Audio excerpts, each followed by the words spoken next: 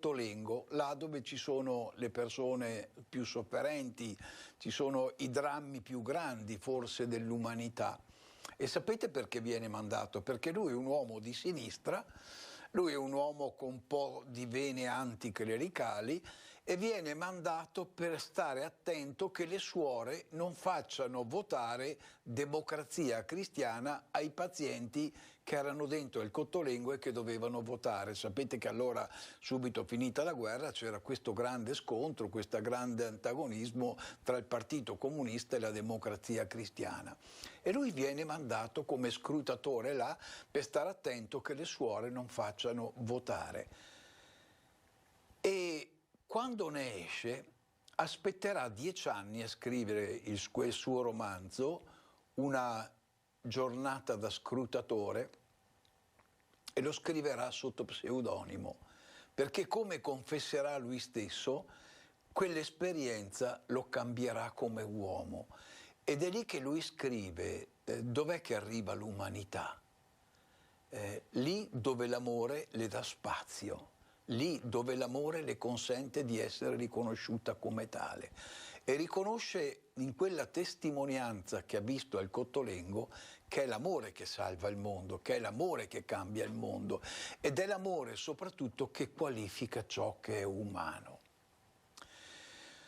Allora il grande augurio che ci facciamo all'inizio dell'anno è l'augurio che questo Cristo che è venuto nel mondo a seminare l'amore torni ad essere al centro del nostro stile di vita, non solo del nostro amore per Lui, ma soprattutto del nostro stile di vita, diventare seminatori di umanità.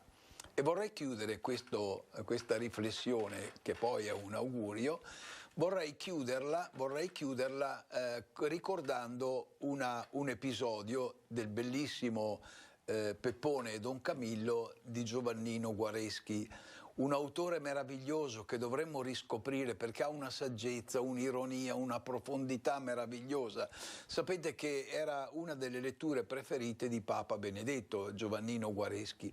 Ebbene, ci sono tantissimi incontri che sono di una forza morale straordinaria.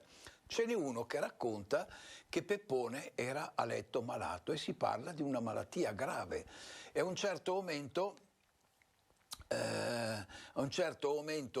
dicono ma è meglio mandare a chiamare Don Camillo. Sto citando a braccio il ricordo molto generico che sto facendo.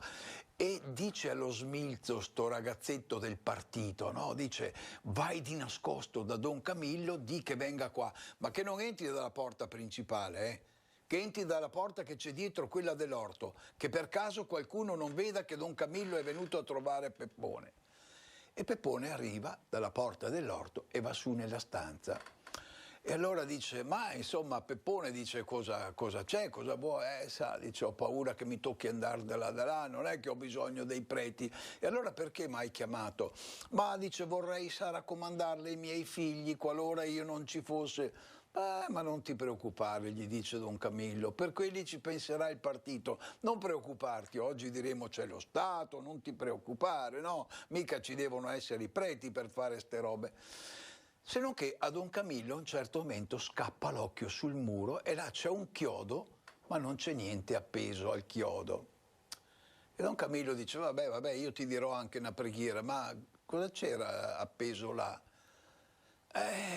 Imbarazzato Peppone dice, sa, c'era il crocifisso, ma poi è venuto il segretario di partito, è venuto Tizio, è venuto Caio, insomma per sicurezza ho dovuto metterlo nel cassetto. Don Camillo prende dal cassetto il crocifisso, lo rimette là. Morale della favola. Peppone aveva il cassetto, ma quanti sono i cassetti della vita dove noi nascondiamo il crocifisso?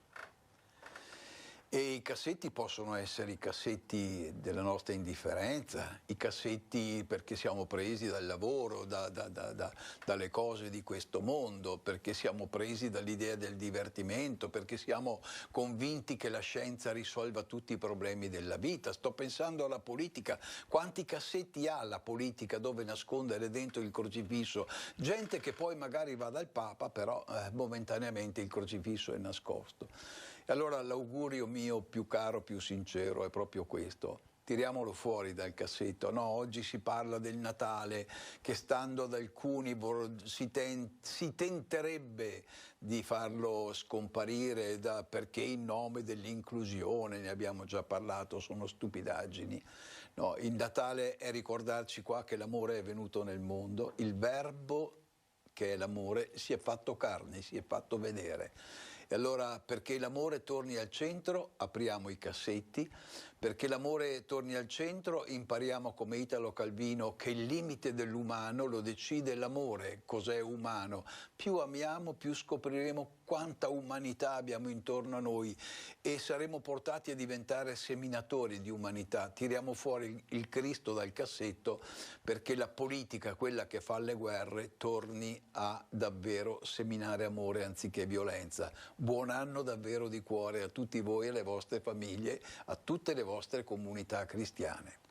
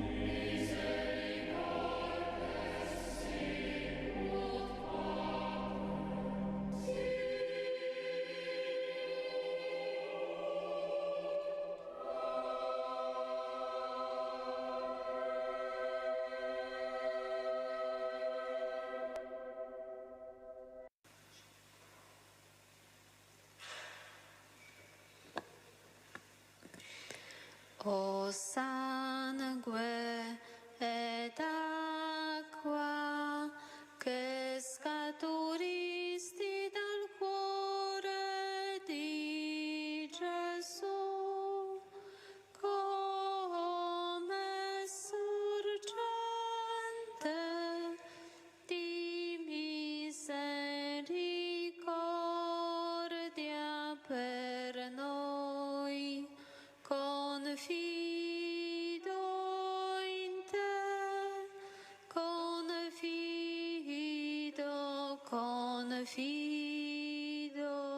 in te. O sangue ed acqua che scaturisti dal cuore di Gesù, come sorgente di misericordia per noi, confido in te, confido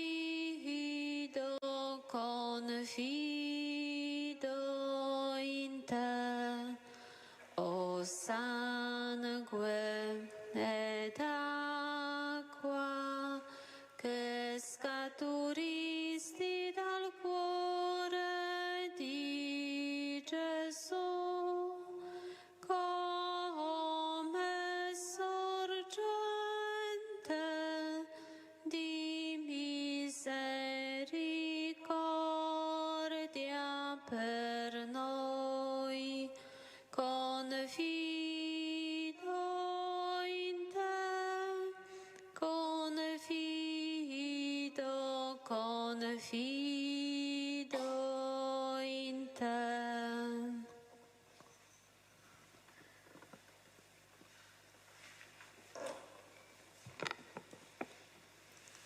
Sapendo Gesù che già tutto era compiuto, affinché si adempisse la scrittura, disse: «Ho sete».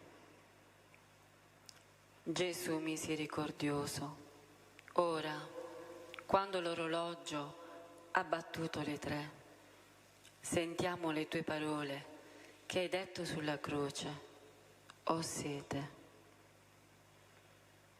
Richiamiamole con le parole del Salmo 22, con le quali hai pregato sul legno della croce: «Riarsa è la mia gola a somiglianza ad un coccio, attaccata al palato e alla mia lingua». Queste parole descrivono in modo perfetto il desiderio umano, anche il tuo desiderio sulla croce. Il tuo corpo, coperto di ferite, dopo un paio d'ore, nel grande calore del giorno, doveva essere disidratato, e tu, sulla croce, hai espresso un altro desiderio, perciò non hai accettato l'aceto, la bevanda che doveva alleviare la tua sofferenza. Tu hai voluto fare la volontà del Padre Celeste e la salvezza delle anime, come hai rivelato a Santa Suor Faustina. Questo desiderio ha riempito il tuo cuore durante il tuo cammino sulla terra e per la via della croce. Prima hai detto: «Sono venuto a gettare fuoco sulla terra, e quanto vorrei che fosse già acceso». È acceso il fuoco della salvezza, e dal tuo costato è uscito sangue e acqua. Si è aperta la fonte della misericordia, dalla quale prende la vita la gente di ogni generazione e trova gioia nel cammino verso la casa del Padre Celeste. Se qualcuno ha sete, venga a me e beva, hai detto nel Tempio. Come dice la Sacra Scrittura, dal suo grembo sgorgeranno fiumi di acqua viva.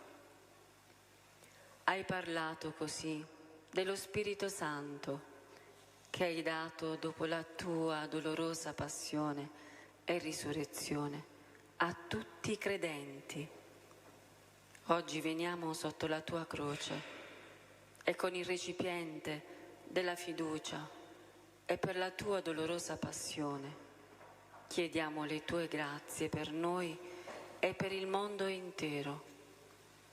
Nella sorgente del sangue e dell'acqua immergiamo la Santa Chiesa, i cristiani perseguitati in tutto il mondo, i peccatori, specialmente chi minacciano la perdita della salvezza eterna. Ti affidiamo gli agonizzanti e coloro che sono assetati d'amore, giustizia, consolazione, e quelli che hanno bisogno di essere rafforzati nella sofferenza. Siano i nostri cuori riempiti della tua misericordia. Per tutte le intenzioni che ci sono affidate e per quelle che portiamo nei nostri cuori, offriamo la coroncina alla Divina Misericordia, chiedendo la pace per il mondo intero.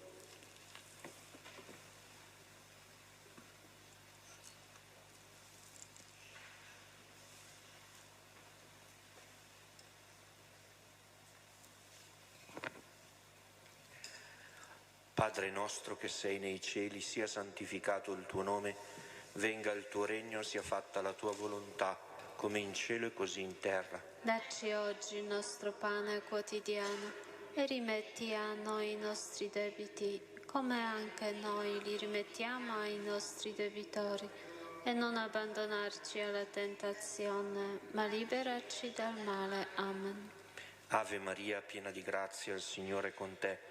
Tu sei benedetta fra le donne, e benedetto il frutto del tuo seno, Gesù. Santa Maria, Madre di Dio, prega per noi peccatori, adesso e nell'ora della nostra morte. Amen. Credo in Dio, Padre Onnipotente, Creatore del cielo e della terra, e in Gesù Cristo, suo unico Figlio, nostro Signore, il quale fu concepito di Spirito Santo, nacque da Maria Vergine, patì sotto Ponzio Pilato, fu crocifisso, morì e fu sepolto, discese agli inferi, il terzo giorno risuscitò da morte, salì al cielo, siede alla destra di Dio Padre Onnipotente, di là verrà a giudicare i vivi e i morti. Credo nello Spirito Santo, la Santa Chiesa Cattolica, la comunione dei santi, la remissione dei peccati, la resurrezione della carne, la vita eterna. Amen. Eterno Padre, ti offro il corpo, il sangue, l'anima e la divinità del tuo dilettissimo Figlio e Signore nostro Gesù Cristo, In espiazione dei nostri peccati e di quelli del mondo intero, per la sua dolorosa passione, abbi misericordia di noi e del mondo intero. per la sua dolorosa passione, Abbi misericordia di noi e del mondo intero. per la sua dolorosa passione, Abbi misericordia di noi e del mondo intero. per la sua dolorosa passione, Abbi misericordia di noi e del mondo intero. per la sua dolorosa passione, Abbi misericordia di noi e del mondo intero. per la sua dolorosa passione, Abbi misericordia di noi e del mondo intero. per la sua dolorosa passione, Abbi misericordia di noi e del mondo intero. per la sua dolorosa passione, Abbi misericordia di noi e del mondo intero. per la sua dolorosa passione, Abbi misericordia di noi e del mondo intero. per la sua dolorosa passione, Abbi misericordia di noi e del mondo intero. Eterno Padre, ti offro il corpo e il sangue, l'anima e la divinità del tuo dilettissimo Figlio e Signore nostro Gesù Cristo, in espiazione dei nostri peccati e di quelli del mondo intero. per la sua dolorosa passione, Abbi misericordia di noi e del mondo intero. per la sua dolorosa passione, Abbi misericordia di noi e del mondo intero. per la sua dolorosa passione, Abbi misericordia di noi e del mondo intero. per la sua dolorosa passione, Abbi misericordia di noi e del mondo intero. per la sua dolorosa passione, Abbi misericordia di noi e del mondo intero. per la sua dolorosa passione, Abbi misericordia di noi e del mondo intero. per la sua dolorosa passione, Abbi misericordia di noi e del mondo intero. per la sua dolorosa passione, Abbi misericordia di noi e del mondo intero. per la sua dolorosa passione, Abbi misericordia di noi e del mondo intero. per la sua dolorosa passione, Abbi misericordia di noi e del mondo intero.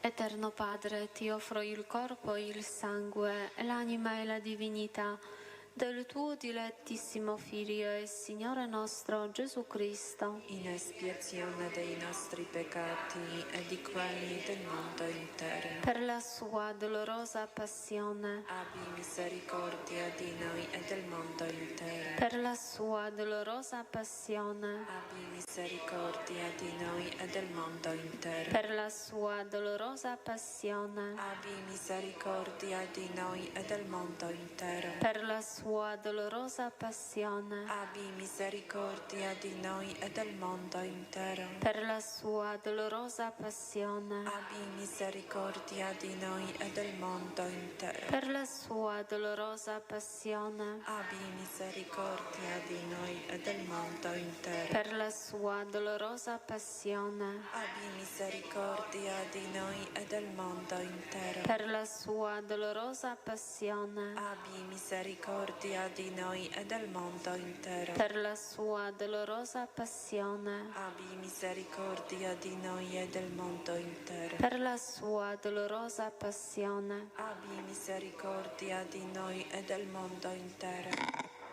Eterno Padre, ti offro il corpo, il sangue, l'anima e la divinità del tuo dilettissimo Figlio e Signore nostro Gesù Cristo, in espiazione dei nostri peccati e di quelli del mondo intero. per la sua dolorosa passione, Abbi misericordia di noi e del mondo intero. per la sua dolorosa passione, Abbi misericordia di noi e del mondo intero. per la sua dolorosa passione, Abbi misericordia di noi e del mondo intero. per la sua dolorosa passione, Abbi misericordia di noi e del mondo intero. per la sua dolorosa passione, Abbi misericordia di noi e del mondo intero. per la sua dolorosa passione, Abbi misericordia di noi e del mondo intero. per la sua dolorosa passione, Abbi misericordia di noi e del mondo intero. per la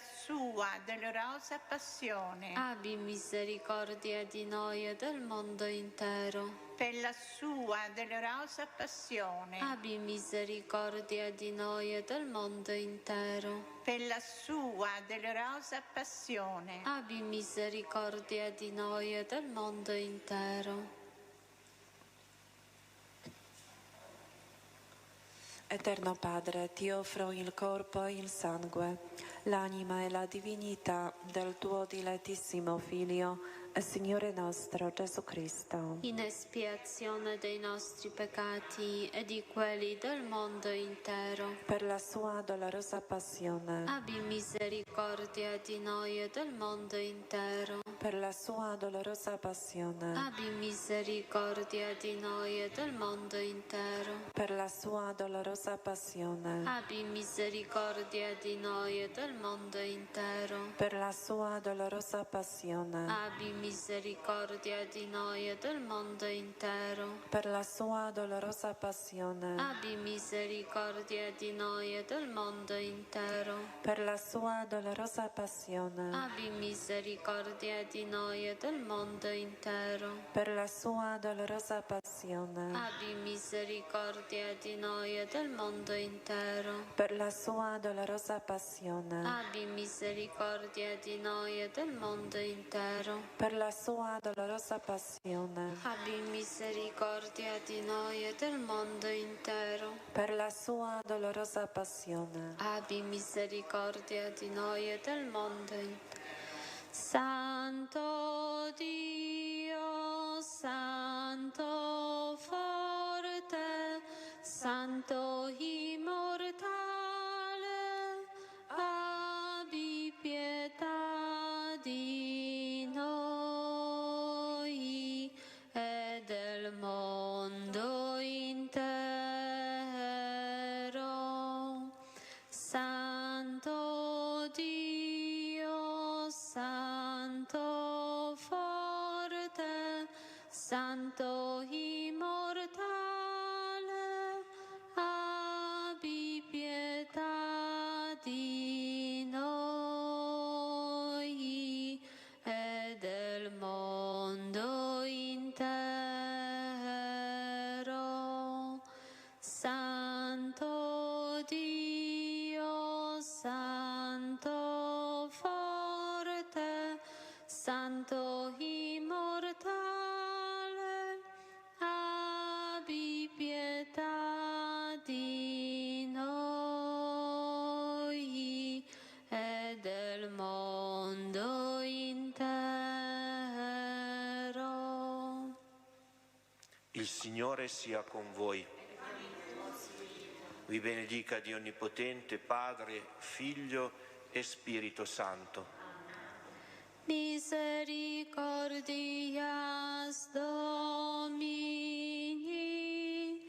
in aeternum cantabo. Misericordias Domini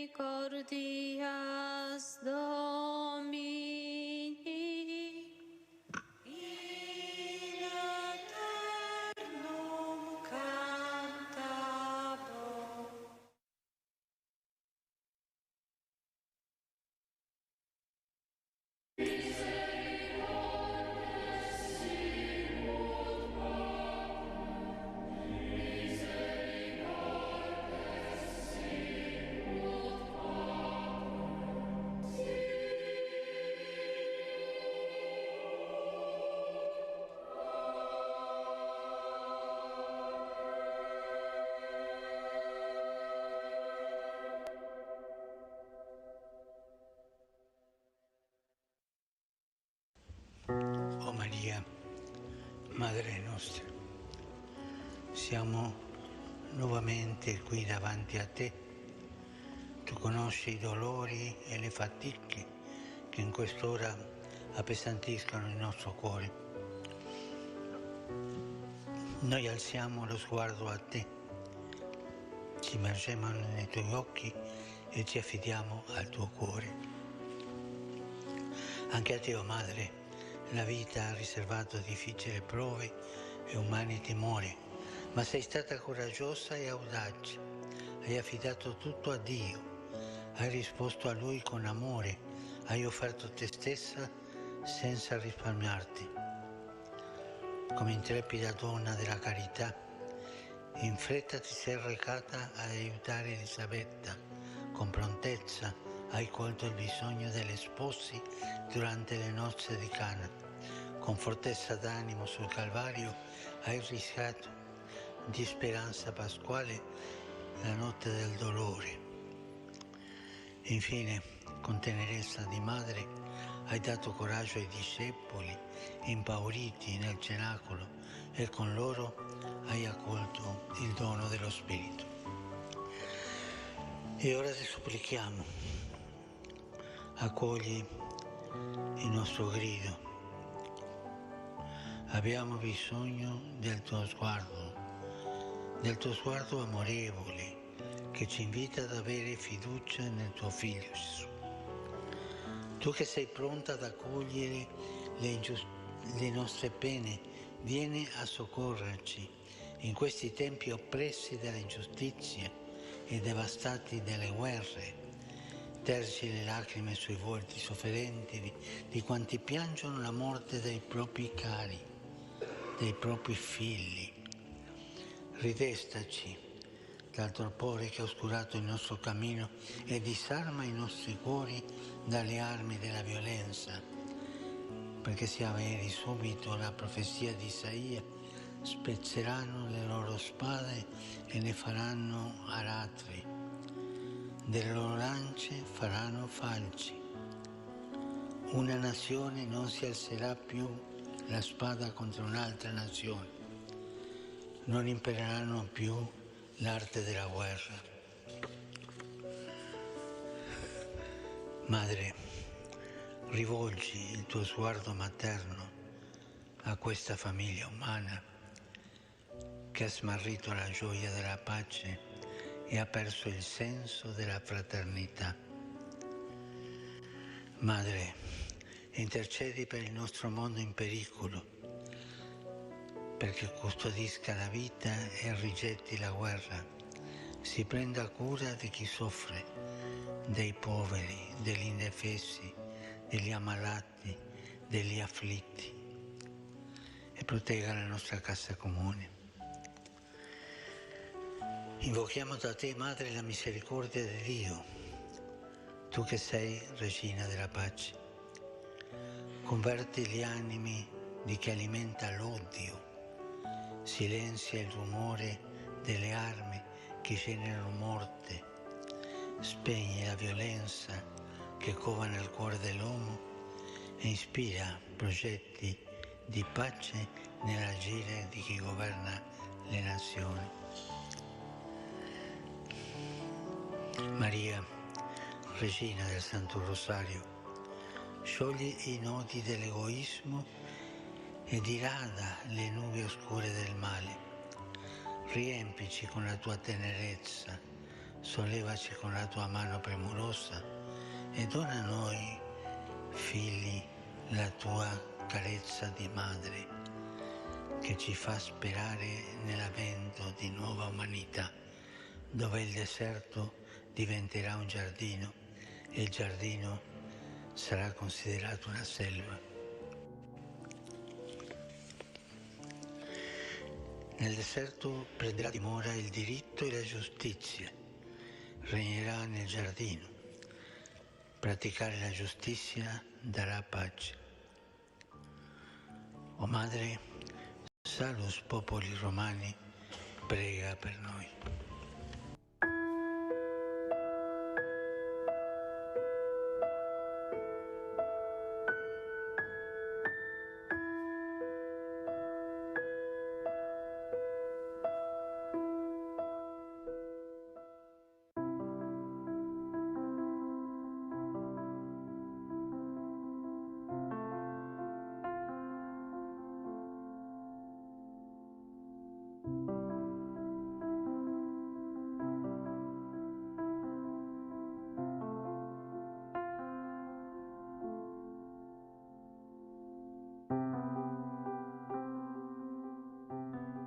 In questa giornata il Vangelo ci parla di due donne unite dal numero 12.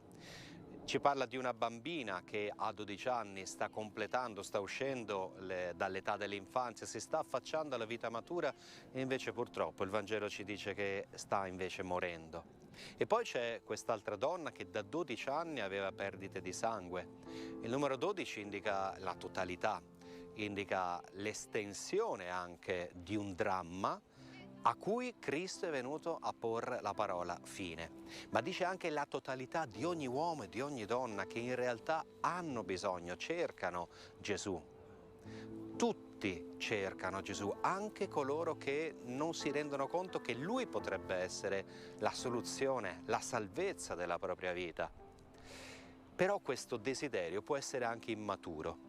La donna sta cercando Gesù perché ha un problema, desidera toccare anche la frangia del suo mantello. Non sta cercando Gesù, sta cercando la guarigione, la soluzione a un problema. E per questo Gesù si volta chiedendo chi mi ha toccato. Non perché vuole rimproverare la donna, ma perché vuole far crescere la sua fede. Vuole far sì che la sua fede sia qualcosa che passi dalla ricerca di una soluzione alla ricerca di una persona, la persona di Dio stesso. E quando poi gli diranno guarda che non c'è più speranza, quella bambina ormai è morta, lui vuole scendere a casa sua, vuole sedersi al bordo del suo letto. La prende per mano in maniera tale che, aperti gli occhi, la bambina, il primo volto ad essere visto per lei sarà proprio il volto di Gesù. Ancor prima che lei vedesse, si accorge di essere vista da Lui. Ecco, Gesù vorrebbe far crescere anche la nostra fede. Chiediamoci allora che cosa si sta relazionando di me con Gesù. È il mio problema che si rivolge a Lui? È il mio bisogno di risolvere un problema o il mio bisogno di incontrare una persona? Ecco, lasciamo che sia tutto di noi a rivolgersi a Gesù e vedremo come sia bello passare dal semplice toccare un mantello all'abbracciare tutta la persona di Gesù.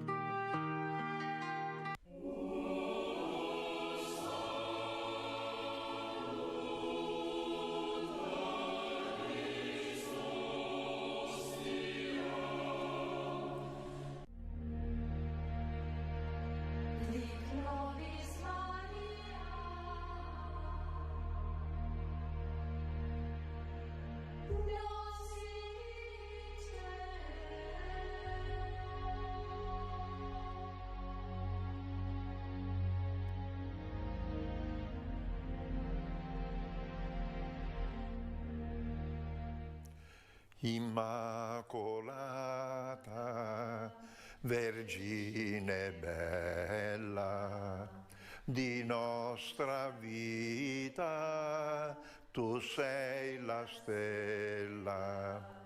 Fra le tempeste, de guida il cuore di chi ti invoca, Madre d'amore.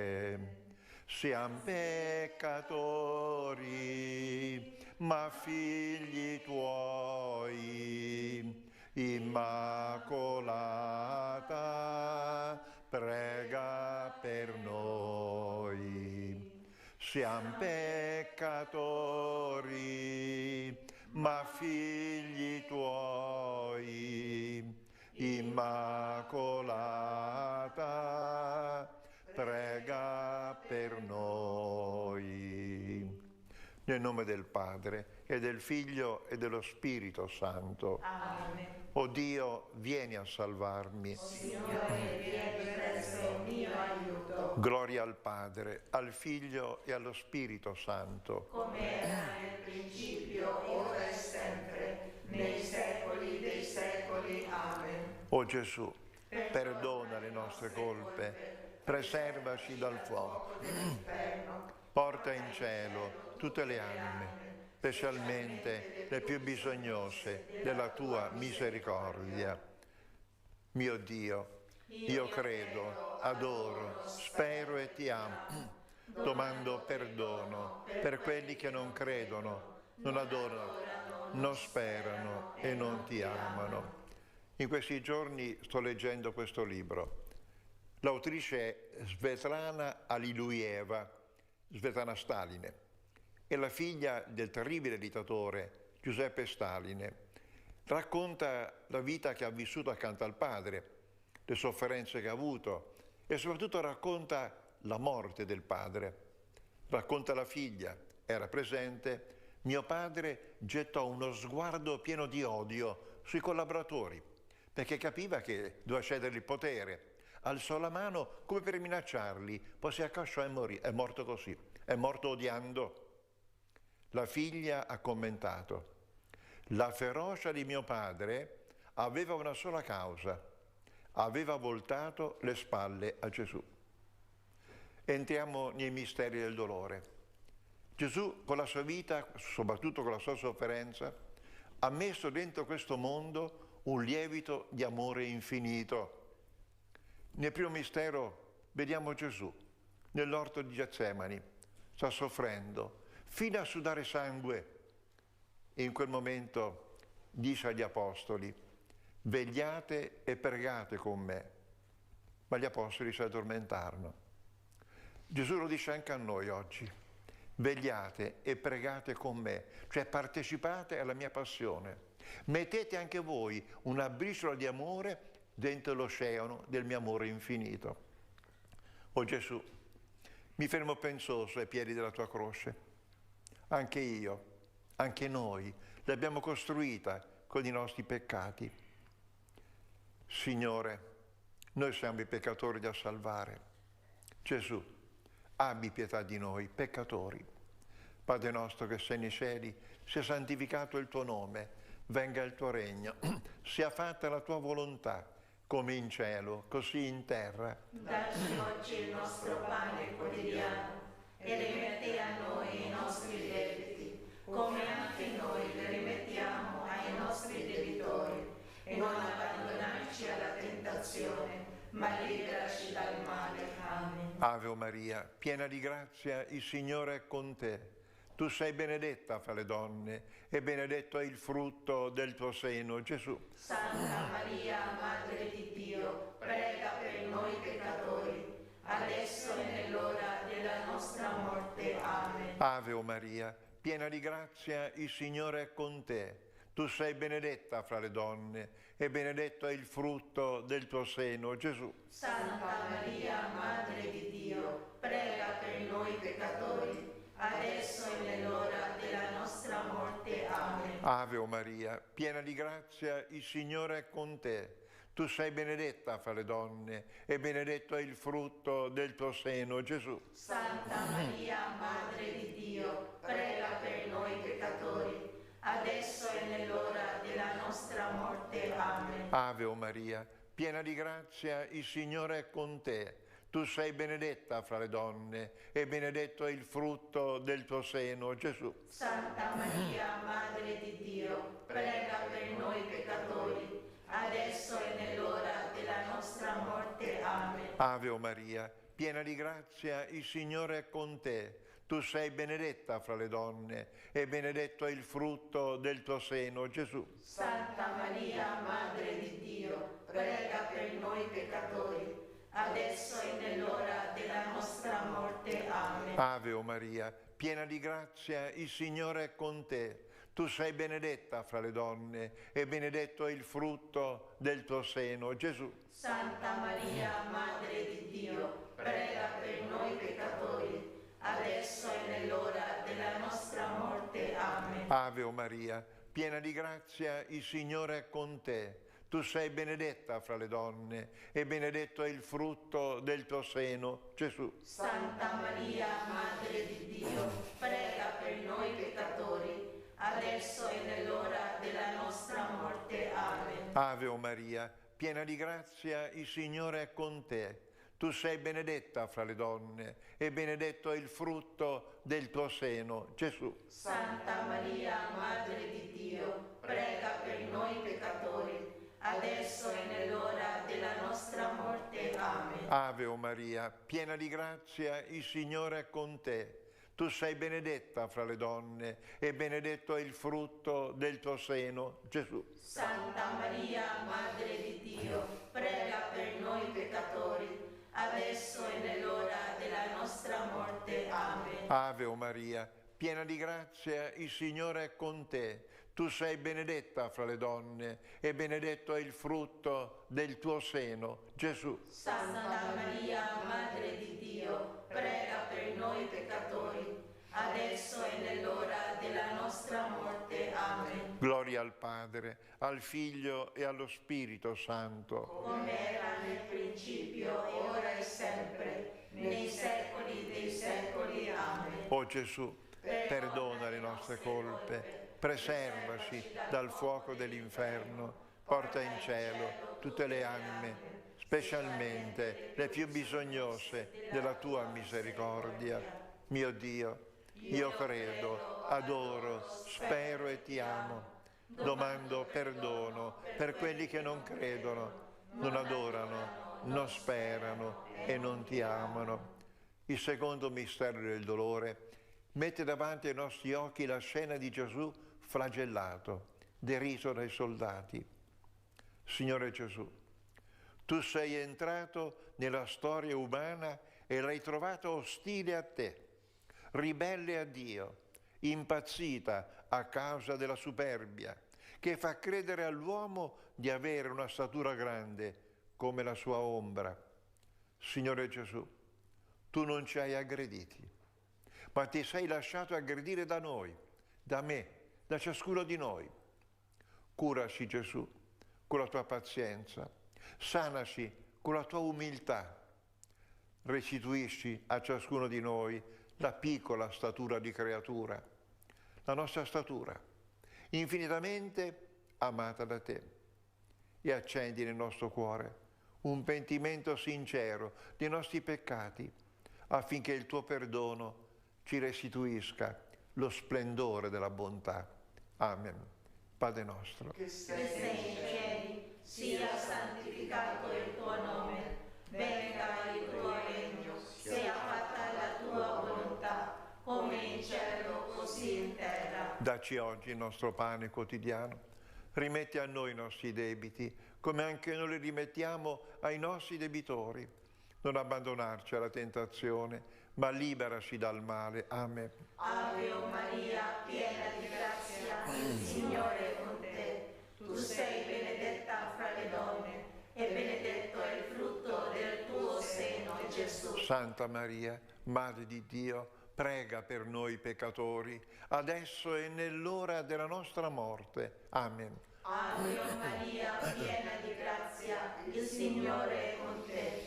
Tu sei benedetta fra le donne e benedetto è il frutto del tuo seno, Gesù. Santa Maria, Madre di Dio, prega per noi peccatori, adesso e nell'ora della nostra morte. Amen. Ave Maria, piena di grazia, il Signore è con te. Tu sei benedetta fra le donne e benedetto è il frutto del tuo seno, Gesù. Santa Maria, Madre di Dio, prega per noi peccatori, adesso e nell'ora della nostra morte. Amen. Ave Maria, piena di grazia, il Signore è con te. Tu sei benedetta fra le donne e benedetto è il frutto del tuo seno, Gesù. Santa Maria, Madre di Dio, prega per noi peccatori, adesso e nell'ora della nostra morte. Amen. Ave Maria, piena di grazia, il Signore è con te. Tu sei benedetta fra le donne e benedetto è il frutto del tuo seno, Gesù. Santa Maria, Madre di Dio, prega per noi peccatori, adesso e nell'ora della nostra morte. Amen. Ave Maria, piena di grazia, il Signore è con te. Tu sei benedetta fra le donne e benedetto è il frutto del tuo seno, Gesù. Santa Maria, Madre di Dio, prega per noi peccatori, adesso e nell'ora della nostra morte. Amen. Ave Maria, piena di grazia, il Signore è con te. Tu sei benedetta fra le donne e benedetto è il frutto del tuo seno, Gesù. Santa Maria, Madre di Dio, prega per noi peccatori, adesso e nell'ora della nostra morte. Amen. Ave Maria, piena di grazia, il Signore è con te. Tu sei benedetta fra le donne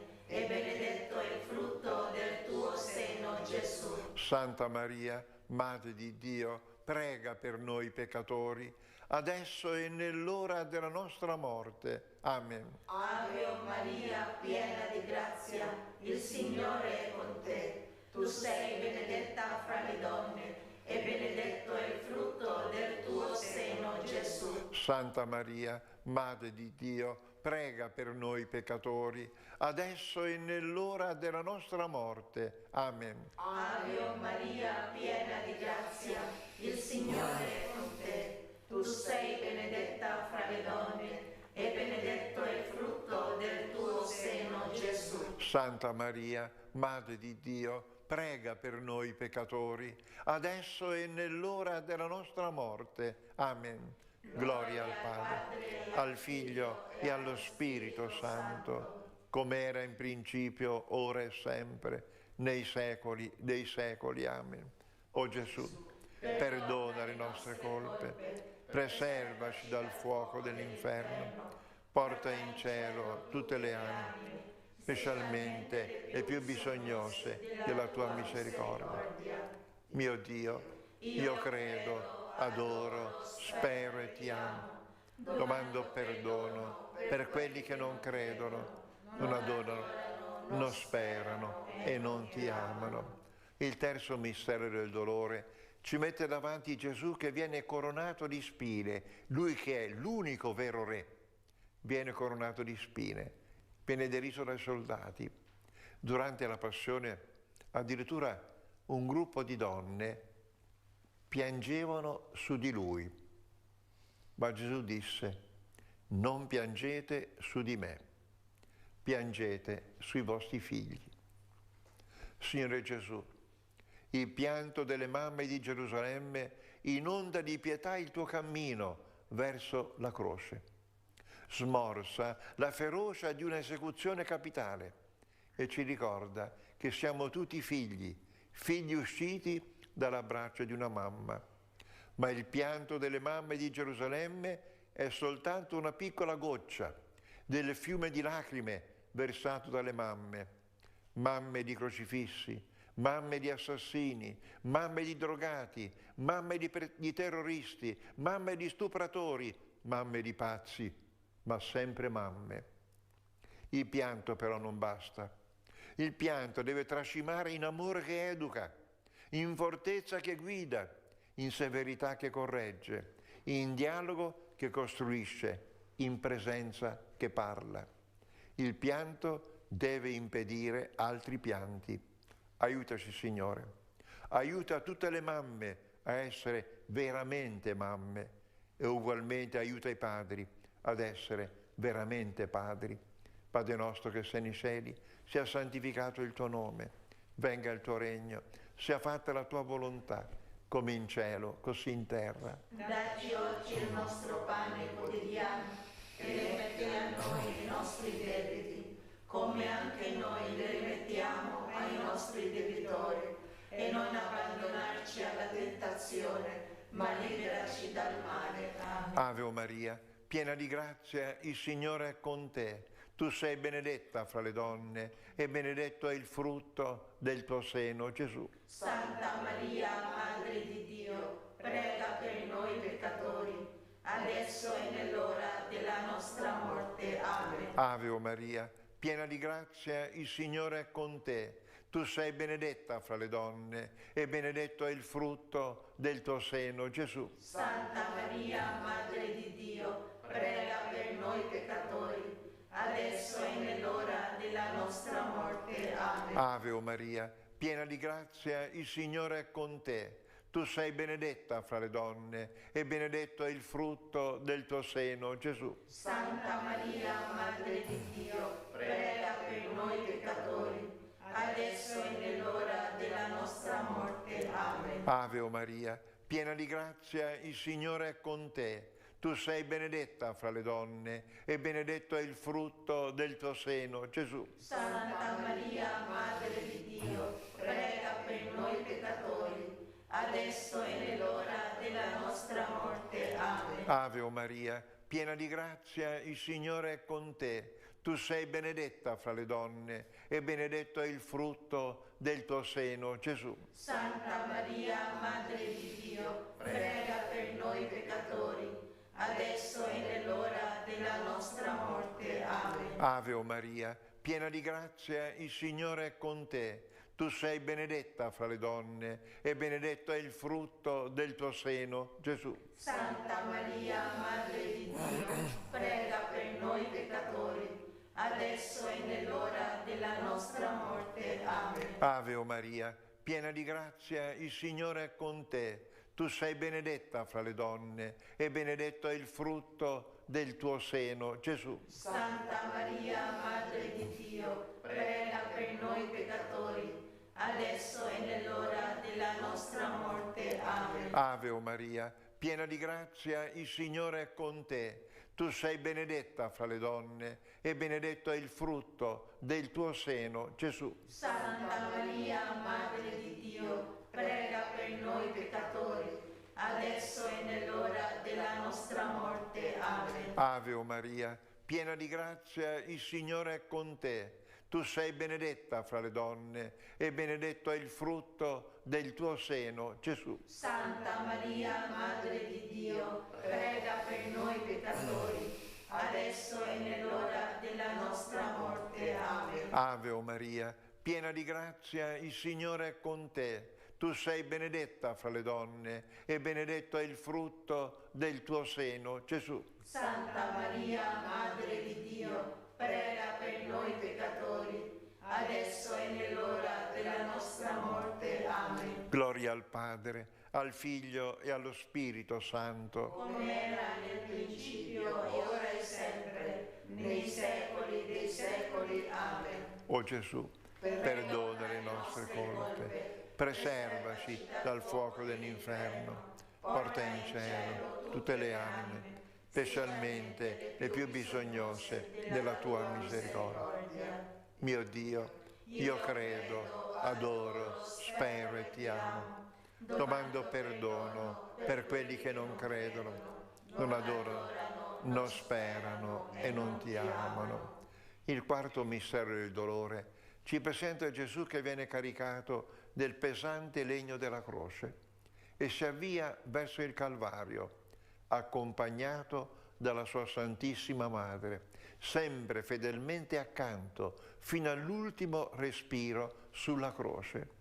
Maria è veramente il modello della fedeltà. E oggi c'è tanto bisogno di recuperare il valore, la bellezza della fedeltà. Pensate che Dio stesso vuole farci chiamare Dio misericordioso e fedele. La fedeltà stampa in noi qualche cosa del mistero di Dio. Padre nostro, che sei nei cieli, sia santificato il tuo nome, venga il tuo regno, sia fatta la tua volontà, come in cielo così in terra. Dacci oggi il nostro pane quotidiano, rimetti a noi i nostri debiti, come anche noi li rimettiamo ai nostri debitori. Non abbandonarci alla tentazione, ma liberaci dal male. Amen. Ave Maria, piena di grazia, il Signore è con te. Tu sei benedetta fra le donne, e benedetto è il frutto del tuo seno, Gesù. Santa Maria, Madre di Dio, prega per noi peccatori, adesso e nell'ora della nostra morte. Amen. Ave Maria, piena di grazia, il Signore è con te. Tu sei benedetta fra le donne, e benedetto è il frutto del tuo seno, Gesù. Santa Maria, Madre di Dio, prega per noi peccatori, adesso e nell'ora della nostra morte. Amen. Ave Maria, piena di grazia, il Signore è con te. Tu sei benedetta fra le donne, e benedetto è il frutto del tuo seno, Gesù. Santa Maria, Madre di Dio, prega per noi peccatori, adesso e nell'ora della nostra morte. Amen. Ave Maria, piena di grazia, il Signore è con te. Tu sei benedetta fra le donne, e benedetto è il frutto del tuo seno, Gesù. Santa Maria, Madre di Dio, prega per noi peccatori, adesso e nell'ora della nostra morte. Amen. Ave Maria, piena di grazia, il Signore è con te. Tu sei benedetta fra le donne, e benedetto è il frutto del tuo seno, Gesù. Santa Maria, Madre di Dio, prega per noi peccatori, adesso e nell'ora della nostra morte. Amen. Ave Maria, piena di grazia, il Signore è con te. Tu sei benedetta fra le donne, e benedetto è il frutto del tuo seno, Gesù. Santa Maria, Madre di Dio, prega per noi peccatori, adesso e nell'ora della nostra morte. Amen. Ave Maria, piena di grazia, il Signore è con te. Tu sei benedetta fra le donne, e benedetto è il frutto del tuo seno, Gesù. Santa Maria, Madre di Dio, prega per noi peccatori, adesso e nell'ora della nostra morte. Amen. Ave Maria, piena di grazia, il Signore è con te.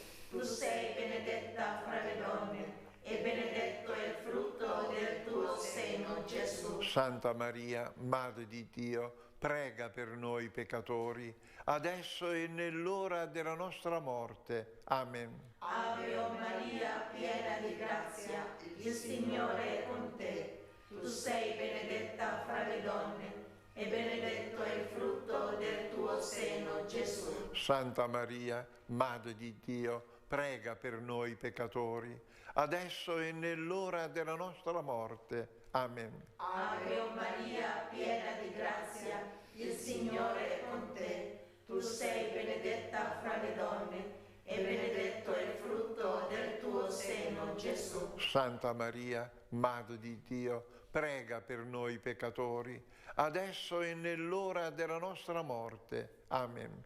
Gloria al Padre, al Figlio e allo Spirito Santo, come era in principio, ora e sempre, nei secoli dei secoli. Amen. O Gesù, perdona le nostre colpe, preservaci dal fuoco dell'inferno, porta in cielo tutte le anime, specialmente le più bisognose della tua misericordia. Mio Dio, io credo, adoro, spero e ti amo.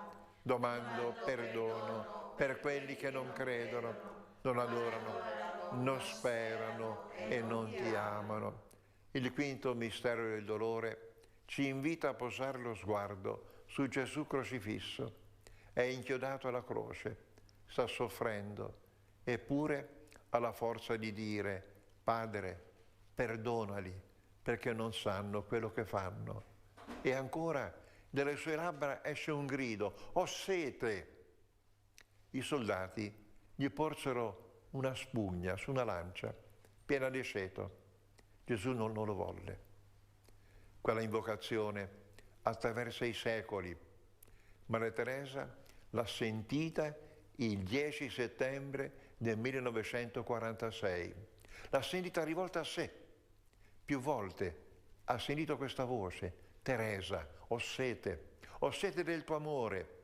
E Teresa ha risposto: Gesù, che posso fare? Teresa, nei poveri, nei sofferenti ci sono io, ho sete, dissetami.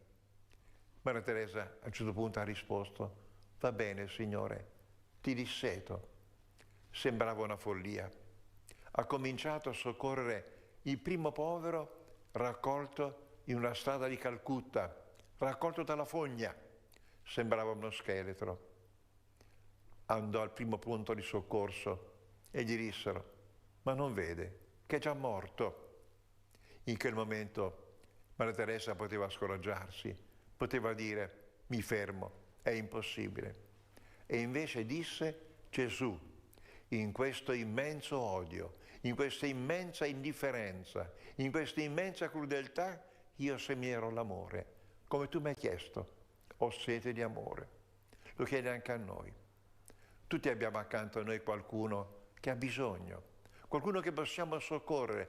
A volte basta una goccia di bontà, basta un sorriso per trasformare una situazione, per trasformare una lacrima in un sorriso. Padre nostro che sei nei cieli, sia santificato il tuo nome, venga il tuo regno, sia fatta la tua volontà, come in cielo, così in terra. Dacci oggi il nostro pane quotidiano e rimetti a noi i nostri debiti, come anche noi li rimettiamo ai nostri debitori. Non abbandonarci alla tentazione, ma liberaci dal male. Amen. Ave Maria, piena di grazia, il Signore è con te. Tu sei benedetta fra le donne e benedetto è il frutto del tuo seno, Gesù. Santa Maria, Madre di Dio, prega per noi peccatori, adesso e nell'ora della nostra morte. Amen. Ave Maria, piena di grazia, il Signore è con te. Tu sei benedetta fra le donne e benedetto è il frutto del tuo seno, Gesù. Santa Maria, Madre di Dio, prega per noi peccatori, adesso e nell'ora della nostra morte. Amen. Ave Maria, piena di grazia, il Signore è con te. Tu sei benedetta fra le donne e benedetto è il frutto del tuo seno, Gesù. Santa Maria, Madre di Dio, prega per noi peccatori, adesso e nell'ora della nostra morte. Amen. Ave Maria, piena di grazia, il Signore è con te. Tu sei benedetta fra le donne e benedetto è il frutto del tuo seno, Gesù. Santa Maria, Madre di Dio, prega per noi peccatori, adesso e nell'ora della nostra morte. Amen. Ave Maria, piena di grazia, il Signore è con te. Tu sei benedetta fra le donne e benedetto è il frutto del tuo seno, Gesù. Santa Maria, Madre di Dio, prega per noi peccatori, adesso e nell'ora della nostra morte. Amen. Ave Maria, piena di grazia, il Signore è con te. Tu sei benedetta fra le donne e benedetto è il frutto del tuo seno, Gesù. Santa Maria, Madre di Dio, prega per noi peccatori, adesso e nell'ora della nostra morte. Amen. Ave Maria, piena di grazia, il Signore è con te.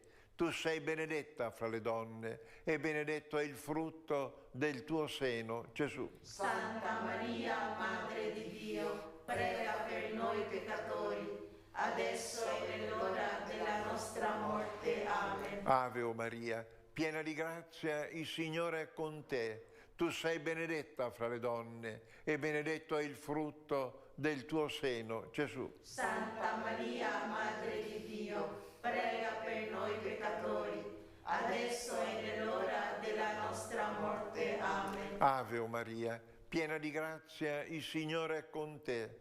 Tu sei benedetta fra le donne e benedetto è il frutto del tuo seno, Gesù. Santa Maria, Madre di Dio, prega per noi peccatori, adesso è nell'ora della nostra morte. Amen. Ave o Maria, piena di grazia, il Signore è con te.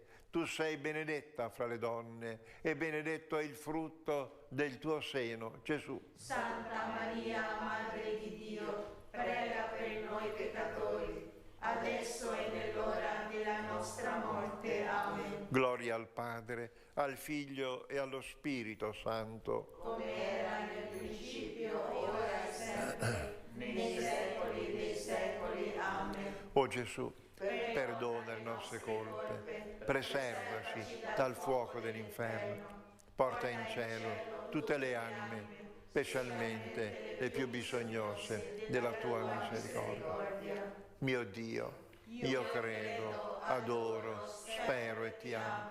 Domando perdono per quelli che non credono, non adorano, non sperano e non ti amano. Salve, o Regina, Madre di misericordia, vita, dolcezza e speranza nostra, salve. A te ricorriamo, noi esuli, figli di Eva, a te sospiriamo, gementi e piangenti in questa valle di lacrime.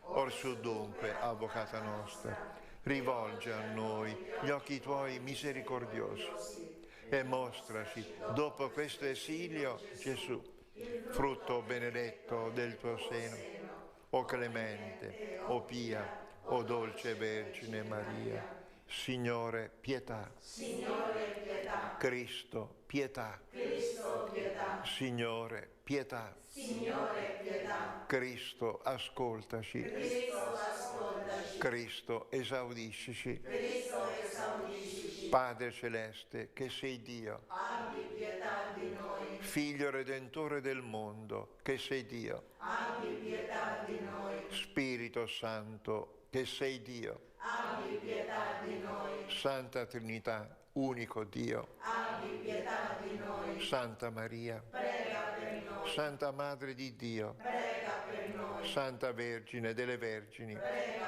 per noi. Madre di Cristo. Prega per noi. Madre della Chiesa. Prega per noi. Madre della Misericordia. Prega per noi. Madre della Divina Grazia. Prega per noi. Madre della Fiducia. Prega per noi. Madre Purissima. Prega per noi. Madre Immacolata. Prega per noi. Madre degna di amore. Prega per noi. Madre ammirabile. Prega per noi. Madre del buon consiglio. Prega per noi. Madre del Creatore. Prega per noi. Madre del Salvatore. Prega per noi. Madre di misericordia. Prega per noi. Vergine prudentissima. Prega per noi. Vergine potente. Prega per noi. Vergine clemente. Prega per noi. Vergine fedele. Prega per noi. Specchio della santità divina. Prega per noi. Sede della sapienza. Prega per noi. Causa della nostra gioia. Prega per noi. Tempio dello Spirito Santo. Prega per noi. Porta del cielo. Prega per noi. Stella del mattino. Prega per noi. Salute degli infermi. Prega per noi. Rifugio dei peccatori. Prega per noi. Conforto dei migranti. Prega per noi. Consolatrice degli afflitti. Prega per noi. Aiuto dei cristiani. Prega per noi. Regina degli angeli. Prega per noi. Regina dei patriarchi. Regina dei profeti. Regina degli apostoli. Regina dei martiri. Regina di tutti i cristiani. Regina delle vergini. Regina di tutti i santi. Regina concepita senza peccato originale. Regina assunta in cielo. Regina del Santo Rosario. Regina della famiglia. Regina della pace. Vergine Lauretana. Agnello di Dio che togli i peccati del mondo. Agnello di Dio che togli i peccati del mondo. Agnello di Dio che togli i peccati del mondo. Prega per noi, Santa Madre di Dio. Affinché siamo fatti degni delle promesse di Cristo. Preghiamo. O Maria, tu hai conosciuto il dolore, ma l'hai vinto riempiendolo di amore. Tu hai camminato sulle orme di Gesù e non ti sei fermata quando hai visto che andavano verso la croce. Tu hai creduto che Dio è amore Tu hai creduto che l'amore è onnipotente, tu hai creduto che la bontà, anche quando è crocifissa, vince e risorge. O Madre, tu ora pensi a noi e soffri per noi. Tu ora desideri che nasca in noi il tuo Figlio Gesù. Aiutaci, o Madre, perché noi siamo deboli nella fede. Prendici per mano e guidaci sulla via del Vangelo, per far fiorire di speranza ogni dolore e per cantare il Magnificat con i piccoli, con gli umili di tutta la terra, nell'attesa della grande festa del cielo, la festa che verrà. Amen. Il Signore sia con voi. E con il tuo spirito. Sia benedetto il nome del Signore. Ora e sempre. Il nostro aiuto è nel nome del Signore. Egli ha fatto cielo e terra. Vi benedica, vi protegga, vi illumini Dio Onnipotente, Padre e Figlio e Spirito Santo. Amen. Portate a tutti la gioia che dona la preghiera, la fiducia che mette dentro il cuore la preghiera. Dovunque andate, diffondetela. Sia lodato Gesù Cristo. Sempre sia lodato.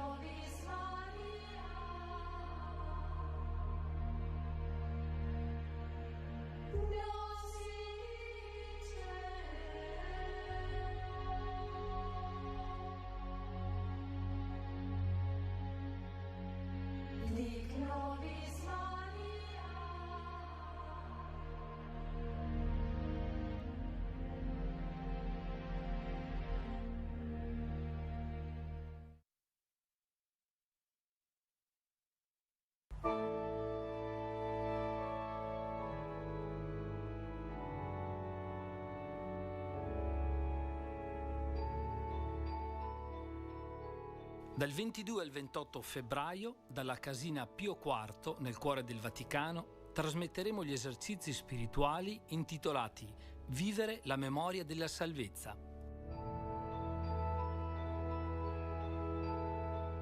Riflessioni guidate dal predicatore Monsignor Dario Edoardo Viganò.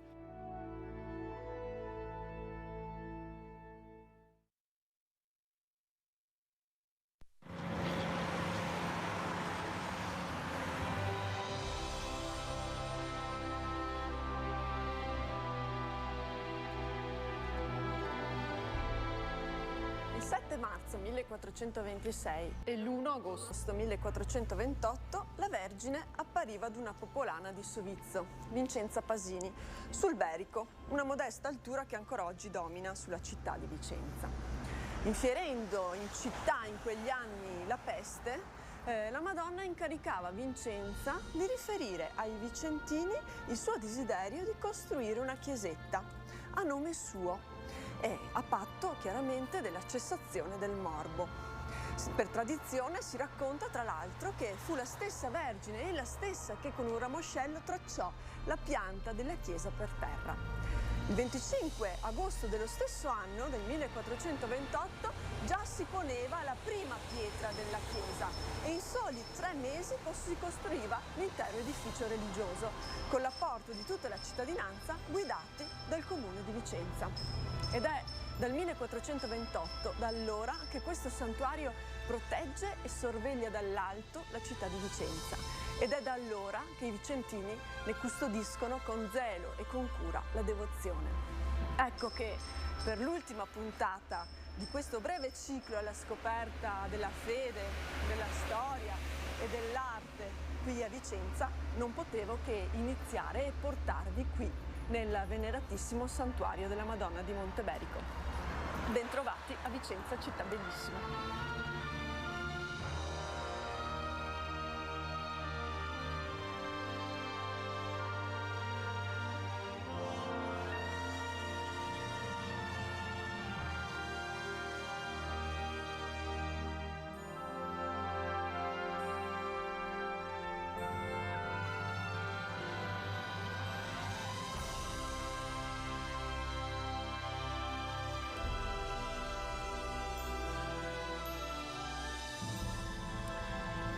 sono le vie che collegano Vicenza al santuario di Monteberico.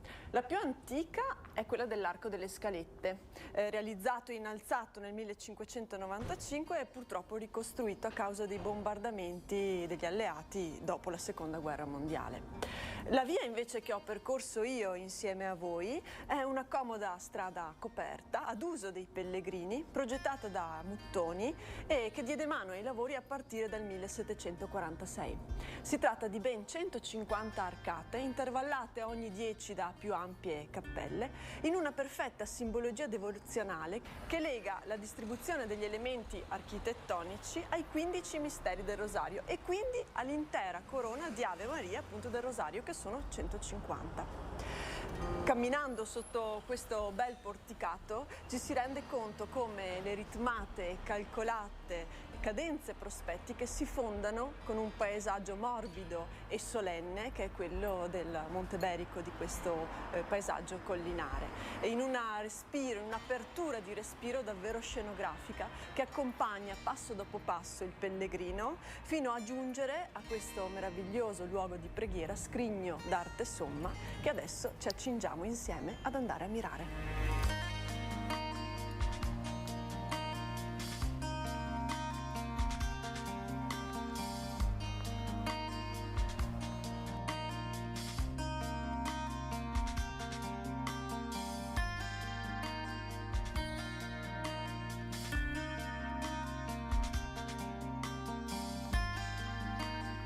Ed eccoci di fronte alla primitiva facciata della chiesa del 1400, quella realizzata nel 1428. In questa piccola facciata, che poi chiaramente è stata inglobata nella chiesa più importante, quella che per noi è seicentesca, possiamo notare che piccolina le dimensioni minute di questa prima aula ecclesiale.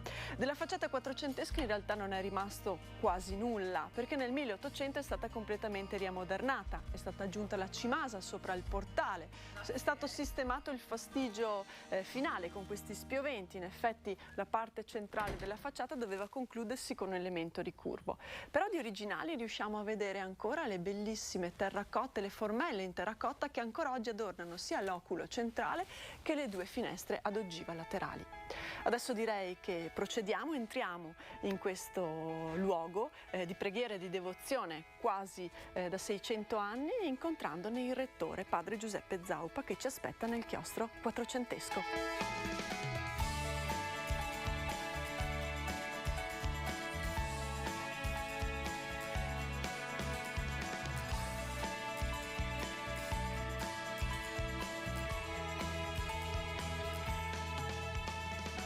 E qui al santuario troviamo il rettore, padre Giuseppe Zaupa. Buongiorno. Buongiorno e grazie di averci accolti. Buongiorno a te. Buongiorno allora, a te. cosa mi racconta di questo santuario?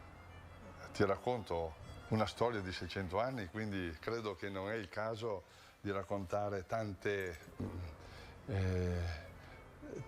eventi che sono stati significativi nel santuario, ma l'inizio però è importante riconoscere, dargli uno sguardo preciso dell'inizio, perché è lì che si fonda una vicenda non solo spirituale, storica e artistica, ma per la città di Vicenza è stato un evento e un luogo che è diventato un riferimento importantissimo.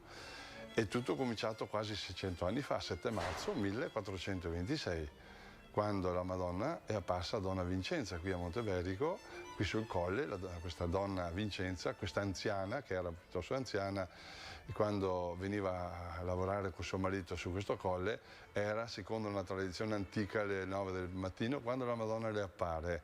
E adesso, ancora adesso, noi sottolineiamo quelle 9 del mattino con il carillon del campanile che fa rintoccare l'Ave Maria di Monteberico. E quindi è stata un'ora e un momento importantissimo che ha cominciato un'avventura grande per questo colle. La Madonna, a Donna Vincenza, aveva chiesto di farsi interprete presso le autorità per un segno sopra il colle, sopra la città, qualcosa di significativo in onore suo. La città, da tenere presente, stava soffrendo a causa della peste. Bene, allora cosa succede? La Donna Vincenza scende, dopo appunto questa diciamo, questa esperienza importante che ha avuto dell'apparizione, va dalle autorità, si fa interprete del messaggio della Vergine, ma le autorità non credono, giustamente c'è prudenza di fronte a questi eventi. Cosa succede? Succede che 2 anni passano, 1° agosto 1428 riappare ancora la Madonna a Donna Vincenza.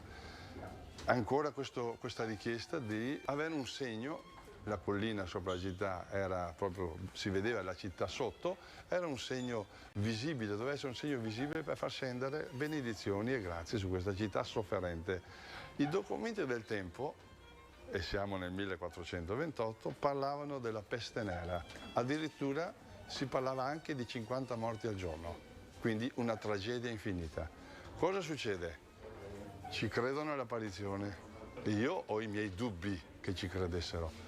Però può darsi anche che ci avessero creduto, ma a quel punto che cosa fanno? Mettiamoci nelle mani della Vergine Santa, perché la tragedia era infinita. Una delle obiezioni che fecero le autorità in quel tempo anche alla Donna Vincenza quando faceva questa richiesta era: ma dove troviamo i soldi per costruire qualcosa sopra questo colle, che non abbiamo neanche pane da dar da mangiare alla gente? Allora la Vergine aveva detto a Donna Vincenza: quando ti faranno questa obiezione, di loro che non si preoccupino del denaro. Fatto sta che il 1° agosto appare la Madonna e il 25 agosto dello stesso mese di agosto del 1428 pongono la prima pietra e cominciano i lavori. 3 mesi dopo erano arrivati al tetto di che cosa? Probabilmente di una piccola cappellina, quello che potevano in quei tempi e quei mezzi che avevano. Quando arrivano al tetto, la peste cessa improvvisamente, quindi mettiamo 50 morti al giorno, forse un po' meno, ma comunque i documenti parlavano di una tragedia infinita, a zero, si azzera la peste. Immaginarsi, la devozione esplode come, cioè, qualcuno avrà anche detto sarà stata una coincidenza, ma certamente in quel tempo c'era molto, forse anche più, si credeva molto di più anche a questi segni dal cielo e quindi da subito diventa un luogo importantissimo e di riferimento per i vicentini, ma anche per oltre i vicentini. Credo sia ancora il santuario più importante del Veneto questo, Mariano. Ma io credo proprio di sì, non perché noi siamo qui che sia importante, ma proprio perché lo sperimentiamo. Io sono qui da moltissimi anni, lo stiamo sperimentando, soprattutto la prima domenica del mese, che è una giornata speciale per Monteberico. E perché poi la Vergine aveva detto a Donna Vincenza che chi veniva la prima domenica del mese avrebbe avuto speciali grazie. Prima domenica, primo sabato del mese, sono questi primi per dire che cosa? Incominciare il mese con quale spirito? Fidandoci e affidandoci alla Vergine Santa. Era semplice credenza, però è rimasta con una intensità ancora oggi che ha dell'incredibile. La prima domenica del mese noi veramente ancora siamo testimoni di un afflusso straordinario, incredibile. Noi arriviamo anche a dare 15.000 comunioni nella prima domenica del mese, quindi sono tantissime le comunioni. Quindi per dire che è uno dei santuari certamente molto frequentato, questo poco ma sicuro. Evidentemente il santuario, la chiesa iniziale, che all'esterno si vede, la chiesa primitiva e la chiesa gotica si vede all'esterno, e si è rivelata da subito molto piccola. E allora cosa succede? Succede che il Palladio viene interpellato per e quindi città Vicenza, città palladiana, giustamente Monteberico non poteva essere esente da questo nome illustre, per dare così una possibilità di ampliamento della chiesa primitiva. Mi piace sottolineare, e lo dico con grande sempre convincimento che non mi viene tolto dalla mia mente, che è il progetto del Palladio e la Basilica di Monteberico è un po' sullo stile della Villa Rotonda. Che tra l'altro è proprio qui sotto di noi. È qui sotto di noi, proprio la vediamo da qui. Con l'idea di noi abbiamo 3 facciate uguali. Uno quando arriva non sa qual è l'ingresso principale del santuario. Evidentemente se si viene dal piazzale può sembrare che quello è l'ingresso principale. Però se uno viene dai portici pensa che sia quello l'ingresso principale. Qual è l'idea che ha lasciato il Palladio e che mi piace sottolineare? Chiunque entra in questa casa, nella casa della Madre del Signore, non importa che sia un Papa, e abbiamo avuto Giovanni Paolo II, Santo Papa, che è venuto, abbiamo autorità, abbiamo avuto soprattutto Francesco Giuseppe, era di casa qui, con la moglie Sissi, era di casa al santuario, benissimo. Non c'è l'ingresso principale per queste autorità e l'ingresso secondario per chi è nessuno nella vita. Chi è ricco ha l'ingresso principale, chi è povero una porticina. Non è vero. Tutte porte solenni con ingresso solenne, per dire che cosa? Che siamo tutti uguali e tutti figli di Dio accolti con onore. Il concetto palladiano è rimasto tenacemente fedele anche il Borrella, ma è stato combattuto dalla città di Vicenza. Ah sì? È stato combattuto per lo sperpero di denaro, perché sembrava un'assurdità spendere tanto denaro per queste facciate solenni e importanti. Oggi gustiamo la solennità del santuario, ma fino al 1917 con la disfatta di Caporetto non potevamo gustarlo, perché cosa c'era? Davanti al santuario, dove c'è attualmente il piazzale, c'era una collina che degradava verso i portici e che quindi soffocava in qualche maniera il santuario e la facciata verso quella collina. Verso poi dove si entra nella chiesa gotica era verso il bosco. L'unica facciata solenne era dai portici, mentre si saliva si poteva gustare la facciata solenne del santuario. I priori che si sono succeduti hanno mantenuto fede a questo progetto e il Borrella ha realizzato questo progetto, nonostante la raccolta di firme anche allora per fermare i lavori. Quindi possiamo dire che Palladio, cioè il progetto palladiano, alla fine nella sua interezza è stato sistemato all'inizio del Novecento, quando hanno creato questo piazzale, hanno dato la possibilità di vedere la magnificenza di questa macchina poderosa. Certamente, ma perché si è realizzato il piazzale? Il piazzale è uno dei grandissimi monumenti alla Prima Guerra Mondiale. Cosa è successo? Disfatta di Caporetto, i monti che ci stanno di fronte sono stati testimoni di una guerra terribile, di spargimento di sangue, di morti tantissimi. Cosa succede? Stavano per rompere l'ultima linea di difesa. Il Monte Grappa è stata la chiave della vittoria della Prima Guerra Mondiale, ma le trincee sul Pasubio, sull'altopiano di Asiago, in più punti erano state superate e gli austriaci stavano già scendendo giù in pianura. Cosa fa la città di Vicenza? Come ha fatto all'apparizione ancora una volta e anche nei secoli precedenti, si mette nelle mani della Vergine Santa, promettendo due cose. L'8 settembre sarà festa solenne del santuario e della città di Vicenza. Quindi ecco la festa degli otto, come si dice in dialetto. E dopo, l'altra cosa, viene sbancata la collina e viene realizzato il piazzale della Vittoria.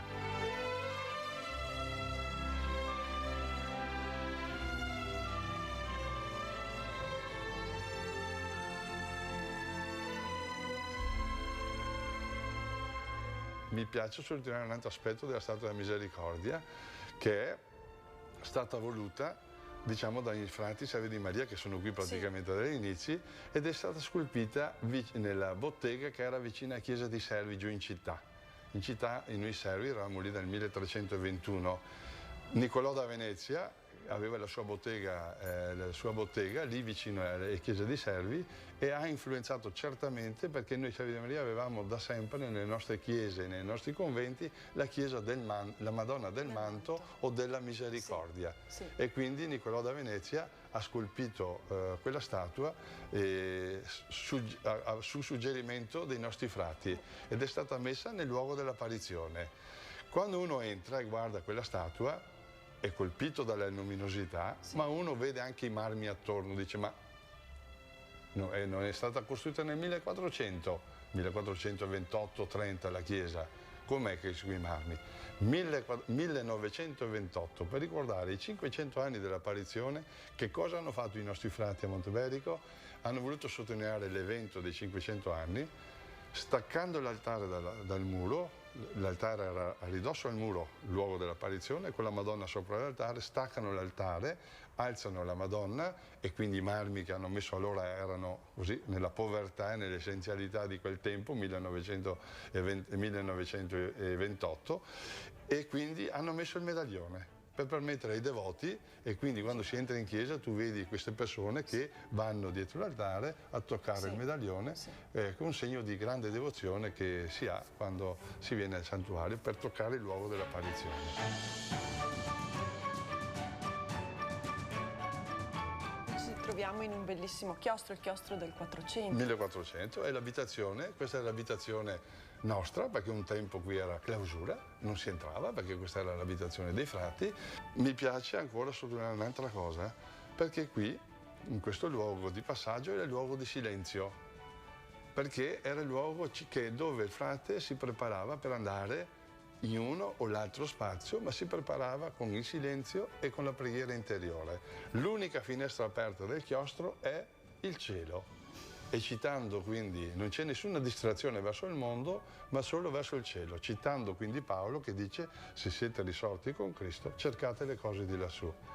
E uno alza gli occhi e vede il grande campanile, che non è più il campanile del Palladio, perché stava per crollare alla fine del 1700, stava per crollare, e un nostro frate Proto che cosa ha pensato? Di realizzare l'attuale campanile, che risale al 1800, la conclusione del campanile è 1850. Anche lì è stata una realizzazione impegnativa che ha coinvolto tutta la città, perché la città ha sempre partecipato a tutti gli eventi a Monteberico, anche nella costruzione e nel contribuire per realizzare questa torre maestosa, che è il campanile, che oggi ospita la bellezza di 15 campane ed è ambita dalle scuole dei campanari per le grandi suonate a corda. È vero. E quindi abbiamo avuto anche la gioia di campanari che sono venuti da Londra, un altro suono, che hanno loro un altro modo di suonare le campane che hanno nel nord Europa. Beh, noi ringraziamo Padre Giuseppe, è stato prezioso. Questa chiesa è una chiesa ricchissima di opere d'arte, da Paolo Veronese al Menaggiò, Alessandro Maganza, Battista da Vicenza, Bartolomeo Montagna, quindi ne abbiamo veramente tantissime. Qualcuna magari, se adesso possiamo, andiamo a sbirciare, andiamo a vederle. Io ringrazio tantissimo Padre Giuseppe, grazie Grazie a te mille. e grazie a voi. Grazie a voi.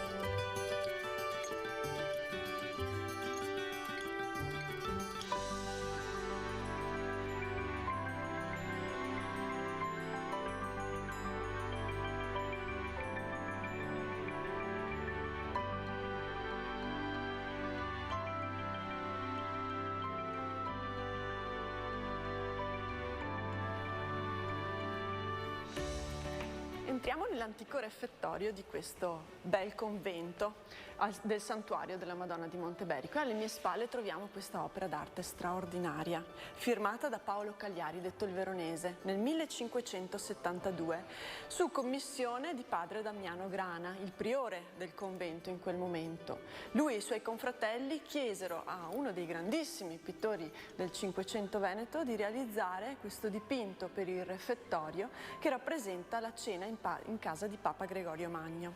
In effetti al centro proprio del dipinto trovate il Papa e alla sua destra gli appare Cristo. Lui è l'unico che vede Cristo. Una cosa curiosa, se voi osservate, Cristo ha appuntato al petto la conchiglia dei pellegrini, perché questo chiaramente è un luogo di pellegrinaggio. Ma di questo dipinto sono interessanti le vicissitudini storiche, curiose e a volte drammatiche, che l'hanno accompagnato. Nel 1798, a causa dei francesi, il dipinto sta per essere spostato in Francia, a Parigi. Se ne preoccupa Menaggiò, un pittore francese che in quel momento risiedeva qui a Vicenza e che era ben rappresentato con un dipinto in chiesa, blocca la partenza. Il dipinto però prenderà il volo verso Parigi nel 1811, fermandosi per fortuna a Brera, e infatti poco dopo rientrerà a Vicenza. Ma la vicenda davvero drammatica è quella del 1848, che vede durante la prima guerra di indipendenza gli austriaci tagliare in 32 pezzi con una baionetta questo grandioso dipinto, che verrà risistemato nel 1858. Il restauro di tagliapietra lo pagherà l'imperatore Francesco Giuseppe, e proprio in questo refettorio, nel pavimento, è riportata questa importante importante data. Questo è un dipinto straordinario, uno dei tanti che ci sono in questa chiesa e che possiamo ammirare anche qui in questo refettorio.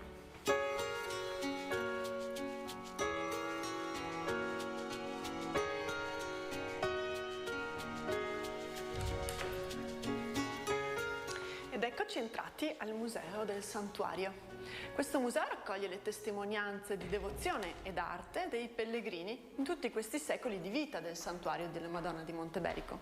E qui troviamo la dottoressa Francesca Gaianigo, collaboratrice del santuario. Buongiorno Francesca. Benvenuta. E grazie di averci accolti in questi luoghi che tra l'altro io vedo per la prima volta. Bene. Ma cosa ci racconti di questo museo? Qualcosa di curioso, di particolare? Sì, allora da questa prima sala, come potete notare, siamo sotto ad un arco che è stato svelato proprio grazie all'ultimo importante intervento di restauro degli anni 90, l'inaugurazione proprio del 96 di questi spazi che noi tra breve vedremo.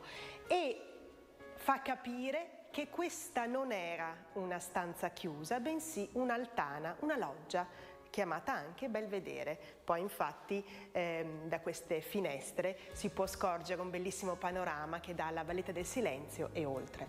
E un'altra delle particolarità emerse grazie proprio ai restauri è stato questo affresco che è riemerso, no? dagli intonaci scrostati, che risale proprio al 500 e che raffigura questa particolare Madonna orante col bambino. La cosa particolare ulteriormente è che il passaggio dei pellegrini è stato proprio segnato qui in questo affresco, che ovviamente era tutta l'intera stanza era affrescata, e ce n'è in particolare uno che ci piace notare: viva Zampiero Muto guarì. E questa guarigione, ecco, è uno dei miracoli più rappresentati. Poi ve ne farò vedere un altro rappresentato in un dipinto nella Galleria degli Ex Voto. Ecco, questa altana però diventa una stanza, che poi entreremo a brevissimo nella prossima sala, detta dei consultori, proprio all'inizio del Settecento, per volontà e munificenza di un padre, Ferdinando Gabrielli, che proprio volle estendere lo spazio a disposizione dei frati nella comunità dei Servi di Maria, e quindi qui nel corso del tempo è diventato refettorio, poi è diventata scuola, fino a che negli anni 70 si inaugura, 71 per la precisione, la prima pinacoteca. Ed è solo negli ultimi anni che è stato avviato, con l'impegno e la sensibilità di padre Giorgio Vasina, questo processo di musealizzazione, anche con proprio l'iniziativa delle visite guidate, soprattutto nei sabati pomeriggio di maggio e possiamo settembre. Ricordare che questo museo è visitabile accompagnati, quindi per gruppi basta chiamare in biblioteca, Biblioteca d'Erica, dove troverete Francesca. Io lavoro lì. A disposizione, però io direi, se ci accompagni, possiamo osservare qualcosa insieme. Esattamente, prego.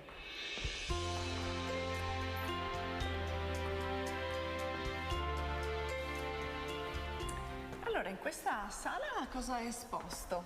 Questa è la sala detta dei consultori, che sono quei frati effigiati nei tondi sopra le porte, che sono appunto stati nominati consultori della Repubblica Serenissima, ed erano frati servi di Maria. Fra tutti vi cito Fra Paolo Sarpi, che è molto noto ai più, perché proprio grazie a lui la contesa tra, diciamo, la Repubblica Serenissima e il papato, siamo negli anni dell'interdetto 1606, venne proprio vinta dalla Repubblica di Venezia grazie alla grande capacità dialettica, oratoria e insomma di Fra Paolo Sarpi, che appunto è effigiato nella sovrapporta che poi ci condurrà alla successiva sala. Ma ci siamo fermati di fronte a questo oggetto? Questo è un esemplare unico, si può proprio dire, perché è un monolite di 230 kg che campeggia qui al centro e rappresenta l'orologio mondiale, realizzato da un altro frate servo di Maria,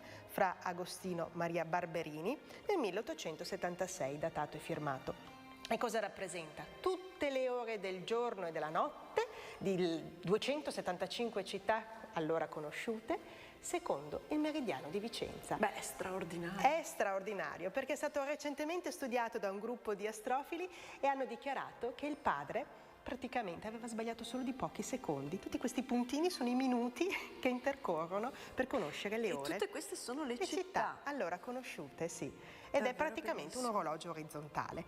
Chiaro che poi le persone, per poterne usufruire, hanno goduto di stampe che sono state poi riprodotte nel corso del tempo. Da ammirare davvero. Ma Francesca, ho notato anche una cosa molto interessante in questo museo, che raccoglie tantissimi oggetti che sono stati donati, anche oggetti preziosi come gioielli che sono stati donati alla Vergine nel corso dei secoli. Eh sì, e questa è proprio la galleria degli ex voto, ed è per questo che il museo, diciamo, è importante, perché è uno scrigno di storia, arte e fede, tutto condensato, proprio a partire dagli inizi, praticamente il XV secolo. Abbiamo il ritratto autentico di Donna Vincenza, che è la veggente, che si può notare, pur essendo stato rimaneggiato, è lei, ed è una vecchietta, insomma, con questi tratti fisionomici molto particolari. E il pittore che l'ha raffigurata proprio l'ha donato a lei, perché anche lui è scampato alla peste. Poi, ovviamente, tutti gli altri sono stati conservati dai frati Servi di Maria e ordinati, ecco, anche questo è importante dirlo, secondo un ordine cronologico, perché effettivamente la dimostrazione delle grazie qui ricevute grazie alla mediazione di Santa Maria sono veramente molte, per cui uno potrebbe scorgere attraverso un dipinto, una tavoletta, non solo la microstoria, ma anche la macrostoria. Sì, in quella santa attigua ho notato che ce ne sono molti. Esatto, in particolare ce ne sono due che ad esempio raffigurano anche l'evoluzione architettonica della nostra chiesa, del santuario, e sono proprio speculari. C'è un dipinto che racconta il miracolo di Caterina dal Soggio, che riacquista la loquela, ecco la parola, no? E quindi si vede lei di fronte all'altare, oggi non più esistente, che è l'altare cinquecentesco, e le casette del Rosario, che erano appunto nella strada che conduce dalle scalette al santuario, oggi appunto scomparse. E di fianco invece un'altra rappresentazione, un bel dipinto che racconta il salto di Alessandro Gobbati, un bambino che cade dal poggiolo, ma per la mediazione delle preghiere dei suoi genitori alla Vergine lui cade ma si salva. E quindi questo racconta come era l'Altana, da dove siamo partiti prima, e nel corso appunto della fine del Seicento. Sì, perché sono interessanti questi ex voto, sì. Nel senso che rappresentano molto bene com'era la cultura, la società, com'erano anche gli edifici in quel periodo, per cui sono davvero molto interessanti, punteggiano sostanzialmente la vita sociale e civile del tempo, per noi interessanti anche dal punto di vista storico. E una cosa che mi viene da notare anche è che in molti di questi ex voto l'immagine che noi conosciamo dell'attuale statua della Madonna di Monteberico è ben diversa. Noi adesso abbiamo negli occhi l'immagine della Madonna della Misericordia, cioè questa statua, questa Madonna che apre il manto sotto i quali si rifugiano tutti i supplici, i pellegrini. In realtà sostanzialmente questa statua nel corso del tempo è stata a lungo vestita con manti anche molto adornati, perché era usanza, si usava, ed è stata spogliata nel 1900. Esatto, proprio il 25 agosto 1900, incoronata e svestita, e finalmente è ritornata all'antica effigie, perché è quello il significato proprio della madre che ci raccoglie tutti sotto il suo manto materno. Allora invito tutti a venire a vedere questo museo meraviglioso, a osservarne, ad ammirarne i pregi, le qualità tecniche e anche la lunga devozione, una storia veramente antica questa della devozione di Vicenza per la Madonna, questa Madonna che ancora protegge dall'alto la città.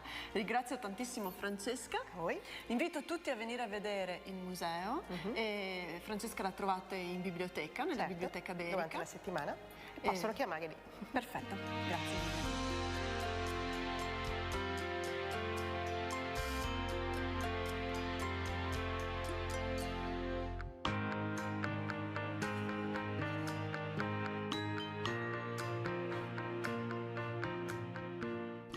Quello che abbiamo realizzato insieme è un viaggio nella storia, nell'arte e nella fede qui a Vicenza. Un viaggio che è iniziato dalla chiesa madre della diocesi, la cattedrale. Abbiamo avuto modo di scendere sotto la superficie e di salire verso il cielo, su nelle torri, di conoscere le chiese dei pellegrini e quelle legate alla carità, di osservare dipinti straordinari e manifatture pregiate. Questo viaggio oggi si conclude qui, nel santuario di Monteberico, un luogo di memoria antica ma moderna, di spiritualità, di arte, di cultura, di devozione, del depositarsi di sensibilità e linguaggi espressivi diversi. E a me non rimane altro che salutarvi da Vicenza città bellissima e di ringraziarvi per aver percorso insieme a me tutto o anche solo in parte questo viaggio.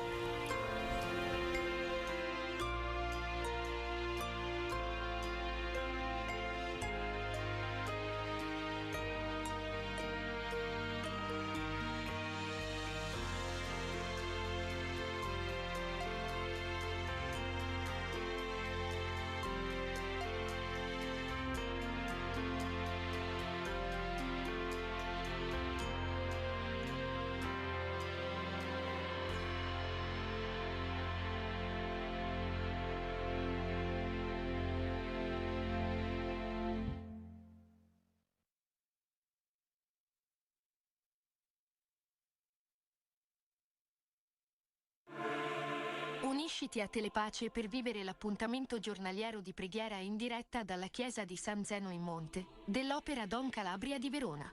Alle 18 la recita del Santo Rosario. A seguire, alle 18:30, la celebrazione della Santa Messa. Dal lunedì al venerdì in diretta su Telepace.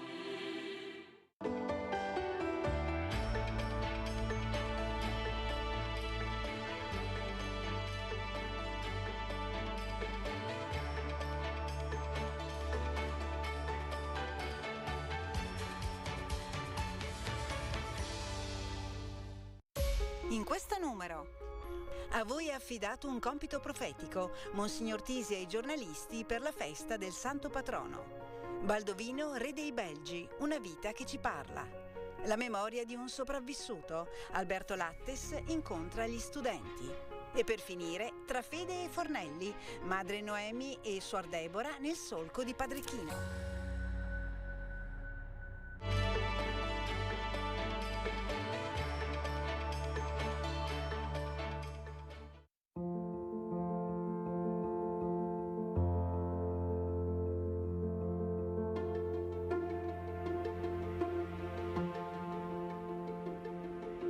A voi è affidato un compito profetico, narrare il reale, fatto di persone, di storie, di biografie. Con queste parole l'Arcivescovo Lauro ha incoraggiato i giornalisti durante la celebrazione presieduta in cattedrale in occasione della festa del Santo Patrono Francesco di Sales lo scorso mercoledì 28 gennaio. Nel corso dell'incontro, promosso dal Servizio Comunicazione della Diocesi di Trento e dalla sezione regionale dell'Unione Cattolica Stampa Italiana, è stato anche ricordato il messaggio di Papa Leone XIV per la 60ª giornata mondiale delle comunicazioni sociali, intitolato Custodire volti e voci umani. Arcivescovo Lauro, come recuperare la missione del giornalismo oggi ed in particolare il giornalismo cattolico? Ma credo che sia importantissimo sapere che la realtà è abitata dal Dio della vita e io penso che come giornalisti cattolici noi abbiamo questo compito in più, raccontare che questa storia non è una storia affidata soltanto all'umano, ma è abitata dal Figlio di Dio, da quel volto di Dio che si è fatto uomo in Gesù Cristo. Per cui se ci lasciamo ispirare dall'umanità di Gesù avremo la grammatica per fare veramente comunicazione in modo efficace. Tra il resto, se uno guarda Gesù, scopre l'arte del comunicare, l'immagine, l'incontro. I Vangeli sono un capolavoro comunicativo e allora al giornalista cattolico dico: vai sulle ali di Gesù, impara la comunicazione di Gesù e sii per il mondo notizia positiva che questa storia in mezzo ai drammi custodisce comunque quel regno di Dio, quei gesti di Gesù che Gesù ha passato agli uomini e che continuano ad esserci. Per cui un giornalismo delle buone notizie, o meglio, della buona notizia, che Dio abita la terra e ha passato il suo modo di vivere che ci è apparso in Gesù Cristo agli uomini, e ci sono uomini e donne che vivono di Gesù Cristo. Monsignor Tisi ha ricordato durante l'omelia il sacrificio di tanti giornalisti uccisi nell'adempimento del loro lavoro, testimoni di verità scomode che hanno pagato con la stessa vita. Al termine della Santa Messa, concelebrata da Monsignor Viviani, assistente spirituale dell'UXI, i partecipanti hanno condiviso un momento conviviale, durante il quale il presidente della sezione trentina, Diego Andreatta, ha aggiornato i presenti sul recente congresso nazionale svoltosi a Torino dal 23 al 25 gennaio scorsi, che ha visto l'elezione nel Consiglio nazionale del trentino Giustino Basso. Diego Andreatta, presidente regionale dell'UXI Trentino Alto Adige. Come è andato il congresso nazionale che si è tenuto pochi giorni fa? Quali sono le sollecitazioni più importanti a tuo avviso che sono emerse? Ne sono arrivate molte, oltre al confronto sempre utile tra le realtà italiane di sezioni giornalisti cattolici molto attive sul territorio. Forse la più forte è venuta sull'intelligenza artificiale, anche in parallelo al messaggio del Papa per la giornata delle comunicazioni sociali. Non va demonizzata, si è detto, va conosciuta, va studiata. Ormai ce l'abbiamo in mano, l'abbiamo nel nostro telefonino, ci consente di fare riassunti in pochi secondi, addirittura di tradurre testi in altre lingue. Però è un ragionamento tecnico, come ha detto anche oggi il nostro Vescovo, è frutto di calcoli, di algoritmi, si basa soltanto su materiale già prodotto, non inventa nulla di nuovo. Di cui l'importanza della figura dell'operatore, di ciascuno di noi, a saper vigilare su questo strumento, a saperlo controllare, soprattutto facendo venir meno quella deriva antropomorfizzante, la chiama il Papa, cioè considerare l'intelligenza artificiale come un'altra persona. Non è così, siamo solo noi persone in grado di dialogare con la macchina, conoscendone bene i limiti e anche le potenzialità. Quindi un grande campanello d'allarme sull'utilizzo sano, positivo, produttivo al servizio del bene delle innovazioni tecnologiche, di questa nuova realtà in cui siamo tutti immersi e, ripeto, che abbiamo a portata di mano. Presente all'incontro anche la presidente dell'Ordine dei giornalisti del Trentino Alto Adige Sud Tirol, Sandra Bortolin, che ha sottolineato la proficua collaborazione tra l'Ordine e l'UXI Trentina. La collaborazione con l'UXI è sempre stata molto importante per l'Ordine, e anche per i temi trattati e anche per la ricerca comune che ci deve essere fra l'Ordine dei giornalisti e i giornalisti cattolici, che è quella di un messaggio contro l'odio, contro le guerre, la ricerca della verità, e quindi è una collaborazione che si attua soprattutto nella formazione. Noi facciamo corsi di formazione insieme all'UXI che sono molto importanti. Il prossimo sarà sull'ambiente, sui cambiamenti climatici. In un mondo così difficile come quello che viviamo oggi, e in un momento storico anche molto divisivo e molto aggressivo, è difficile dare buone notizie, ma come sottolineava durante l'incontro è possibile però dare notizie buone.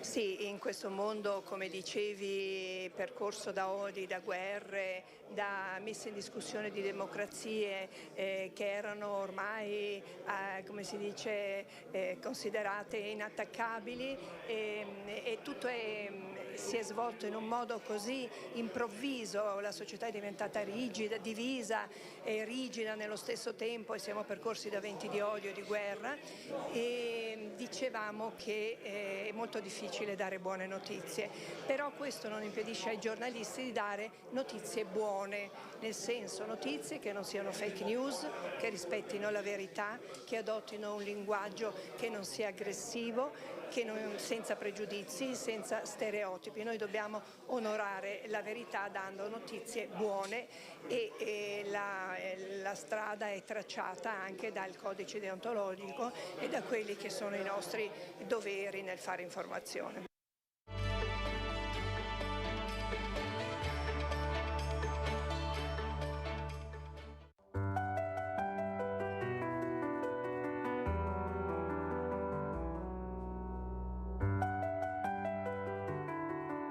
Domenica Domenica 1 febbraio si celebra la 48esima giornata nazionale per la vita, il cui tema è Prima i bambini. L'accoglienza gentile e affettuosa di Gesù verso i piccoli sorprende i suoi contemporanei, discepoli inclusi, abituati a considerare assai poco i bambini. Con Gesù numerosi sono stati i testimoni di fede che hanno difeso la vita in tutti i tempi. Tra loro spicca la figura di Re Baldovino del Belgio, che San Giovanni Paolo II definì difensore dei diritti di Dio e dei diritti dell'uomo, e in particolare del diritto alla vita del nascituro. Domenica 1 febbraio si celebrerà la 48esima giornata nazionale per la vita, e proprio per parlare di chi si è fatto promotore di, in un certo qual modo, testimone cattolico, Re Baldovino, Monsignor Viviani, le va di raccontarci in poche parole chi era il Re Baldovino?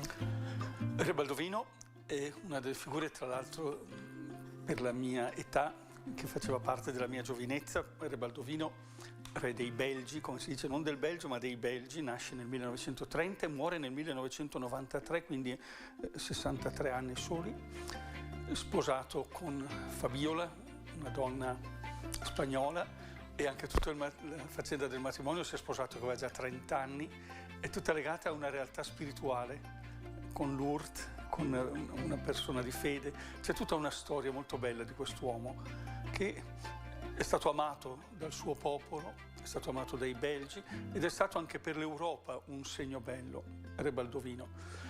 Lui è rimasto poi famoso per questo momento in cui, dovendo come re firmare la legge sul permesso dell'aborto per il suo popolo, decise, siamo alla fine del 1989, poi 1990, decide di abdicare per un giorno per non dover firmare quella legge. Perché questo? Ma perché lui non aveva avuto figli. E in questo libro che mi accompagna da tanti anni su Re Baldovino, scritto dall'allora primate cardinale Leo Sunens, uno dei grandi protagonisti del Concilio Vaticano II, a un certo punto si ricorda proprio questo. Scrive questo cardinale Sunens: per molti anni la loro speranza del re e della regina di avere figli rimase vivissima. Messi di fronte alla prova dopo molti inizi di gravidanza, il re non esitò a dire pubblicamente a un gruppo ricevuto a palazzo: ci siamo interrogati sul significato di questa sofferenza. A poco abbiamo capito che il nostro cuore era più libero per amare tutti i bambini, assolutamente tutti i bambini. Credo che questo ci dà subito la misura di chi era Re Baldovino. Sì, perché si pensa, quando la nostra mente va ad un re, si pensa che siano dei personaggi che vivono una vita fantastica. Invece la vita di Re Baldovino ha attraversato diversi momenti di profonda sofferenza. Questa, nello specifico, questa decisione molto coraggiosa fa parte di uno dei tanti impegni importantissima che nasce proprio da una sua esperienza personale di profonda sofferenza, ma anche cristianamente anche da un'accettazione di un progetto di Dio più grande, no? Le chiedo quali altri impegni ha preso coraggiosi da cristiano Re Baldovino? Beh, ne ha presi tanti altri nella sua vita, proprio non per favorire la Chiesa Cattolica, questo no, ma per favorire il rispetto della dignità della persona umana. E quindi anche personalmente con la regina tante volte si sono impegnati ad andare a trovare ammalati e così. Lui stesso andava con la macchina di nascosto per fare del bene. Questo è testimoniato anche in questo bel libro del Cardinale Sunens. Ma tornando a questo momento drammatico, è interessante leggere cosa scrive lui nel suo diario nel dicembre dell'89. La faccenda del problema dell'aborto è alle ultime battute. Tutto questo, mio Dio, mi obbliga a cercare appoggio solo in te. Guidami, Signore. Dammi la grazia di essere disposto a morire per seguirti. Sono sempre più convinto che qualunque sarà l'atteggiamento che mi chiederai di avere, sarà sempre una specie di morte. Veronica, che era questa donna che lo ispirava anche nelle scelte, non mi ha mai detto di firmare o di non firmare. Ogni volta che ne abbiamo parlato in questi anni, essa mi ha detto: il Signore vi darà la luce al momento giusto, e nient'altro. Se non l'avessi fatto mi sarei sentito colpevole per tutta la vita di aver tradito il Signore. Scrive ancora: mi sono imbarcato solo con la mia coscienza, o Dio. La sua coscienza, aggiunge il cardinal Sunnens, era dettata dalla convinzione che se Dio l'aveva messo in quel posto, sarebbe stato ingiusto e vile da parte sua non voler pagare il prezzo dei suoi gesti e addossarlo a qualcun altro. Nemmeno il Papa, dirà ai suoi ministri, mi farebbe cambiare decisione. Prima di prenderla, aveva informato la regina della possibile conseguenza di un rifiuto, la rinuncia al trono. Essa aveva accettato senza esitazione di sostenerlo con la sua tenerezza di sposa, qualunque fosse stata la decisione di cui si riteneva, e voleva essere l'unico responsabile e di cui la informò solo all'ultimo minuto. Interessante questa testimonianza anche di realtà coniugale e di decisioni e di rispetto reciproco nei momenti tremendi, quando un capo di Stato, un re, un responsabile è messo di fronte alla sua coscienza e di fronte alla realtà della storia. Monsignor Viviani, qual era il segreto di Re Baldovino? Ma come è stato detto nell'omelia del cardinal Danils, il nuovo primate del Belgio, ai suoi funerali, citando l'Antico Testamento, il segreto del cuore del re qual era? E dice così in questa omelia: è stato un re secondo il cuore degli uomini, ci voleva bene e noi gli volevamo bene. La sua morte ha suscitato nel paese profonda emozione e un'immensa riconoscenza. La morte del re ha risvegliato ciò che di più prezioso c'è nei nostri cuori. È stato un re secondo il cuore degli uomini, secondo il nostro cuore. Quest'uomo discreto, silenzioso, sempre sorridente, infinitamente delicato, aveva un cuore vasto come la sabbia del mare. Vi nascondeva tutte le gioie e le sofferenze del suo paese e del suo popolo. Sull'esempio di Davide, il grande re della Bibbia, Re Baldovino è stato il pastore del suo popolo. Prediligeva i piccoli, i poveri, gli abbandonati. Soprattutto questi ultimi li cercava durante le visite attraverso il paese.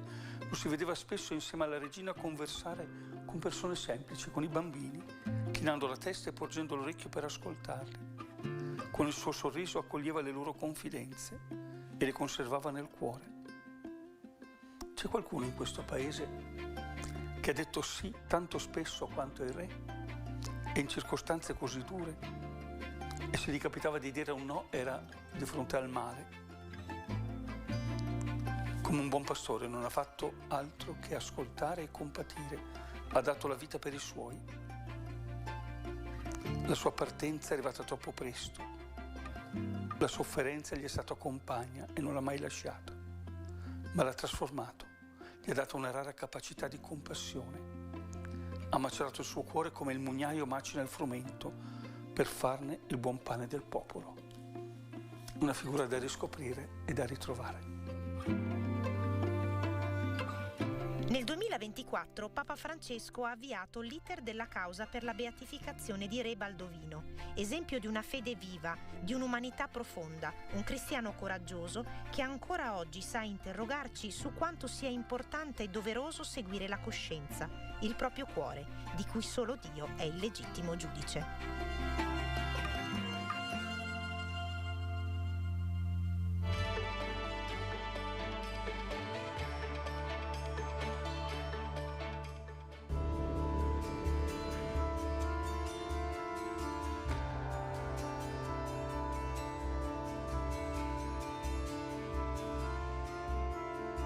Ha la voce forte e uno sguardo penetrante Attilio Lattes, classe 1942, ebreo, sopravvissuto al rastrellamento del ghetto di Roma del 16 ottobre del 1943. Il padre Leone aveva prestato servizio nella Regia Aeronautica, distinguendosi per il suo eroico valore, ma evidentemente non abbastanza da evitare l'espulsione delle forze armate in seguito alle leggi razziali del 1938.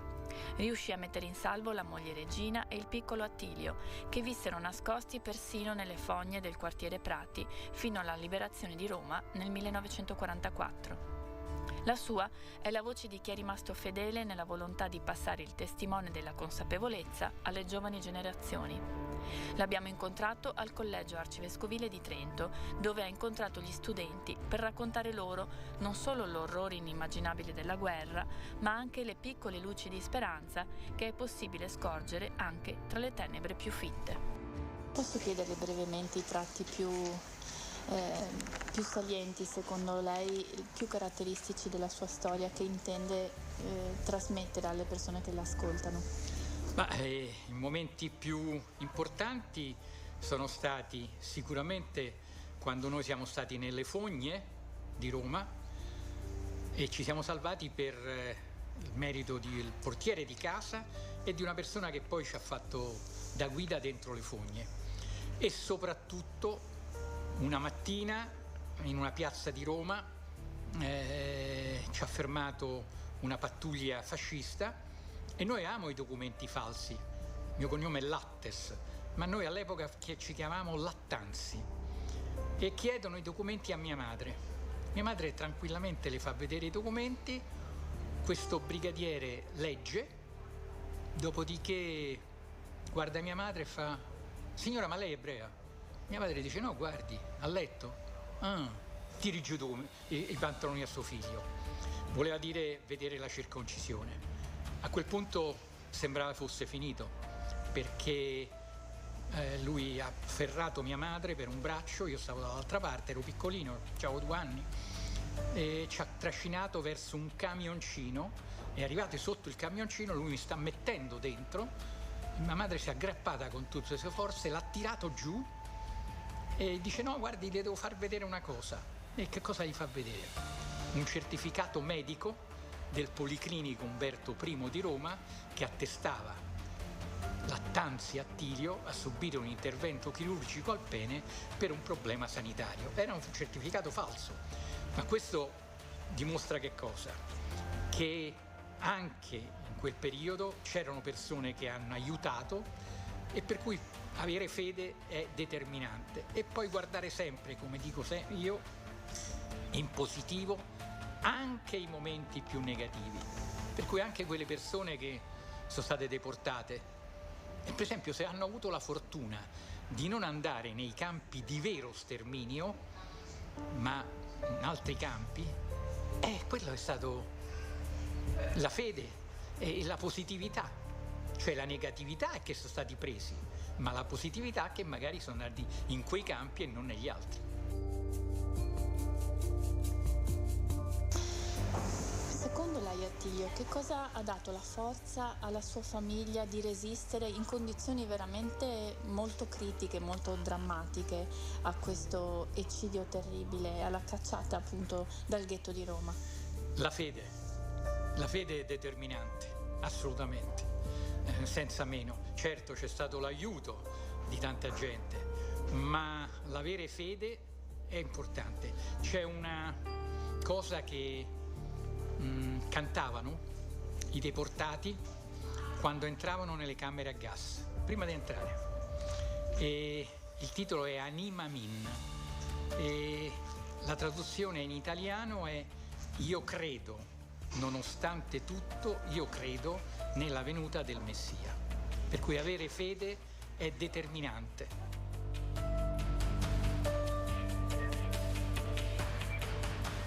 Attilio, quanto è importante incontrare i giovani per ricordare loro una storia come la sua che ha ancora molto, molto da insegnare?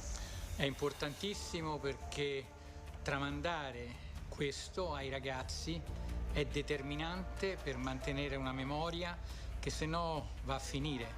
Purtroppo tra 2-3 secoli, se non c'è racconti come il mio o di altri scampati o sopravvissuti alla Shoah, tutto va nel dimenticatoio. Noi abbiamo una certa età, per cui purtroppo la vita finisce, e parlare di questo e parlare ai ragazzi soprattutto vuol dire trasmettergli un qualcosa. E io dico sempre: se tra i ragazzi, che magari sono 500-600, ce ne sono anche 10%, 60, che magari tra 30-40 anni parleranno con i loro figli, è importante, perché le cose così continueranno.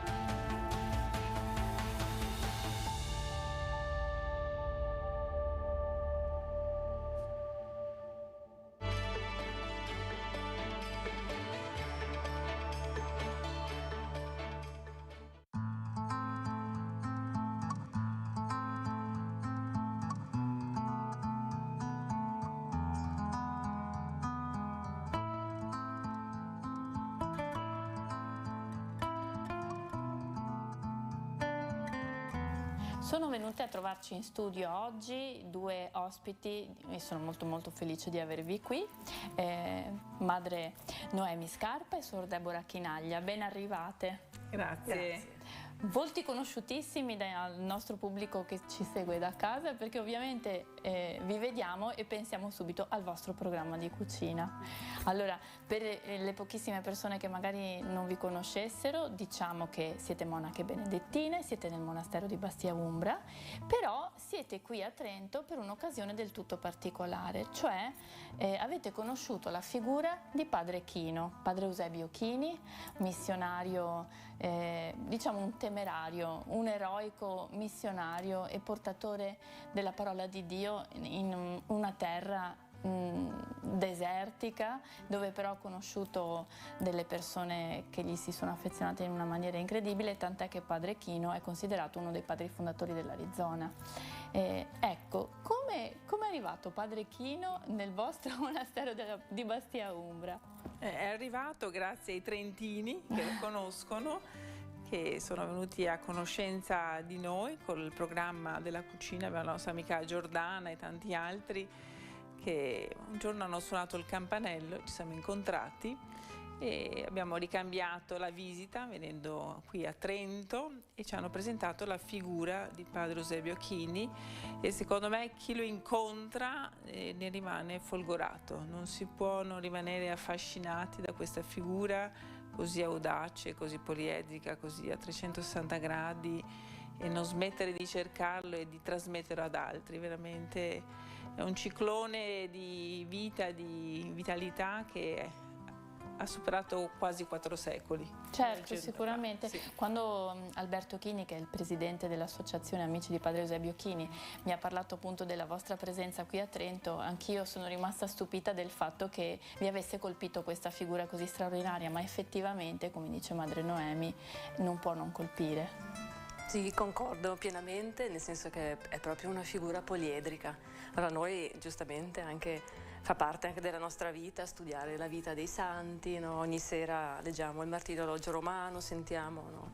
Le prodezze, le virtù, proprio che dicono che una persona appunto ha condotto e ha raggiunto, diciamo, la santità.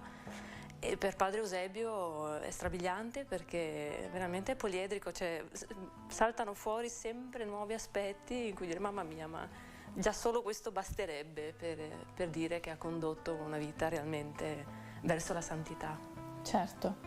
Che cos'è secondo voi il cuore del messaggio di padre Chino, come lo chiamavano i suoi amati? Grande rispetto delle persone, lui non è andato lì con la violenza, con quello che a quel tempo ci si aspettavano i conquistadores, di andare lì e sfruttare i popoli indigeni, con la croce in mano tra l'altro, ma è andato con il cuore, con l'amore, e ha visto quegli indigeni come delle persone, gli esseri umani come Cristo stesso, e ha portato benessere, cultura, ha insegnato a coltivare e ha sviluppato questo paese e per questo è amato e rispettato, perché l'amore semina amore. Certo, e veramente ne abbiamo tanto bisogno, soprattutto in un tempo così divisivo come quello che stiamo vivendo. Eh sì, la violenza che si percepisce, l'aggressività, il voler depredare i popoli più poveri, è ancora molto viva e anche mascherata a volte di tante slogan, e penso che oggi sia fortissimo questo messaggio e attualissimo. Certo. Se padre Chino fosse un piatto culinario, adesso questa è una domanda proprio così che vi faccio bruciapelo, che cosa sarebbe? Io direi un'insalata di riso, nel senso un misto, un'esplosione proprio di gusti, di colori, perché proprio esprime la sua poliedrico, ecco, sì, veramente, questa sensibilità proprio verso l'uomo, l'umano, ma anche tutte le sue conoscenze scientifiche, anche questo suo desiderio di avventura per le navi, intraprendere viaggi all'epoca, anche oggi, ma insomma all'epoca realmente di vita o di morte. Certo. No? Insomma, quindi sì, per me direi sì, un qualcosa di molto ricco e che però tutto insieme sta molto bene, molto buono. Poi... Certo. Conferma anche Madre Noemi. Sì, beh, uno che ha saputo far rifiorire il deserto è una persona che ha tirato fuori tutte le risorse che aveva. Certo, e le ha distribuite, è qualcosa che può andare bene a tutti. Insomma, un bel piatto riso ben condito. Mette d'accordo tutti. Mette d'accordo, poi se mangia caldo, freddo, insomma, resta bene. Vi chiedo infine un messaggio per i nostri amici che ci stanno seguendo da casa. Un augurio, un messaggio proprio nel segno di Padre Chino. Sì, di avere tanto rispetto gli uni degli altri, di essere capaci di accogliersi, di amarsi, di bandire la violenza, il sopruso, la prevaricazione, ma di essere portatori di pace che oggi abbiamo veramente bisogno. Forse anche di saper imparare proprio dalle ricchezze altrui, come lui è riuscito sì sicuramente ad insegnare, ma proprio a imparare dagli stessi indigeni proprio questo legame profondo con la terra, che è quella che poi ci dà anche il nutrimento, no? Che ci dà il cibo per poi anche poter vivere, quindi forse anche questo ritorno proprio a questa connessione così profonda e a questo mondo bellissimo che ci circonda e nel quale viviamo.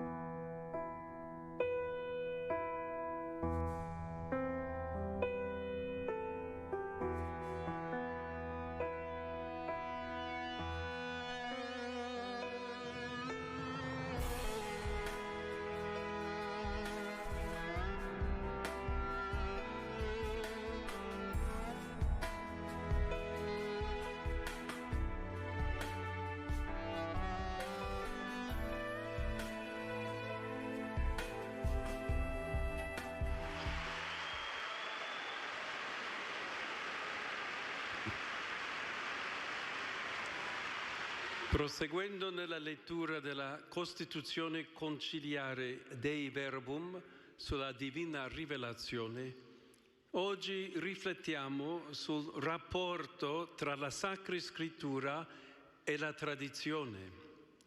Possiamo prendere come sfondo due scene evangeliche.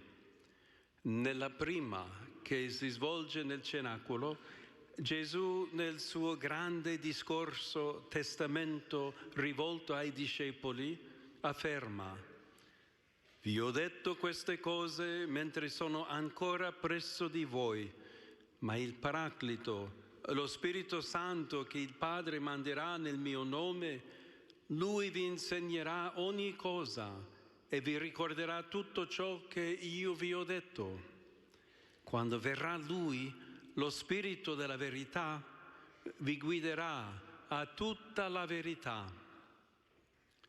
La seconda scena ci conduce invece sulle colline della Galilea. Gesù, risorto, si mostra ai discepoli che sono sorpresi e dubbiosi e dà loro una consegna. Andate e fate discepoli tutti i popoli, insegnando loro a osservare tutto ciò che vi ho comandato. In entrambe queste scene è evidente il nesso intimo tra la parola pronunciata da Cristo e la sua diffusione lungo i secoli. È ciò che il Concilio Vaticano II afferma, ricorrendo a un'immagine suggestiva. La Sacra Scrittura e la Sacra Tradizione sono strettamente congiunte e comunicanti tra loro, poiché ambedue scaturiscono dalla stessa divina sorgente. Esse formano in certo qual modo un tutto e tendono allo stesso fine. La tradizione ecclesiale si dirama lungo il percorso della storia attraverso la Chiesa che custodisce, interpreta, incarna la parola di Dio. Il Catechismo della Chiesa Cattolica rimanda A questo proposito, a un motto dei padri della Chiesa: la Sacra Scrittura è scritta nel cuore della Chiesa prima che su strumenti materiali, cioè nel testo sacro. Sulla scia delle parole di Cristo che abbiamo sopra citato, il Concilio afferma che la tradizione di origine apostolica progredisce nella Chiesa con l'assistenza dello Spirito Santo.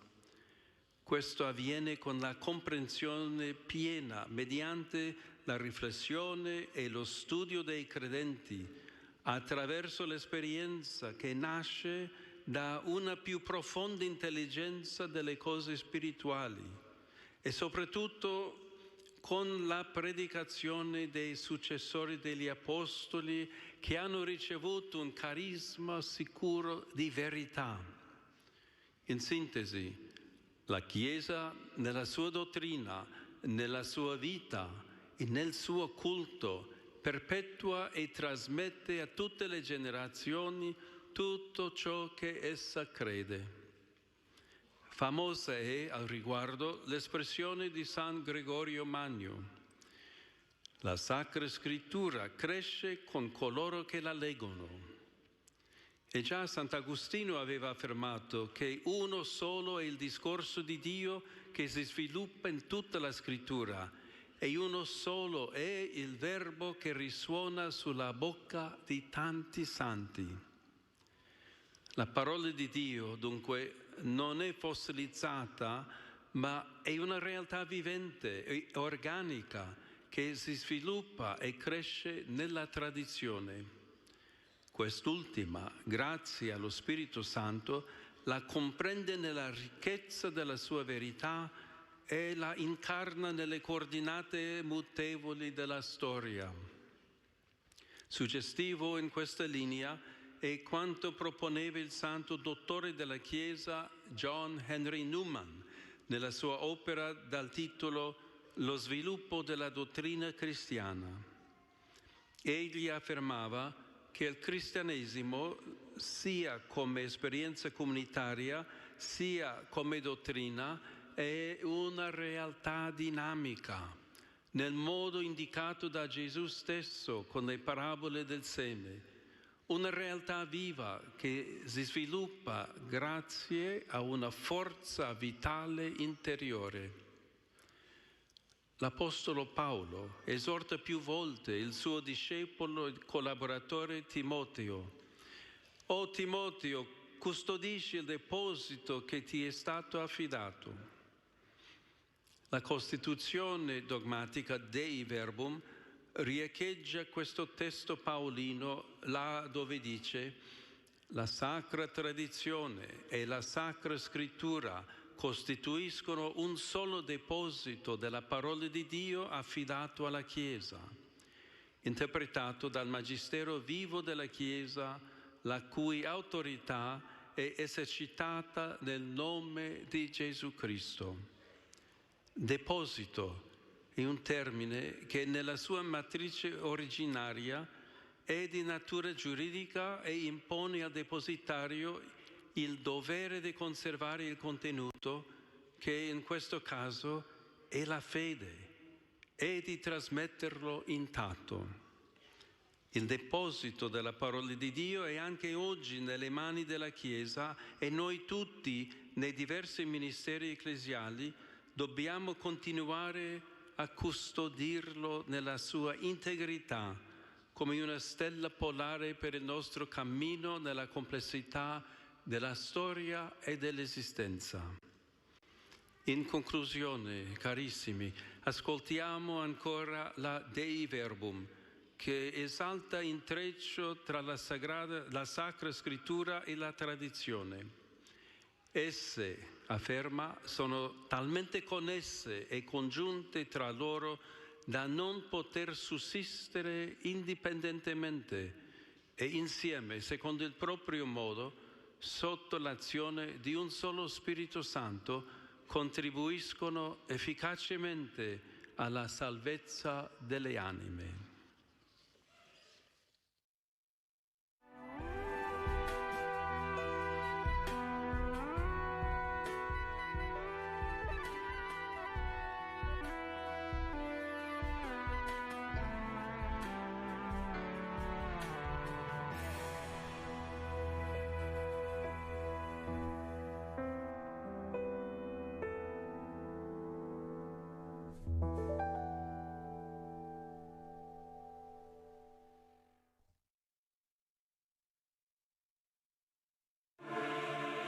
Unisciti a Telepace per vivere l'appuntamento giornaliero di preghiera in diretta dalla chiesa di San Zeno in Monte dell'Opera Don Calabria di Verona. Alle 18 la recita del Santo Rosario. A seguire, alle 18:30, la celebrazione della Santa Messa. Dal lunedì al venerdì in diretta su Telepace.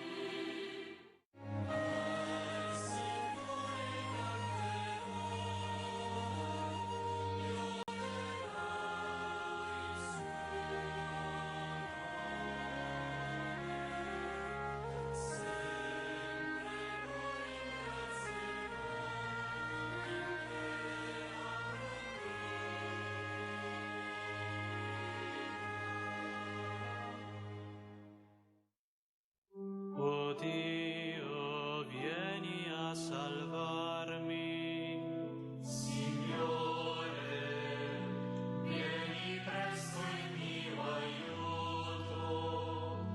Gloria al Padre e al Figlio e allo Spirito Santo, come era nel principio e ora e sempre, nei secoli dei secoli. Amen. Alleluia.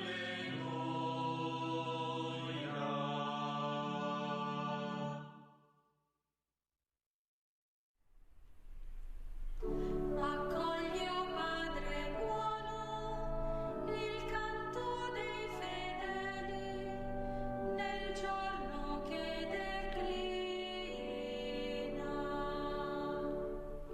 Tu al sorgere della luce ci chiamasti al lavoro nella mistica vigna.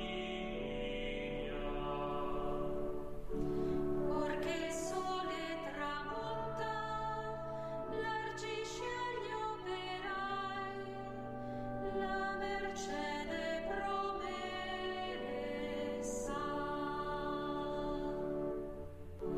La ristoro alle membra e diffondi nei cuori la pace del tuo spirito.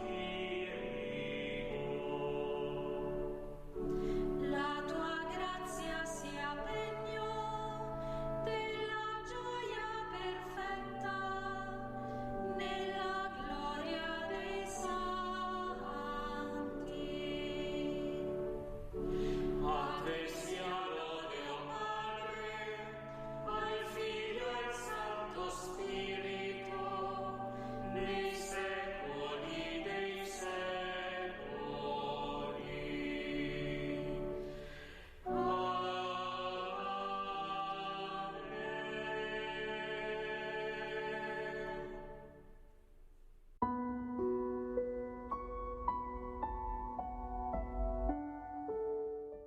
Come canteremo i canti del Signore in terra straniera?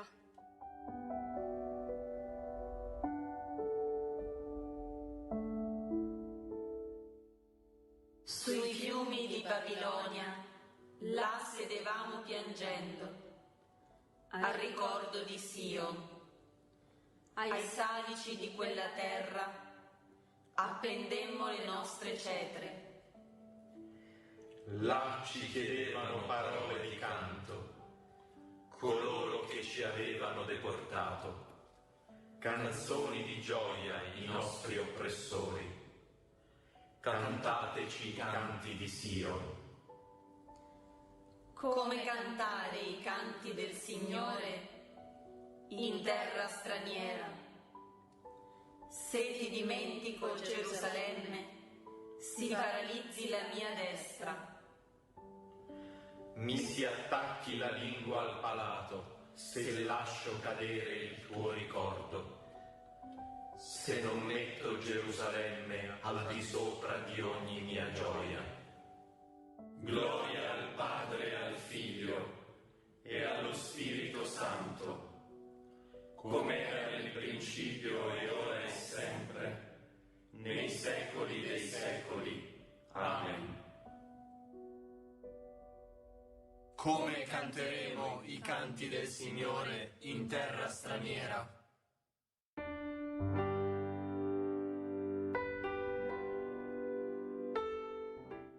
A te voglio cantare davanti agli angeli, Dio mio.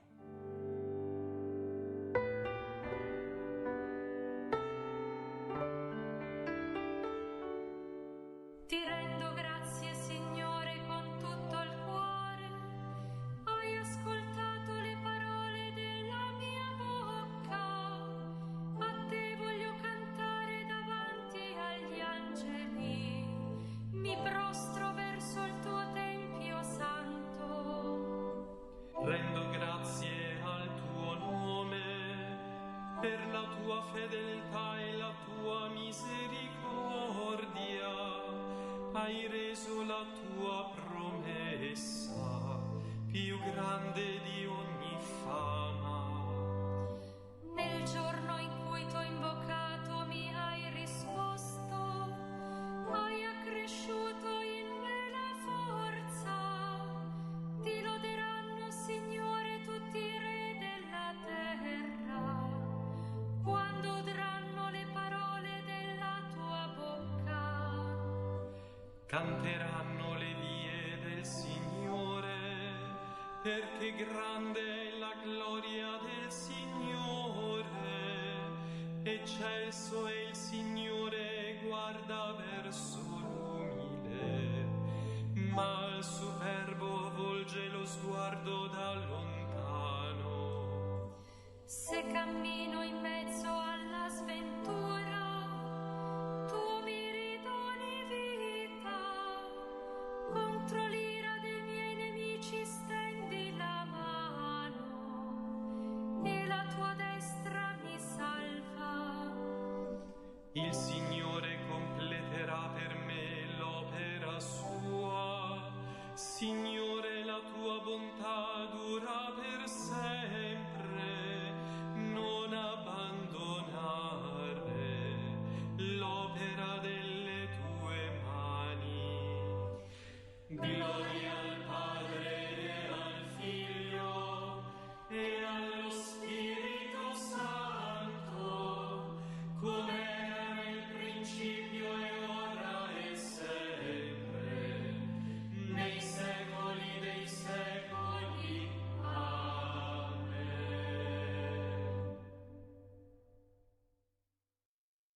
A te voglio cantare davanti agli angeli, Dio mio.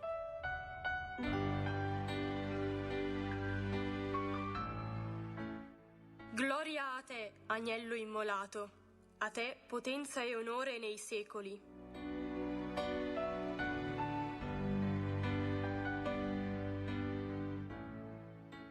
Tu sei degno, Signore Dio nostro, di ricevere la gloria, l'onore e la potenza. Perché tu hai creato tutte le cose, per la tua volontà furono create, per il tuo volere sussistono. Tu sei degno, o Signore, di prendere il libro e di aprirne i sigilli. Perché sei stato immolato e hai riscattato per Dio con il tuo sangue uomini di ogni tribù, lingua, popolo e nazione. E li hai costituiti per il nostro Dio, un regno di sacerdoti, e regneranno sopra la terra. L'agnello che fu immolato è degno di potenza, ricchezza, sapienza e forza, onore, gloria e benedizione. Gloria al Padre, al Figlio e allo Spirito Santo, come era nel principio e ora e sempre, nei secoli dei secoli. Amen.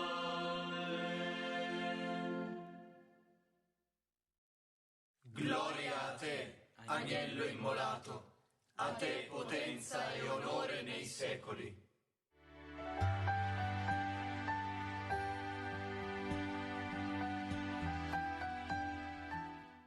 La parola di Cristo dimori tra voi abbondantemente.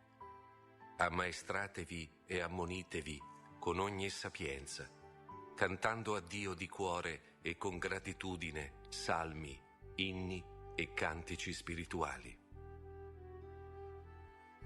Mi colmerai di gioia, Signore, alla tua presenza. Mi colmerai di gioia, Signore, alla tua presenza. Festa senza fine. Alla tua presenza. Gloria al Padre, e al Figlio e allo Spirito Santo. Mi colmerai di gioia, Signore, alla tua presenza. Manifestaci la grandezza del tuo amore. Onnipotente e santo è il tuo nome. L'anima mia magnifica il Signore, e il mio spirito esulta in mio Salvatore, perché ha guardato l'umiltà della sua serva. D'ora in poi tutte le generazioni mi chiameranno beata. Grandi cose ha fatto in me l'Onnipotente, e santo è il suo nome. Di generazione in generazione la sua misericordia si stende su quelli che lo temono. Ha spiegato la potenza del suo braccio, ha disperso i superbi dei pensieri del loro cuore, ha rovesciato i potenti dai troni, ha innalzato gli umili, ha ricolmato di beni gli affamati, ha rimandato i ricchi a mani vuote, ha soccorso Israele suo servo, ricordandosi della sua misericordia, come aveva promesso ai nostri padri, all'Abramo e alla sua discendenza per sempre.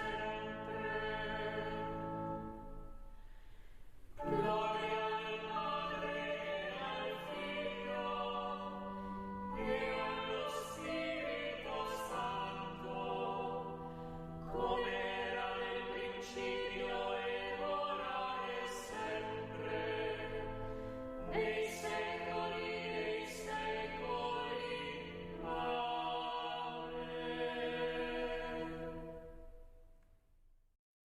Manifestaci la grandezza del tuo amore. Onnipotente e santo è il tuo nome.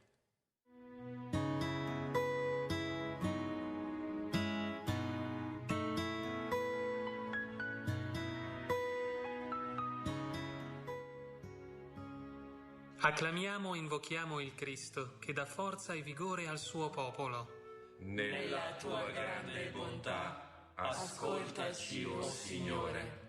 Cristo, sorgente inesauribile di fortezza, sostieni la nostra fede in mezzo alle prove della vita. Nella tua grande bontà, ascoltaci, o Signore. Illumina e guida con il tuo spirito i legislatori e i governanti, perché promuovano costantemente la giustizia e la pace. Nella tua grande bontà, ascoltaci, o Signore. Tu che hai sfamato le folle nel deserto, insegnaci a condividere le nostre risorse con chi è privo del necessario. Nella tua grande bontà, ascoltaci, o Signore. Fa che gli uomini politici non si chiudano nella ricerca egoistica del benessere e del prestigio nazionale, ma abbiano a cuore il progresso e l'ascesa di tutti i popoli. Nella tua grande bontà, ascoltaci, o Signore. Dona vita e risurrezione ai nostri fratelli defunti, quando verrai per essere glorificato in tutti i credenti. Nella tua grande bontà, ascoltaci, o Signore. E ora diciamo insieme il Padre nostro, che compendia tutta la nostra preghiera cristiana. Padre nostro, che sei nei cieli, sia santificato il tuo nome, venga il tuo regno, sia fatta la tua volontà, come in cielo, così in terra. Dacci oggi il nostro pane quotidiano e rimetti a noi i nostri debiti, come anche noi li rimettiamo ai nostri debitori, e non abbandonarci alla tentazione, ma liberaci dal male.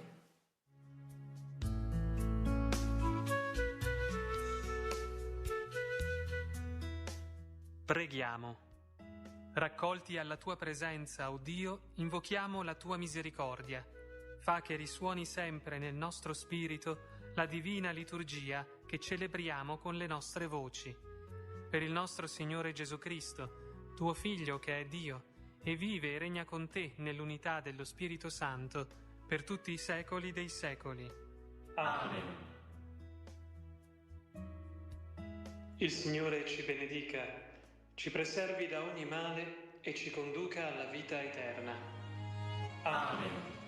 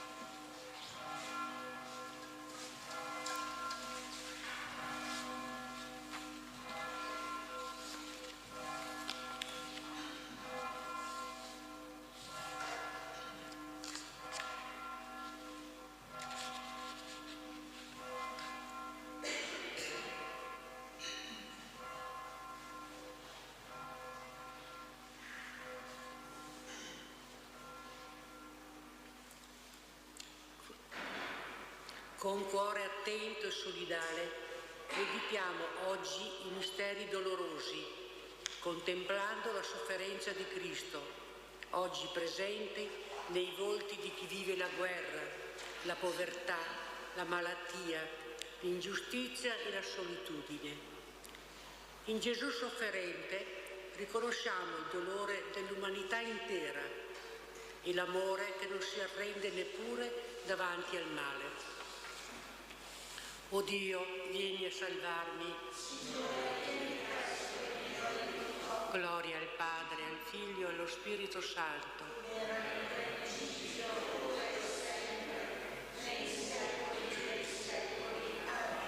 Primo mistero doloroso. Contempliamo l'agonia di Gesù nell'orto degli ulivi. Gesù, in preda all'angoscia, pregava più intensamente. Diceva: Padre, Se vuoi, allontana da me questo calice, tuttavia non sia fatta la mia, ma la tua volontà. Per intercessione di Maria, ti chiediamo, Signore, fa fiorire la speranza nei cuori oppressi dalla malattia e dalla solitudine.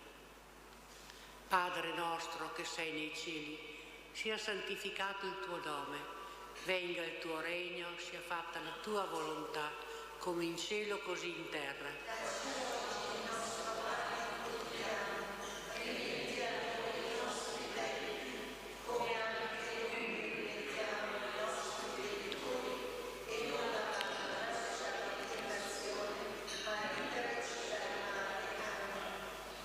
Ave Maria, piena di grazia, il Signore è con te.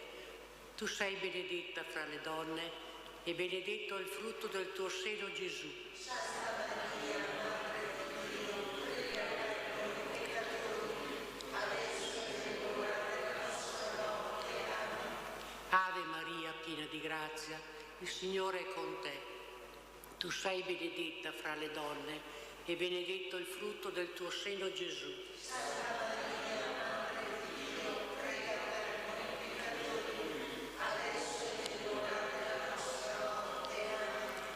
Maria, piena di grazia, il Signore è con te.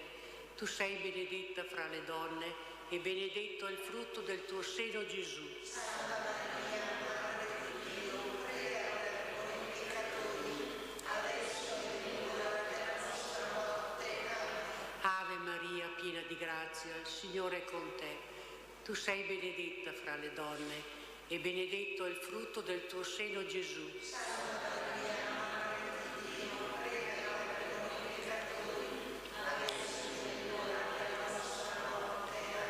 Ave Maria, piena di grazia, il Signore è con te. Tu sei benedetta fra le donne e benedetto è il frutto del tuo seno, Gesù. Santa Maria, Madre di Dio, prega per noi peccatori, adesso è l'ora della nostra morte. Amen. Ave Maria, piena di grazia, il Signore è con te. Tu sei benedetta fra le donne e benedetto è il frutto del tuo seno, Gesù. Santa Maria,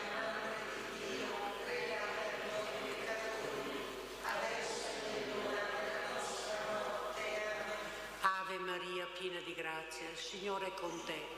Tu sei benedetta fra le donne e benedetto è il frutto del tuo seno, Gesù. Santa Maria, Madre di Dio, prega per noi peccatori, adesso è l'ora della nostra morte. Amen. Ave Maria, piena di grazia, il Signore è con te.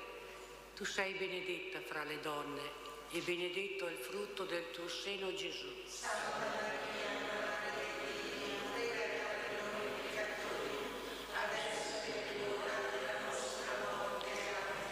Ave Maria, piena di grazia, il Signore è con te. Tu sei benedetta fra le donne e benedetto è il frutto del tuo seno, Gesù. Santa Maria, Madre di Dio, prega per noi peccatori, adesso è l'ora della nostra morte. Amen. Ave Maria, piena di grazia, il Signore è con te. Tu sei benedetta fra le donne e benedetto è il frutto del tuo seno, Gesù. Santa Maria,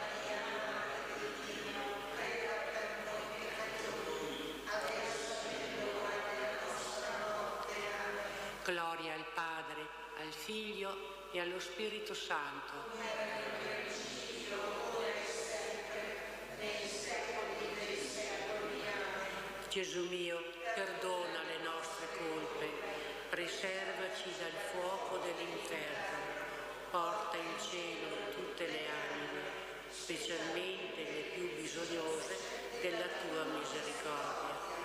Maria, consolatrice degli afflitti,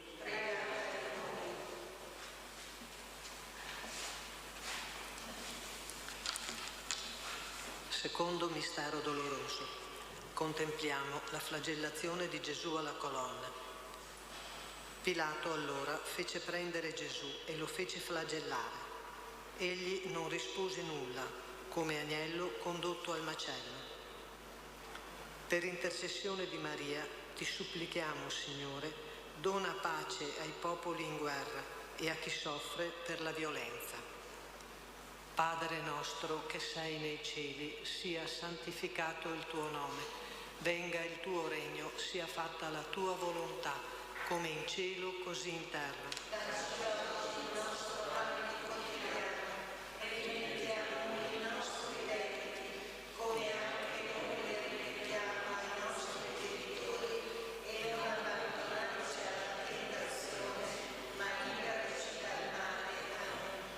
Ave o Maria, piena di grazia, il Signore è con te. Tu sei benedetta fra le donne e benedetto è il frutto del tuo seno, Gesù. Santa Maria, Madre di Dio, prega per noi peccatori, adesso è l'ora della nostra morte. Amen. Ave o Maria, piena di grazia, il Signore è con te. Tu sei benedetta fra le donne e benedetto è il frutto del tuo seno, Gesù. Santa Maria,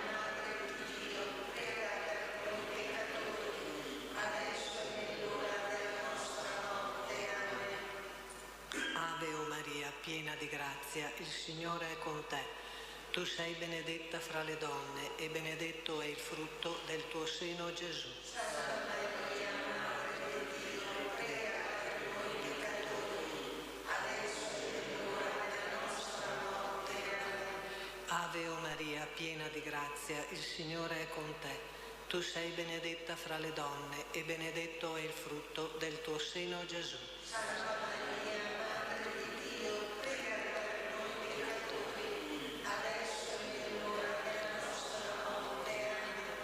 Ave o Maria, piena di grazia, il Signore è con te. Tu sei benedetta fra le donne e benedetto è il frutto del tuo seno, Gesù. Santa Maria, Madre di Dio, prega per noi peccatori, adesso è l'ora della nostra morte. Amen.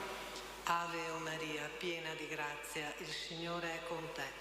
Tu sei benedetta fra le donne e benedetto è il frutto del tuo seno, Gesù. Santa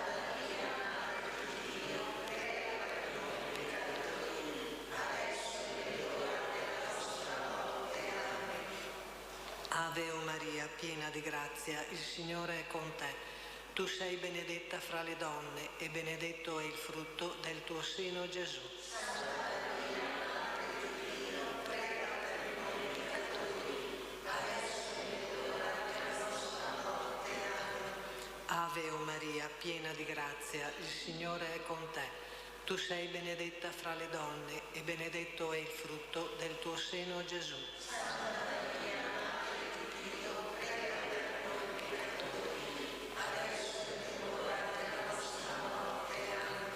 Ave o Maria, piena di grazia, il Signore è con te. Tu sei benedetta fra le donne e benedetto è il frutto del tuo seno, Gesù. Santa Maria, Madre di Dio, prega per noi peccatori, adesso è l'ora della nostra morte. Amen. Ave o Maria, piena di grazia, il Signore è con te. Tu sei benedetta fra le donne e benedetto è il frutto del tuo seno, Gesù. Santa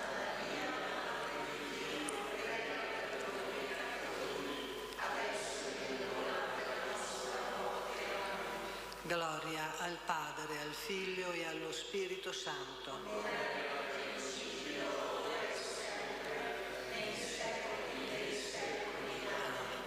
Gesù mio, perdona le nostre colpe, preservaci dal fuoco dell'inferno, porta in cielo tutte le anime, specialmente le più bisognose della tua misericordia.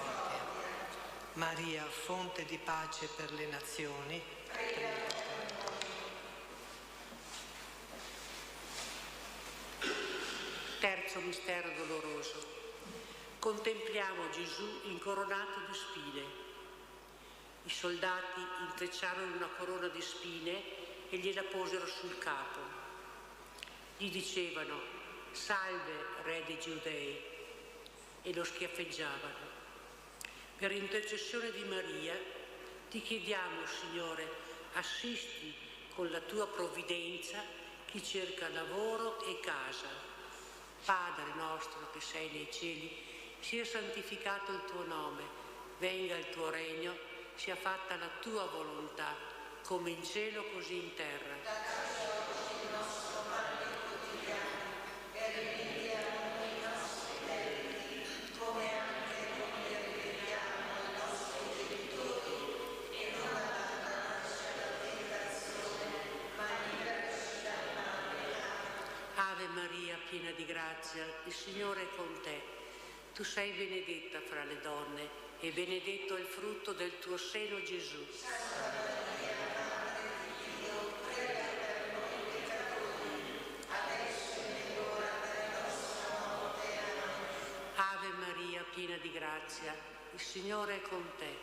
Tu sei benedetta fra le donne e benedetto è il frutto del tuo seno, Gesù. Santa Maria, Madre di Dio, prega per noi peccatori, adesso e nell'ora della nostra morte. Amen. Ave Maria, piena di grazia, il Signore è con te. Tu sei benedetta fra le donne e benedetto è il frutto del tuo seno, Gesù. Santa Maria, Madre di Dio, prega per noi peccatori, adesso e nell'ora della nostra morte. Amen. Ave Maria, piena di grazia, il Signore è con te. Tu sei benedetta fra le donne e benedetto è il frutto del tuo seno, Gesù. Santa Maria, Madre di Dio, prega per noi peccatori, adesso e nell'ora della nostra morte. Amen. Ave Maria, piena di grazia, il Signore è con te. Tu sei benedetta fra le donne e benedetto è il frutto del tuo seno, Gesù. Santa Maria, Madre di Dio, prega per noi peccatori, adesso e nell'ora della nostra morte. Amen. Ave Maria, piena di grazia, il Signore è con te. Tu sei benedetta fra le donne e benedetto è il frutto del tuo seno, Gesù. Santa Maria, Madre di Dio, prega per noi peccatori, adesso e nell'ora della nostra morte. Amen. Ave Maria, piena di grazia, il Signore è con te. Tu sei benedetta fra le donne e benedetto è il frutto del tuo seno, Gesù. Santa Maria, Madre di Dio, prega per noi peccatori, adesso e nell'ora della nostra morte. Amen. Ave Maria, piena di grazia, il Signore è con te. Tu sei benedetta fra le donne e benedetto è il frutto del tuo seno, Gesù. Santa Maria, Madre di Dio, prega per noi peccatori, adesso e nell'ora della nostra morte. Amen. Ave Maria, piena di grazia, il Signore è con te. Tu sei benedetta fra le donne e benedetto è il frutto del tuo seno, Gesù. Santa Maria, Madre di Dio, prega per noi peccatori, adesso e nell'ora della nostra morte. Amen. Ave Maria, piena di grazia, il Signore è con te.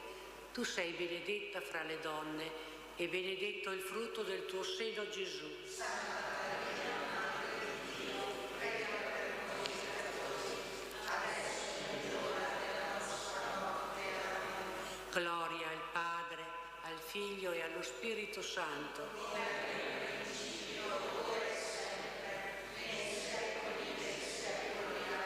Gesù mio, perdona le nostre colpe, preservaci dal fuoco dell'inferno, porta in cielo tutte le anime, specialmente le più bisognose della tua misericordia. Maria, Madre di speranza,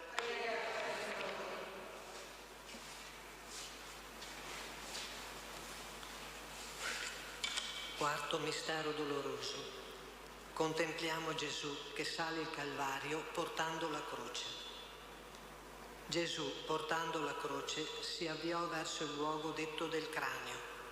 Lungo la strada disse: chi vuole venire dietro a me, rinneghi se stesso e prenda la sua croce ogni giorno.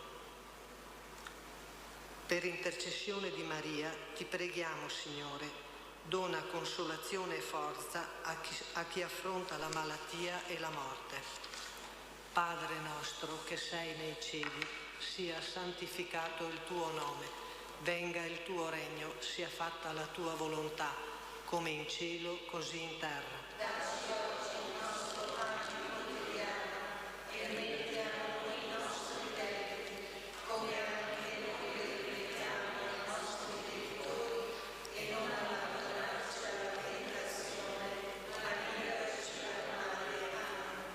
Ave o Maria, piena di grazia, il Signore è con te. Tu sei benedetta fra le donne e benedetto è il frutto del tuo seno, Gesù. Santa Maria, Madre di Dio, prega per noi peccatori, adesso è l'ora della nostra morte. Amen. Ave o Maria, piena di grazia, il Signore è con te. Tu sei benedetta fra le donne e benedetto è il frutto del tuo seno, Gesù. Santa Maria, Madre di Dio, prega per noi peccatori, adesso è l'ora della nostra morte. Amen. Ave o Maria, piena di grazia, il Signore è con te. Tu sei benedetta fra le donne e benedetto è il frutto del tuo seno, Gesù. Santa Maria, Madre di Dio, prega per noi peccatori, adesso è l'ora della nostra morte. Amen. Ave o Maria, piena di grazia, il Signore è con te. Tu sei benedetta fra le donne e benedetto è il frutto del tuo seno, Gesù. Santa Maria, Madre di Dio, prega per noi peccatori, adesso è l'ora della nostra morte. Amen. Ave o Maria, piena di grazia, il Signore è con te. Tu sei benedetta fra le donne e benedetto è il frutto del tuo seno, Gesù. Santa Maria, Madre di Dio, prega per noi peccatori, adesso è l'ora della nostra morte. Amen. Ave o Maria, piena di grazia, il Signore è con te.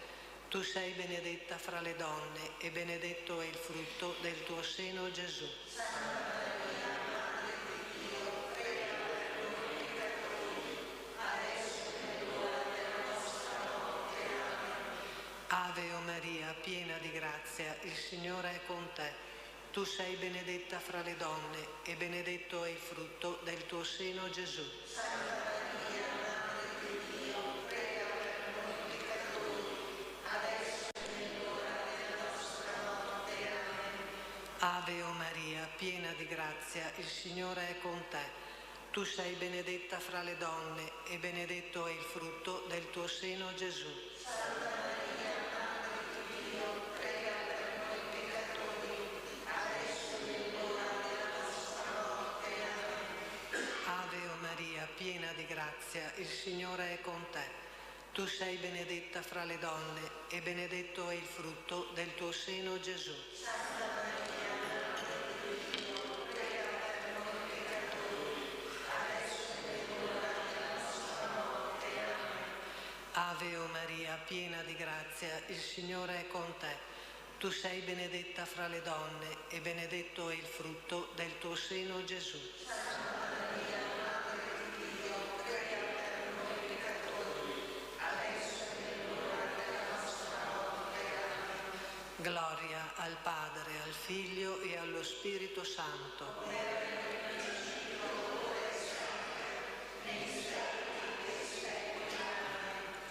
Gesù mio, perdona le nostre colpe, preservaci dal fuoco dell'inferno, porta in cielo tutte le anime, specialmente le più bisognose della tua misericordia.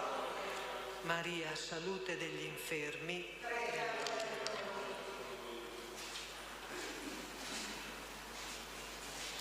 Quinto mistero doloroso. Contempliamo la crocifissione e morte di Gesù.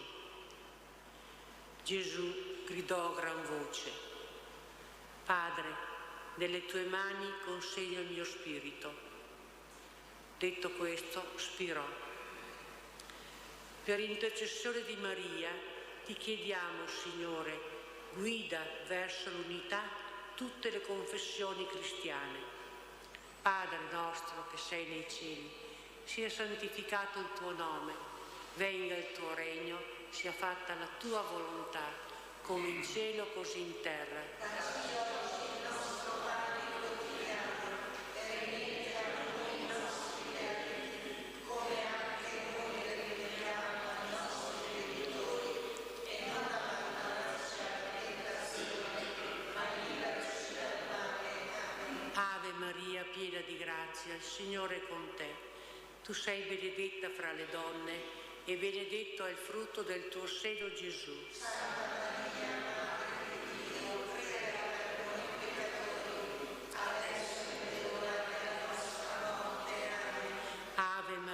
piena di grazia, il Signore è con te.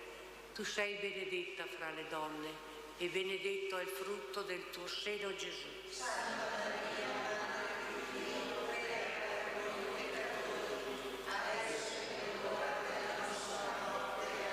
Amen. Ave Maria, piena di grazia, il Signore è con te. Tu sei benedetta fra le donne e benedetto è il frutto del tuo seno, Gesù. Santa Maria, Madre di Dio, prega per noi peccatori, adesso è l'ora della nostra morte. Amen. Ave Maria, piena di grazia, il Signore è con te. Tu sei benedetta fra le donne e benedetto è il frutto del tuo seno, Gesù. Santa Maria, Madre di Dio, prega per noi peccatori, adesso è l'ora della nostra morte. Amen. Ave Maria, piena di grazia, il Signore è con te. Tu sei benedetta fra le donne e benedetto è il frutto del tuo seno, Gesù. Santa Maria, Madre di Dio, prega per noi peccatori, adesso è l'ora della nostra morte. Amen. Ave Maria, piena di grazia, il Signore è con te. Tu sei benedetta fra le donne e benedetto è il frutto del tuo seno, Gesù. Santa Maria, Madre di Dio, prega per noi peccatori, adesso è l'ora della nostra morte. Amen. Ave Maria, piena di grazia, il Signore è con te.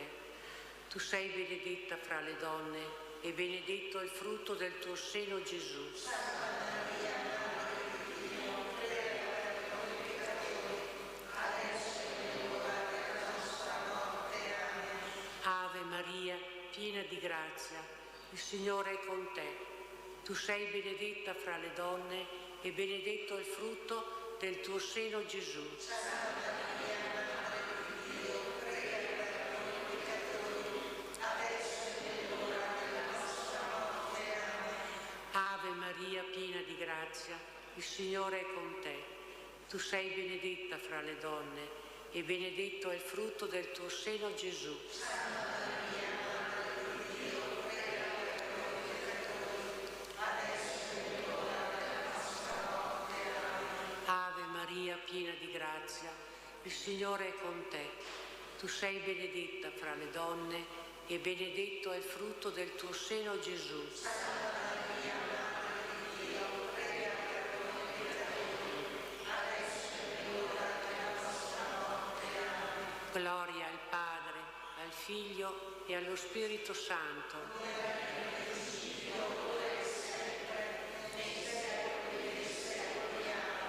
Gesù mio, perdona le nostre colpe, preservaci dal fuoco dell'inferno, porta in cielo tutte le anime, specialmente le più bisognose della tua misericordia. Maria, Regina dei cristiani,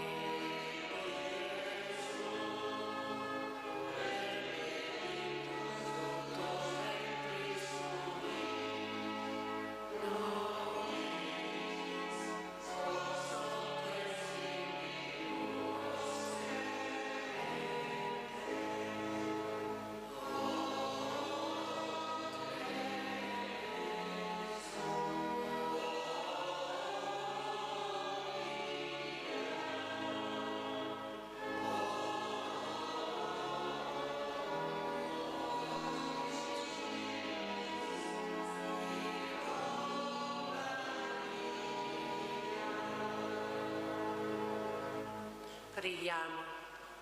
O Cristo crocifisso, accogli il grido dei popoli oppressi, delle famiglie ferite e di chi si sente dimenticato.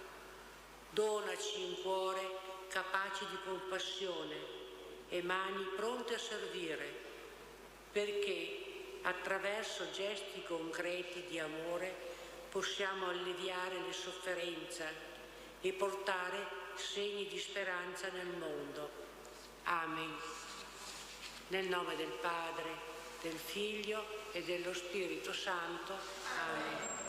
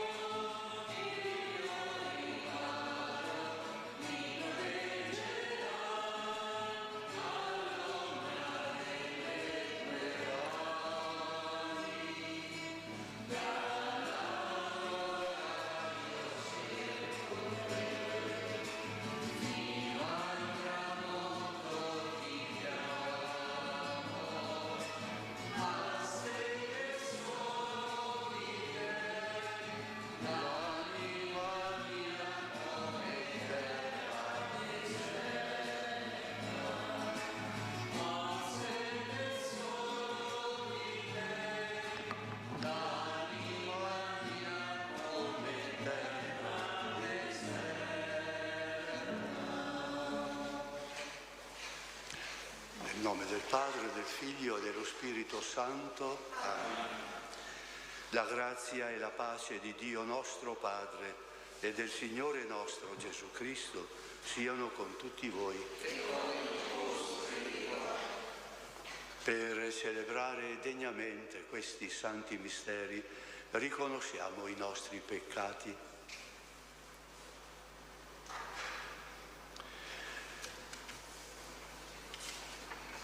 Signore, mandato dal Padre a salvare i contriti di cuore, Kyrie eleison.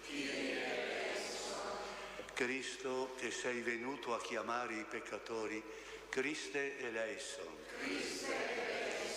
Signore, che siedi alla destra del Padre e intercedi per noi, Kyrie eleison. Dio Onnipotente abbia misericordia di noi, perdoni i nostri peccati e ci conduca alla vita eterna. Preghiamo.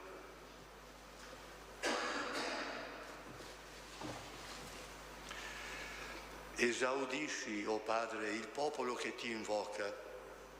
L'intercessione del martire San Biagio ottenga da te pace e salute nel tempo presente e l'aiuto per giungere alla gioia dei beni eterni. Per il nostro Signore Gesù Cristo, tuo Figlio, che è Dio e vive e regna con te nell'unità dello Spirito Santo per tutti i secoli dei secoli. Amen.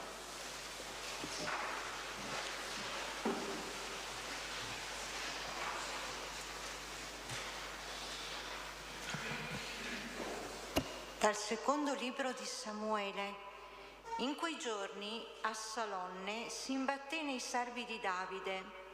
Assalonne cavalcava il mulo entrò sotto il groviglio di una grande quercia e la testa di Assalonne rimase impigliata nella quercia e così egli restò sospeso tra cielo e terra, mentre il mulo che era sotto di lui passò oltre. Un uomo lo vide e venne a riferire a Iobab: ho visto Assalonne appeso a una quercia. Allora Joab prese in mano 3 dardi e li ficcò nel cuore di Assalonne, che era ancora vivo, nel folto della quercia. Poi Joab disse all'Etiope: va e riferisci al re quello che hai visto.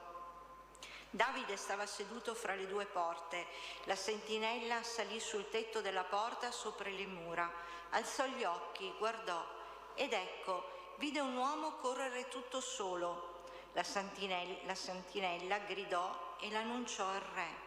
Il re disse: se è solo, hai in bocca una bella notizia. Il re gli disse: mettiti là, da parte. Quegli si mise da parte e aspettò. Ed ecco arrivare l'Etiope che disse: si rallegri per la notizia, il re mio signore. Il Signore ti ha liberato oggi da quanti erano insorti contro di te. Il re disse all'Etiope: il giovane Assalonne sta bene? L'Etiope rispose: diventino come quel giovane e i nemici del re, mio signore, e quanti insorgono contro di te per farti del male. Allora il re fu scosso da un tremito, salì al piano di sopra della porta e pianse. Diceva andandosene: figlio mio Assalonne, figlio mio Assalonne, fossi morto io invece di te, Assalonne, figlio mio. Fu riferito a Iobab. Ecco, il re piange e fa lutto per Assalonne. La vittoria in quel giorno si cambiò in lutto per tutto il popolo, perché il popolo sentì dire in quel giorno: il re è desolato a causa del figlio. Parola di Dio. Signore, tendi l'orecchio, rispondimi. Signore, tendi l'orecchio, rispondimi. Signore, tendi l'orecchio, rispondimi, perché io sono povero e misero. Custodiscimi perché sono fedele. Tu, mio Dio, salva il tuo servo che in te confida. Signore, tendi l'orecchio, rispondimi. Pietà di me, Signore, a te grido tutto il giorno. Rallegra la vita del tuo servo, perché a te, Signore, rivolgo l'anima mia. Signore, tendi l'orecchio, rispondimi. Tu sei buono, Signore, e perdoni, sei pieno di misericordia con chi ti invoca. Porgi l'orecchio, Signore, alla mia preghiera e sii attento alla voce delle mie suppliche. Signore, tendi l'orecchio,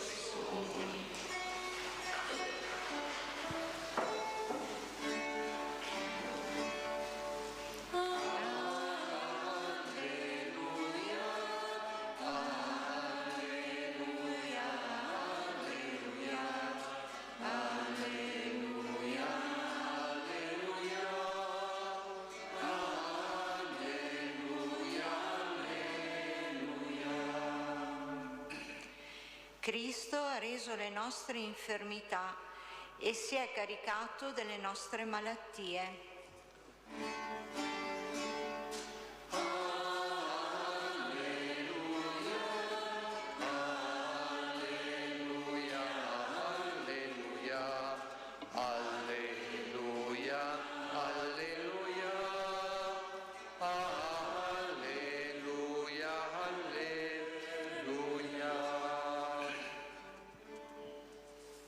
Il Signore sia con voi. Dal Vangelo secondo Marco. In quel tempo, essendo Gesù passato di nuovo in barca all'altra riva, gli si radunò attorno molta folla ed egli stava lungo il mare. E venne uno dei capi della sinagoga, di nome Gairo, il quale, come lo vide, gli si gettò ai piedi e lo supplicò con insistenza: la mia figlioletta sta morendo, vieni a imporle le mani perché sia salvata e viva. Andò con lui. Molta folla lo seguiva e gli si stringeva intorno. Ora una donna che aveva perdite di sangue da 12 anni e aveva molto sofferto per opera di molti medici, spendendo tutti i suoi averi senza alcun vantaggio, anzi piuttosto peggiorando, udito parlare di Gesù, venne tra la folla e da dietro toccò il suo mantello. Diceva infatti: se riuscirò anche solo a toccare le sue vesti, sarò salvata. E subito le si fermò il flusso di sangue e sentì nel suo corpo che era guarita dal male. E subito Gesù, essendosi reso conto della forza che era uscita da lui, si voltò alla folla dicendo: chi ha toccato le mie vesti? I suoi discepoli gli dissero: tu vedi la folla che si stringe intorno a te e dici: chi mi ha toccato? Egli guardava attorno per vedere colei che aveva fatto questo. E la donna, impaurita e tremante, sapendo ciò che le era accaduto, venne, gli si gettò davanti e gli disse tutta la verità. Ed egli le disse: figlia, la tua fede ti ha salvata, vai in pace e sii guarita dal tuo male. Stava ancora parlando quando dalla casa del capo della sinagoga vennero a dire: tua figlia è morta, perché disturbi ancora il maestro? Ma Gesù, udito quanto dicevano, disse al capo della sinagoga: non temere, soltanto abbi fede. E non permise a nessuno di seguirlo, fuorché a Pietro, Giacomo e Giovanni, fratello di Giacomo. Giunsero alla casa del capo della sinagoga ed egli vide trambusto e gente che piangeva e urlava forte.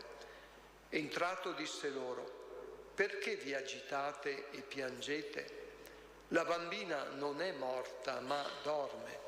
E lo deridevano. Ma egli, cacciati tutti fuori, prese con sé il padre e la madre della bambina e quelli che erano con lui ed entrò dove era la bambina. Prese la mano della bambina e le disse: Talità cum, che significa: fanciulla, io ti dico, alzati. E subito la fanciulla si alzò e camminava. Aveva infatti 12 anni. Essi furono presi da grande stupore e raccomandò loro con insistenza che nessuno venisse a saperlo e disse di darle da mangiare. Parola del Signore. Gloria a te, o Cristo.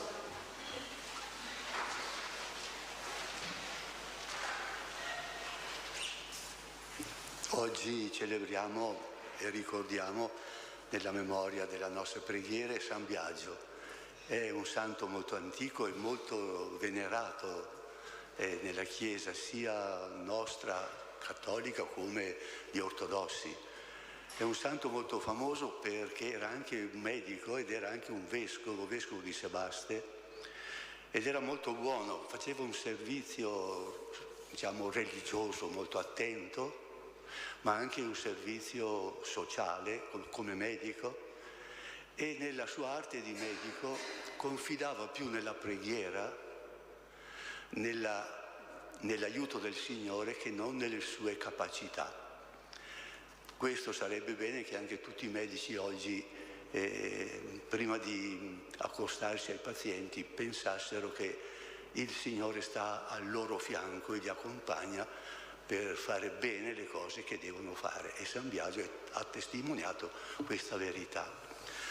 Il Vangelo di oggi ci ha messo assieme due scene molto interessanti, ma anche molto piacevoli ad ascoltarle e soprattutto molto rasserenanti.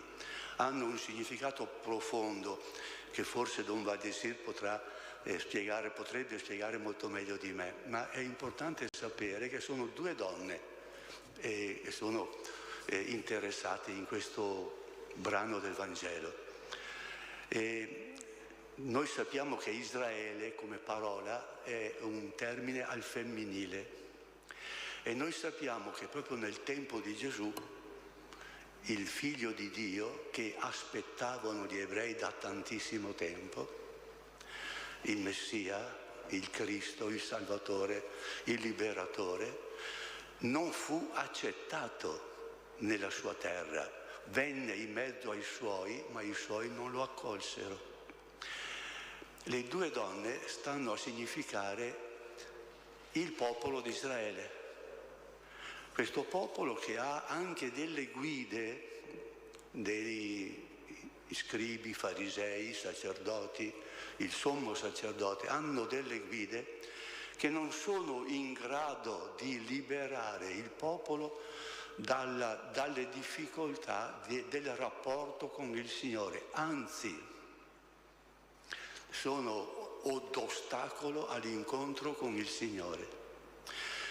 Tanto che il Signore Gesù non fu accolto dalle guide del popolo e dei fedeli di Israele. E questi sono rappresentati dai medici che non sono riusciti a curare la emorroissa, la donna che aveva delle perdite da 12 anni. Anche l'espressione 12 anni della malattia e della figlia di 12 anni fa ricordare che il popolo di Israele veniva anche ricordato col numero 12. Dicendo 12 si intende la bellezza, la completezza e la realtà del popolo di Israele, le 12 tribù di Israele.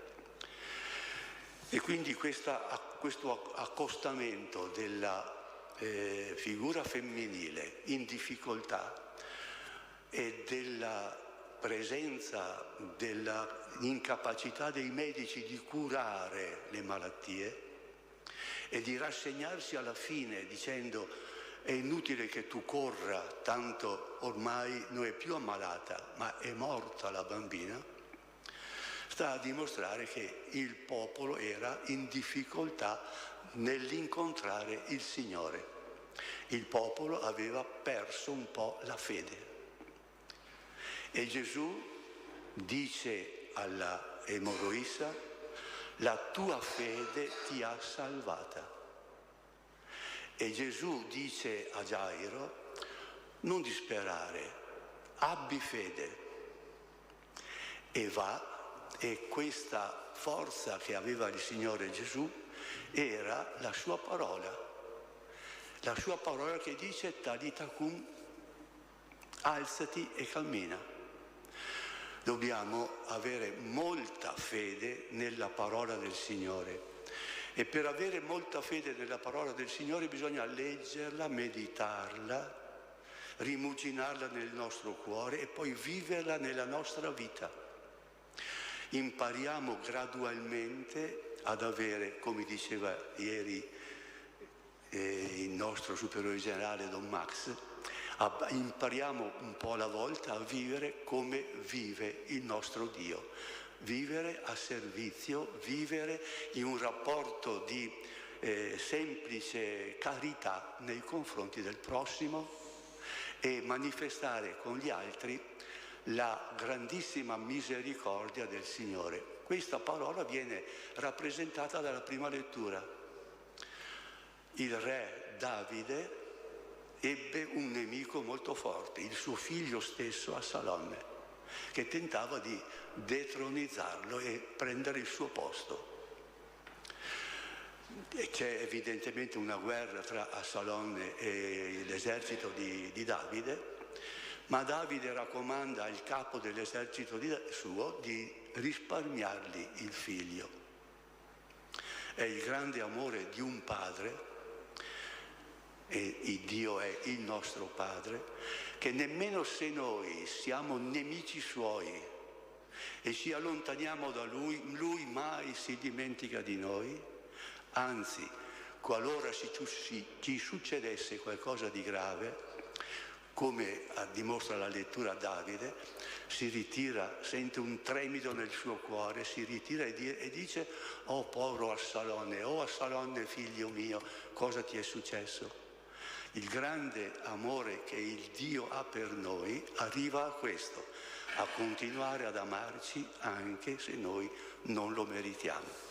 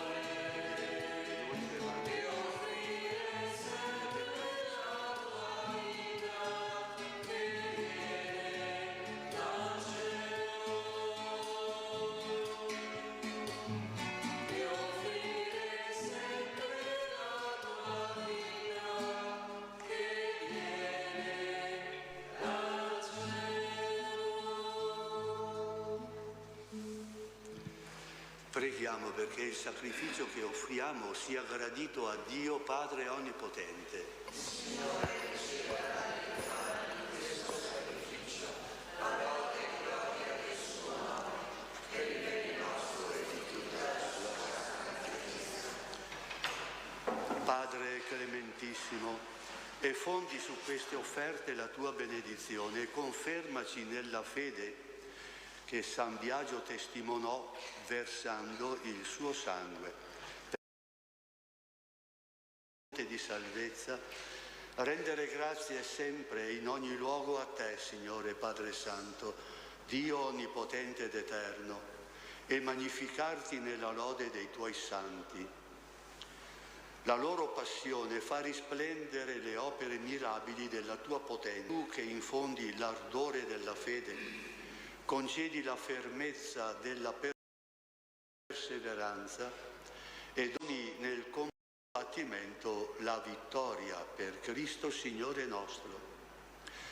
Per questo dono della tua benevolenza i cieli e la terra innalzano a te un cantico nuovo di adorazione e noi con tutti gli angeli del cielo proclamiamo senza fine la tua lode.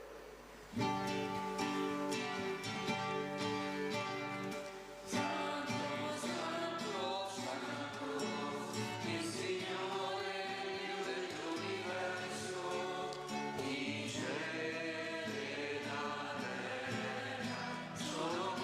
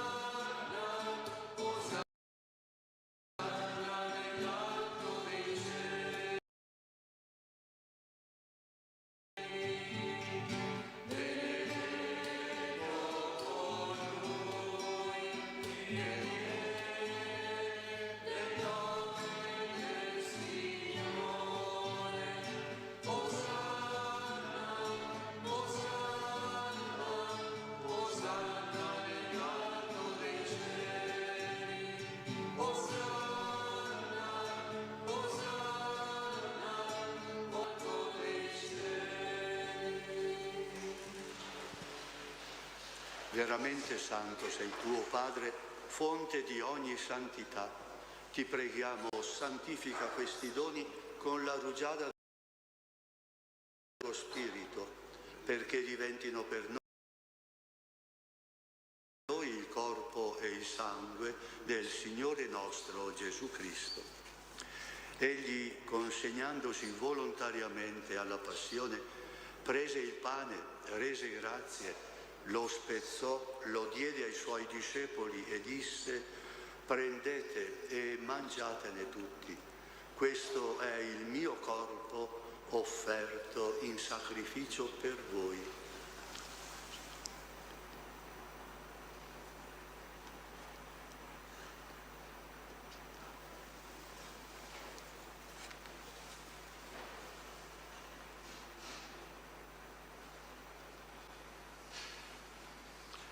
Allo stesso modo, dopo aver cenato, prese il calice, di nuovo ti rese grazie, lo diede ai suoi discepoli e disse: prendete e bevetene tutti, questo è il calice del mio sangue, per la nuova ed eterna alleanza, versato per voi e per tutti in remissione dei peccati.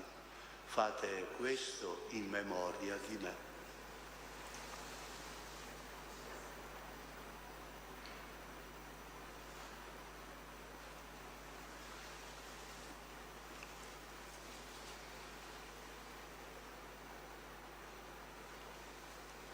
Mistero della fede.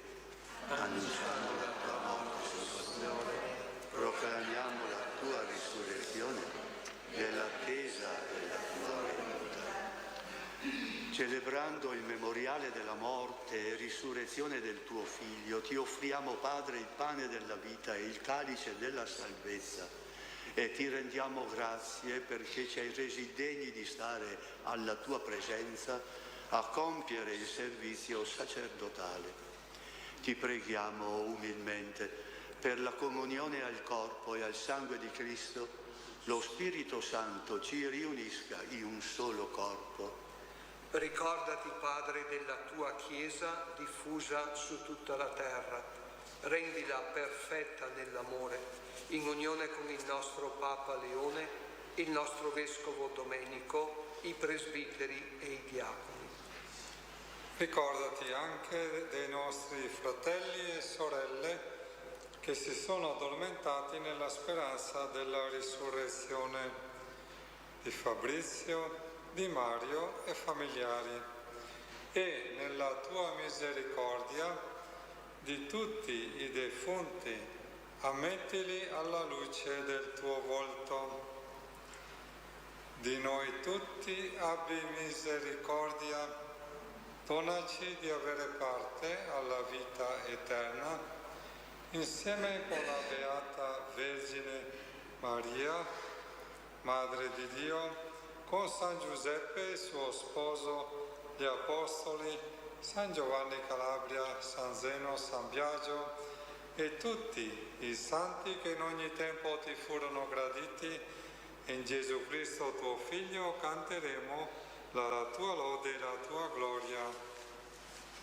Per Cristo, con Cristo e in Cristo, a te, Dio Padre Onnipotente, nell'unità dello Spirito Santo, ogni onore e gloria per tutti i secoli dei secoli. Amen. Obbedienti alla parola del Salvatore e formati al suo divino insegnamento, osiamo dire: Padre nostro che sei nei cieli, sia santificato il tuo nome, venga il tuo regno, sia fatta la tua volontà, come in cielo così in terra. Dacci oggi il nostro pane quotidiano e rimetti a noi i nostri debiti, come anche noi li rimettiamo ai nostri debitori, e non abbandonarci alla tentazione, ma liberaci dal male. Liberaci, o Signore, da tutti i mali. Concedi la pace ai nostri giorni. Con l'aiuto della tua misericordia vivremo sempre liberi dal peccato e sicuri da ogni turbamento. nell'attesa che si compia la beata speranza e venga il nostro Salvatore Gesù Cristo.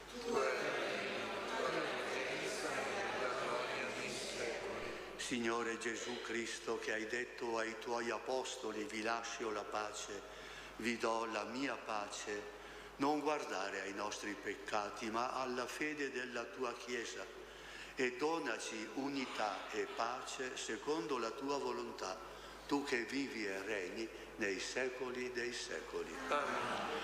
La pace del Signore sia sempre con voi. E con il tuo spirito. Scambiamoci un segno di pace.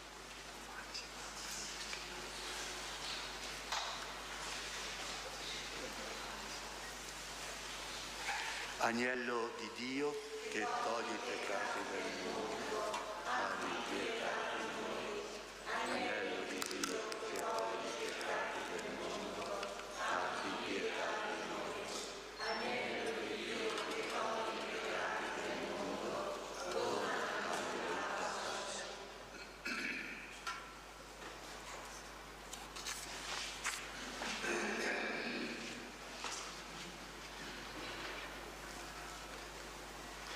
Ecco l'agnello di Dio, ecco colui che toglie i peccati del mondo. Beati gli invitati alla cena dell'agnello. O Signore, non sono degno di partecipare alla sua messa, ma di soltanto una parola e io sarò salvato.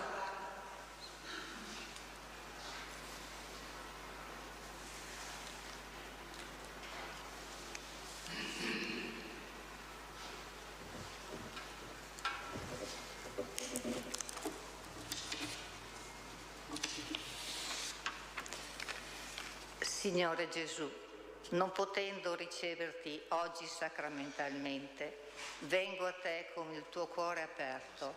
Vieni a me, mio Salvatore, e unisci il tuo cuore al mio. Riempimi della tua pace, della tua mansuetudine e della tua umiltà.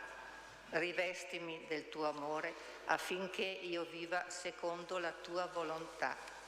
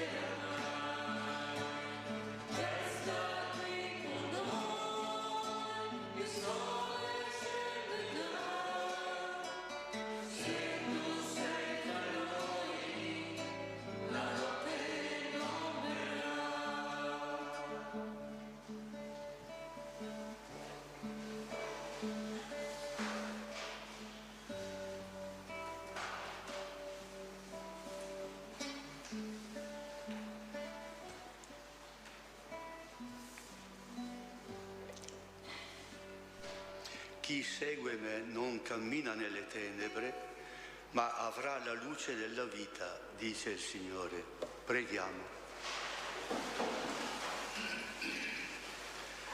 Rinnovati dai santi misteri, ti preghiamo, Signore, fa che, imitando la mirabile costanza di San Biagio, otteniamo il premio eterno promesso a chi soffre a causa del tuo nome.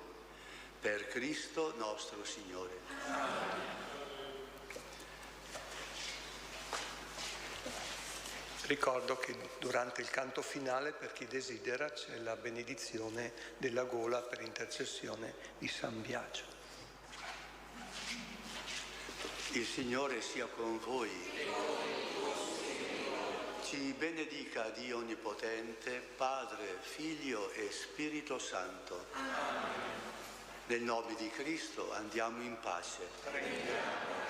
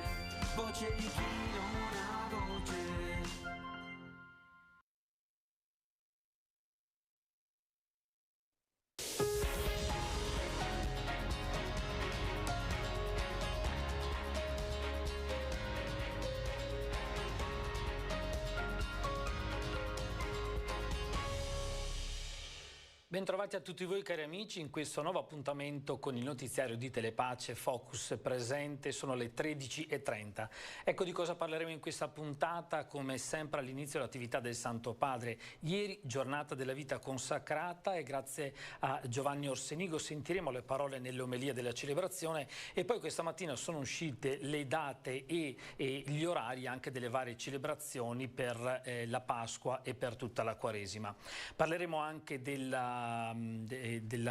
una dichiarazione da parte dei vescovi della Comecè sulla Groenlandia e l'attenzione alla politica che sta attuando gli Stati Uniti, un'attenzione particolare appunto su questo tema. Parleremo della giornata contro la tratta che sarà celebrata la prossima domenica, lunedì 8 febbraio e avremo ospite il referente per l'antitratta dell'Associazione Papa Giovanni XXIII.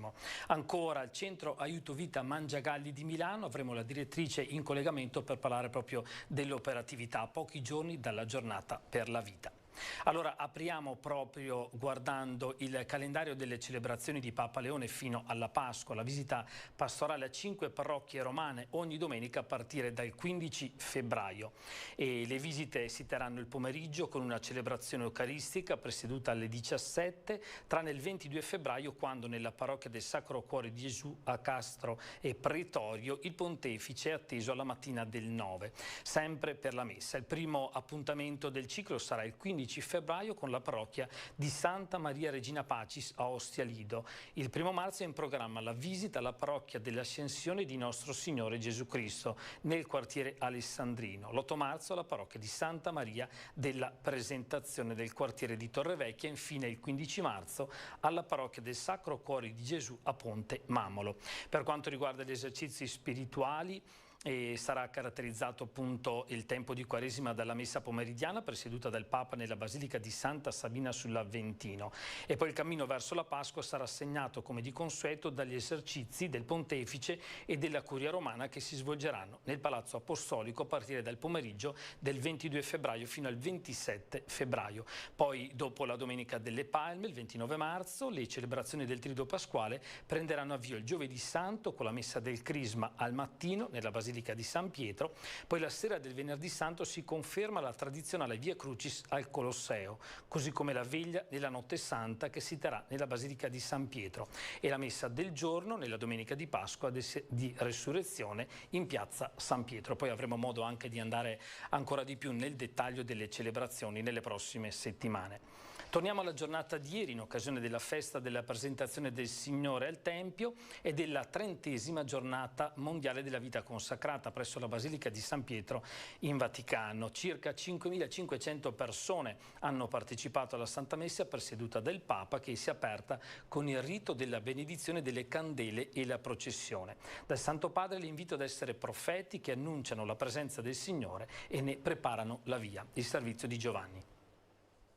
Cari fratelli e sorelle, oggi, festa della presentazione del Signore, ci presenta l'incontro tra due movimenti d'amore, quello di Dio che viene a salvare l'uomo e quello dell'uomo che attende con fede vigile la sua venuta.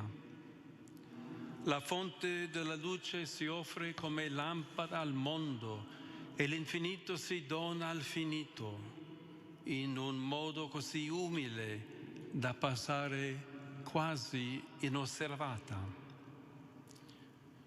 Noi celebriamo la 30ª giornata della vita consacrata nell'orizzonte di questa scena, riconoscendo in essa un'icona della missione dei religiosi, delle religiose nella Chiesa e nel mondo. Come esortò Papa Francesco, svegliate il mondo, perché la notte che caratterizza la vita consacrata è la profezia. La Chiesa vi chiede di essere profeti, messaggeri e messaggere che annunciano la presenza del Signore e ne preparano la via. Anche oggi, infatti, con la professione dei consigli evangelici, con i molteplici servizi di carità che offrite, voi siete chiamati a testimoniare in una società dove fede e vita sembrano sempre più allontanarsi l'una dall'altra, in nome di una concezione falsa e riduttiva della persona, che Dio è presente nella storia come salvezza per tutti i popoli. La vita religiosa, infatti, col suo distacco sereno da tutto ciò che passa, insegna l'inseparabilità tra la cura più autentica per le realtà terrene e la speranza amorosa in quelle eterne, scelte già in questa vita come fine ultimo ed esclusivo, capace di illuminare tutto il resto. Cari consacrate, cari consacrati, la Chiesa oggi ringrazia il Signore e voi per la vostra presenza e vi incoraggia ad essere, là dove la provvidenza vi invia, fermento di pace e segno di speranza. Ed ora cambiamo argomento, andiamo sul sito dell'Agensir e parlando di questa notizia, Groenlandia, appello dei vescovi dell'Unione Europea, futuro della Groenlandia deve essere deciso dal suo popolo nel pieno rispetto dei suoi diritti. È quanto ribadiscono i vescovi dell'Unione Europea in una dichiarazione pubblicata oggi nella quale prendono la parola in merito ai delicati negoziati che incidono sul futuro politico, sociale e ambientale della Groenlandia e dell'intera regione artica. La presidenza della Commissione delle conferenze episcopali dell'Unione Europea desidera innanzitutto esprimere la propria solidarietà e vicinanza spirituale al popolo della Groenlandia, dice il comunicato, che oggi deve affrontare una crescente instabilità e incertezza politica, oltre alle profonde conseguenze dei cambiamenti climatici. Nel ribadire l'autonomia del popolo groenlandese, i vescovi dell'Unione Europea sottolineano anche l'importanza di rispettare il diritto internazionale, i principi della Carta delle Nazioni Unite e l'integrità territoriale del Regno di Danimarca. La dichiarazione ricorda le parole di Papa Leone recentemente rivolte al corpo diplomatico e dice: nel nostro tempo preoccupa in modo particolare sul piano internazionale la debolezza del multilateralismo.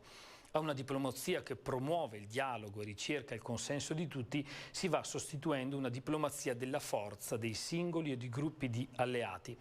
E poi l'appello della Presidenza dell'Unione Europea prosegue: incoraggiamo quindi l'Unione Europea a continuare ad agire come una forza unita, responsabile, ferma e capace di creare fiducia, rimanendo radicata nei suoi valori fondamentali e impegnata a sostenere un sistema internazionale basato su regole e multilateralismo efficace. E rimaniamo all'estero, andiamo in Nigeria prima della prossima notizia. Il padre Paluku dei Carmelitani dice: non è solo guerra ai cristiani. Il servizio dice questo dopo l'ennesimo sequestro di massa di 160 fedeli cristiani nello stato di Kaduna. Torna l'allarme sicurezza in Nigeria. In un'intervista al SIR, padre Paluku, carmelitano scalzo, invita a non leggere la violenza solo come guerra di religione.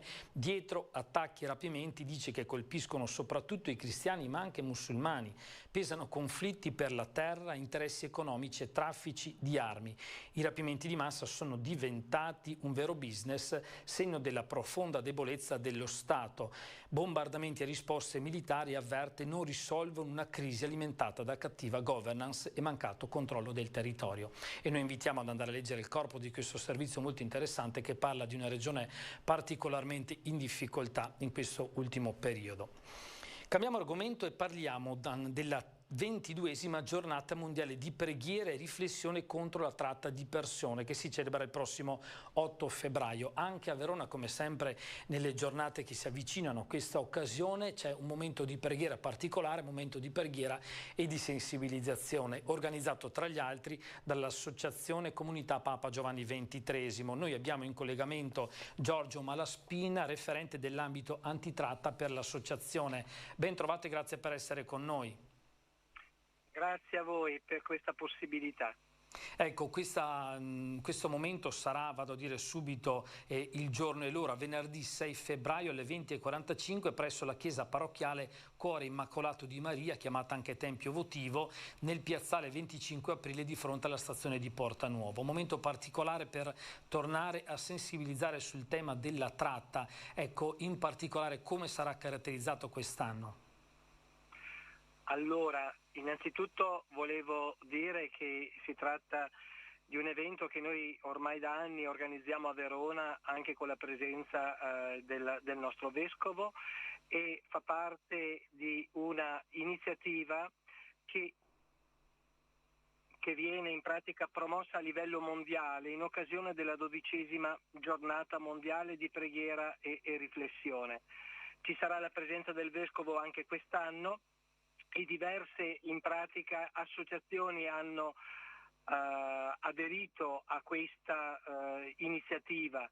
Ecco, ci saranno momenti di riflessioni con anche delle esperienze che verranno lette, anche in forma, diciamo, rappresentate anche in forma artistica, ecco, intervallate da momenti di preghiera. Il tutto poi anche si concluderà con un gesto simbolico sul piazzale davanti alla chiesa. Questo evento al quale partecipano come organizzazione anche la Diocesi di Verona, la Fondazione Opera Famiglia Canossiana Nuova Primavera ed altri, è proprio voluto per rimettere luce su questo problema che continua, anche se diciamo da dopo il Covid sulle strade si vedono meno persone sfruttate. Questo non vuol dire che siano diminuite nelle case, anzi, e anche online. Ecco, raccontaci come si sta sviluppando questo bruttissimo fenomeno. Sì. Allora, legato alla tratta c'è appunto il triste problema della riduzione in schiavitù e quindi di tutte quelle ragazze e donne che soprattutto dai paesi dell'est e dai paesi dell'Africa ma anche dal Sud America con inganno vengono portate qui in Italia e in Europa.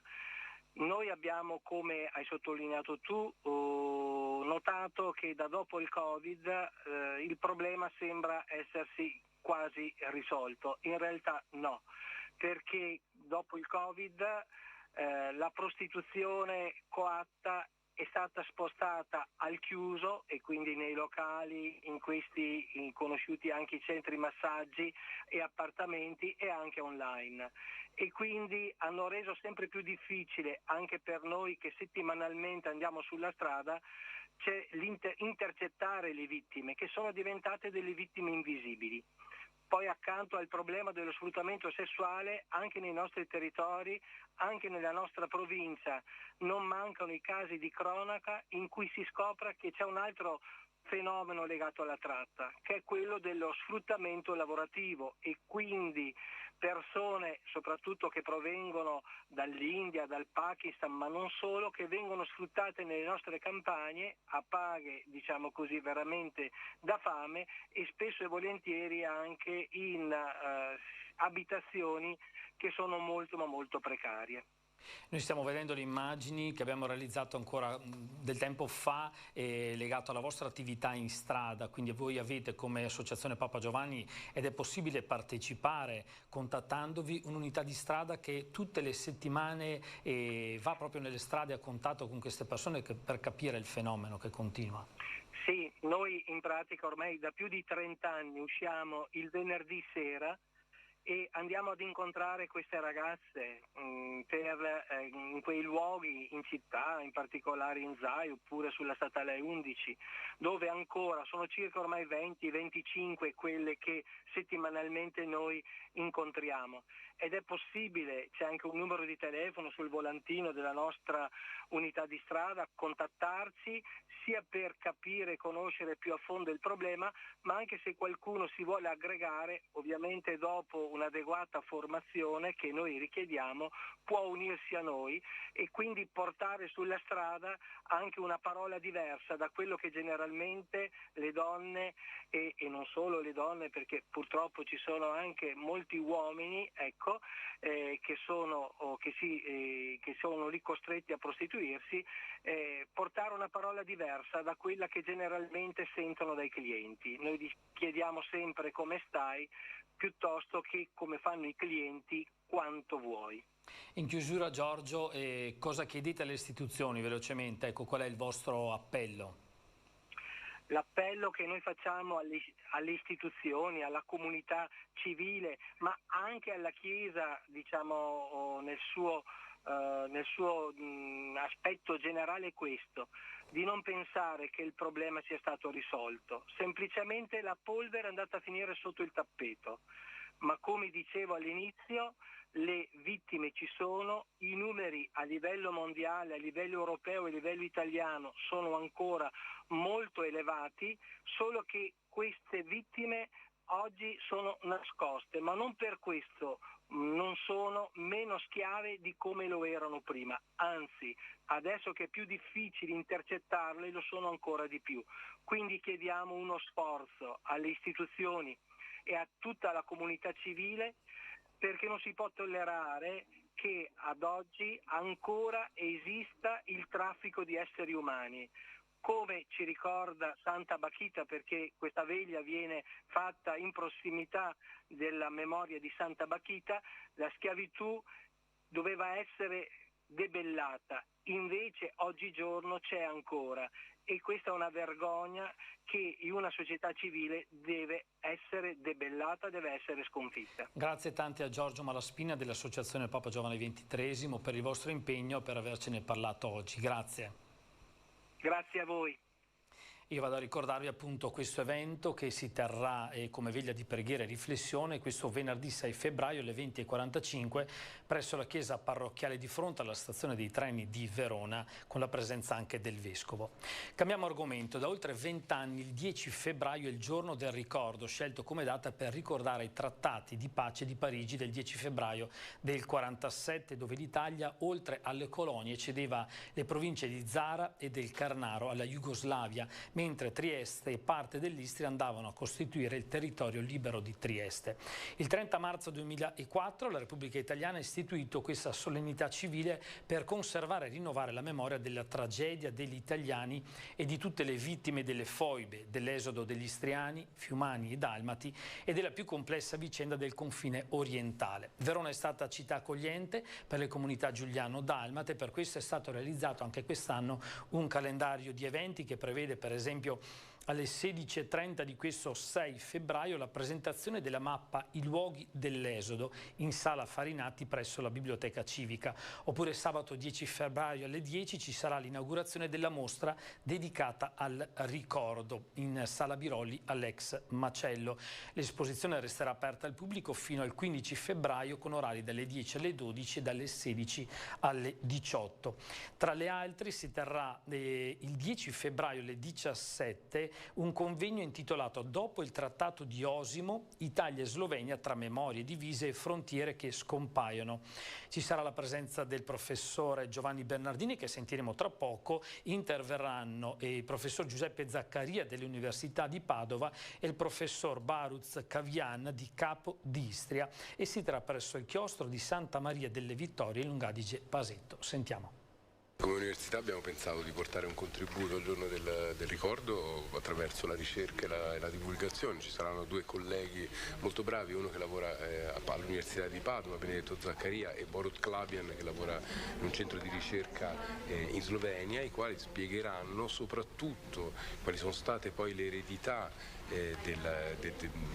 dell'esodo giuliano-istriano-dalmata e dei problemi di confine, fino ad arrivare ad anni recenti a ricordare e a ragionare su cosa ha rappresentato questo nelle memorie divise, ma oggi anche in parte condivise, di due paesi che in fondo oggi fanno parte della stessa Unione Europea e in cui quel confine, che un tempo è stato fonte di tanti problemi e di tante dispute, oggi è un confine aperto. Ecco, ragioneremo soprattutto sul rapporto tra storia e memoria e nel tentativo di arrivare a un ricordo condiviso, a una memoria condivisa di ciò che è stato, nel rispetto ovviamente di ciò che è stata di ciò che questo evento ha creato nelle memorie individuali di chi ancora oggi ci ricorda quello che è successo nell'immediato dopoguerra. E noi cambiamo argomento e parliamo a pochi giorni dalla giornata per la vita e del primo centro di aiuto alla vita aperto in un ospedale ancora 40 anni fa, il centro aiuto vita della clinica Mangiagalli. Vogliamo parlarne con la direttrice Soemia Sibillo, che ha preso il testimone dalla fondatrice di questo centro e adesso lo porta avanti in modo molto importante. Ben trovata Soemia e grazie per essere con noi. Buongiorno, grazie dell'invito. Ecco, allora, fra l'altro è anche vicepresidente nazionale del Movimento per la Vita. Allora, sono stati giorni molto importanti per voi. Come l'avete festeggiato, se così si può dire, al Cava Mangiagalli, e pensando appunto alla vostra operatività che continua giorno dopo giorno aiutando sempre più donne? Sì, la giornata per la vita viene festeggiata sempre la prima domenica di febbraio, è stata istituita dalla CEI ed è l'occasione per i centri di aiuto alla vita, ma insomma un po' per tutti, per festeggiare e celebrare proprio la gioia e la bellezza della vita. Lo facciamo solitamente noi del centro di aiuto alla vita Mangiagalli, ma anche tutti i centri di aiuto alla vita presenti in Italia, con un'iniziativa che è rappresentata da un fiore per la vita, che sono le primule, proprio a simboleggiare il primo fiore che nasce, che sboccia, nonostante le giornate ancora un po' fredde, ecco, rappresenta la vita che nasce nonostante le difficoltà, quelle difficoltà che spesso le nostre mamme ci riportano quando arrivano al nostro centro di aiuto alla vita. Quante donne avete potuto aiutare l'anno scorso? Quante in gestione, un brutto termine per dire insomma l'amicizia e l'impegno che avete profondo per accoglierle, ascoltarle e poi accompagnarle in un percorso di vita fino anche alla ricerca di un lavoro, insomma avete una serie di attività per sostenerle in tutto e per tutto. Sì, le nostre mamme dello scorso anno, nel 2025, sono state 1283, abbiamo avuto anche anni più numerosi dal punto di vista di incontri con le mamme, e tutte vengono accolte, accompagnate senza giudizio, arrivano qui da noi con un bagaglio di sofferenze, di magari anche fragilità, soprattutto difficoltà economiche e sociali, però ecco, quello che accomuna tutte queste storie e che è trasversale indipendentemente dalla situazione economica è una grande solitudine. Si ritrovano sole, spesso senza un compagno, spesso senza un lavoro, a volte la casa è davvero un problema e cerchiamo di accompagnarle e di valorizzare le risorse che ciascuna mamma ha e che magari è stato fatto credere loro di non averne per poter portare avanti la gravidanza. Ecco, e quindi queste mamme sono coraggiose e capaci di dire il loro sì alla vita. Quanta forza hanno dentro e quanto un aiuto piccolo ma anche importante può salvare la vita di bambini e salvare la vita di queste donne che poi un domani vedono con il loro coraggio, con la loro forza questi figli crescere e proseguire come è giusto che sia. Tutte le mamme che si sono rivolte a noi e che hanno incontrato qualcuno che stesse al loro fianco proprio per fare un pezzo di strada con loro, con un supporto sia di tipo materiale ma anche di tipo proprio di vicinanza, che è un supporto sempre qualificato, gli operatori sono tutti operatori qualificati, hanno tutte scelto la vita, quindi è proprio a dimostrazione, a testimonianza che laddove c'è un aiuto, una vicinanza e dove la donna si sente accolta senza giudizio, a sua volta è in grado di accogliere la vita. E in chiusura, un breve commento alla giornata per la vita di quest'anno, prima i bambini. Questa è stata la frase consegnata proprio per capire l'importanza di mettere prima i bambini e poi tutto il resto. È proprio così, ogni anno la CEI comunica un titolo per questa giornata, appunto come diceva bene quest'anno è stato prima i bambini, mi viene anche da aggiungere laddove proprio ci sono prima i bambini c'è ancora prima anche una mamma da accogliere, i bambini nascono sempre dentro una relazione, qualcosa che lega proprio alla sua mamma, non nascono dal nulla, no? Diciamo. Quindi mettere prima i bambini vuol dire accogliere una madre. E grazie perché lo state continuando a fare da tantissimi anni, grazie a Semia Sibilio per essere stata con noi, buona continuazione in queste giornate, grazie. Grazie a voi.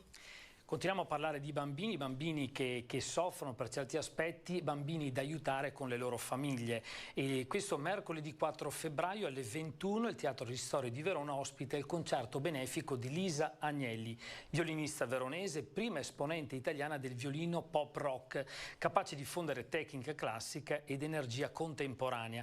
L'evento di ingresso ad offerta libera è stato realizzato a sostegno di Abio Verona, associazione bambino emopatico oncologico. L'intero ricavato della serata sarà devoluto all'associazione che da oltre 40 anni sostiene i bambini colpiti da patologie oncoematologiche e le loro famiglie. Vediamo. Stiamo organizzando con Lisa Agnelli questo concerto che si terrà al Teatro Ristori il 4 di febbraio. Il ricavato sarà destinato alla nostra associazione. Queste iniziative sono importantissime perché ci aiutano a sostenere tutti i costi delle nostre attività e in particolar modo un progetto che abbiamo presentato nei giorni scorsi che è Albor, un progetto che si occuperà della cura dei bambini al termine delle cure ospedaliere, con assistenza psicologica, con fisioterapia, osteopatia e con anche un progetto importantissimo sul nutrizionale, perché i bambini terminati le cure ospedaliere purtroppo si trascinano delle gravissime lacune dovute sia alle chemioterapie che allo stare in ospedale purtroppo per mesi e mesi. Ecco, quindi col progetto Albor ci prenderemo cura di queste cose e cercheremo di farli tornare all'assoluta normalità come giustamente meritano. Cosa ci aspetta il 4 febbraio?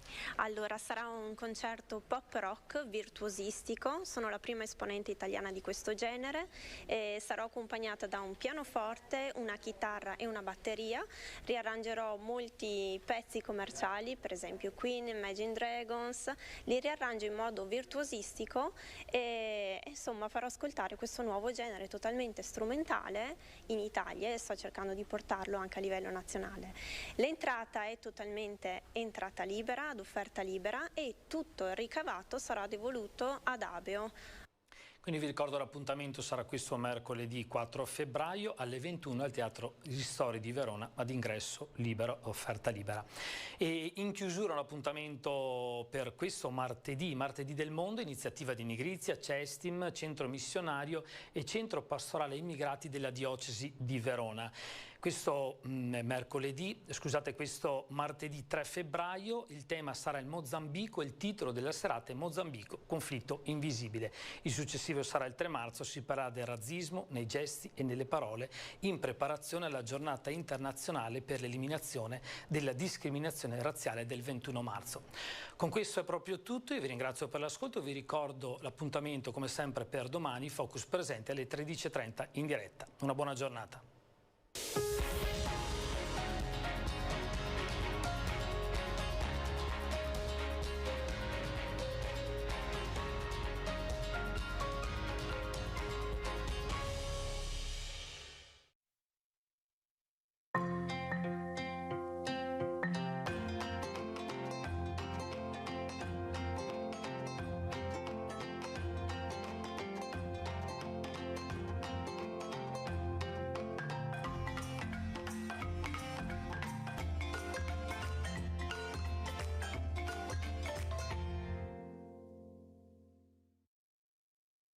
Bentrovati a questo nuovo appuntamento con Tikva, dove ogni settimana diamo parola ad intrecci di speranza.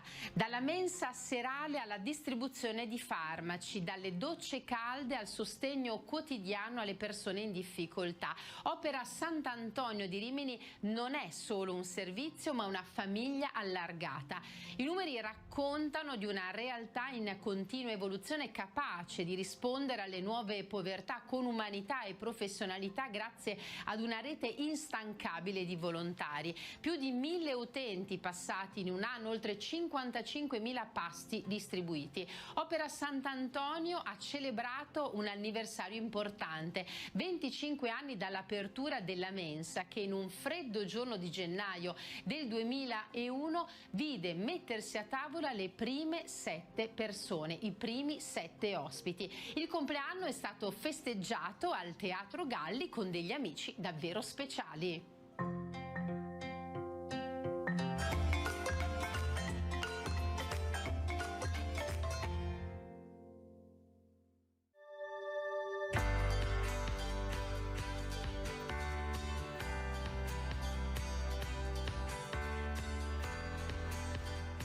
La fila di fronte all'ingresso del Teatro Galli racconta l'amore e la vicinanza della città di Rimini all'Opera Sant'Antonio, che quest'anno festeggia i suoi 25 anni di attività dedicate al sostegno e al supporto dei poveri, con lo spettacolo di Elio dal titolo Quando un musicista ride.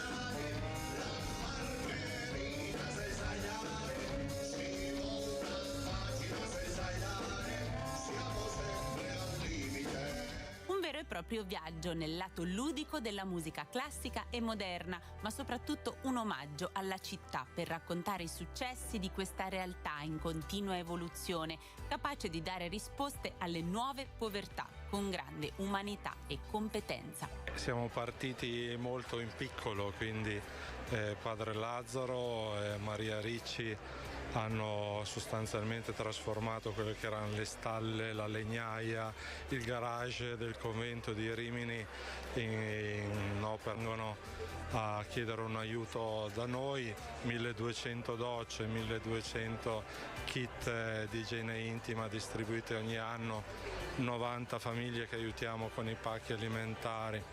Quindi è stata un'evoluzione in questi 25 anni e quindi siamo pronti forse ad affrontare anche le sfide importanti che abbiamo davanti, prima di tutto il problema della casa. L'Opera Sant'Antonio non è solo un servizio, ma una vera e propria famiglia allargata, di cui gli oltre 90 volontari rappresentano il cuore pulsante. Che cosa significa per un cittadino riminese essere volontario dell'Opera Sant'Antonio? Beh, per un cittadino riminese, ma per una persona normale, come penso di essere io, di potermi reputare, significa l'incontro con la vita reale, l'incontro con l'essenza delle cose, e lasciando cadere tutte le cose inutili, tutti gli orpelli che ci portiamo dietro. A presentare la serata la giornalista Francesca Fialdini, da sempre attenta alle tematiche sociali e volto noto della TV. Sono molto felice di partecipare a questa serata perché anch'io gravito intorno al mondo francescano, quindi questa sera mi sento un po' in famiglia. È come, non è che ci sono degli steccati, in una realtà di questo tipo non è che c'è il volontario, c'è l'assistito, ci sediamo tutti alla stessa tavola, quindi in questo senso questa sera in realtà festeggiamo davvero un compleanno tutti insieme. Sente che la sua angoscia è buona, perché è la sua tristezza.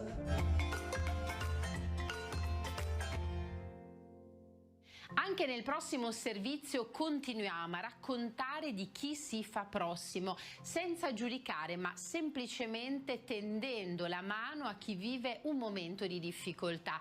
A Prato da oltre 20 anni svolgono la propria attività le ronde notturne della Caritas, un servizio creato per portare conforto a chi vive in strada.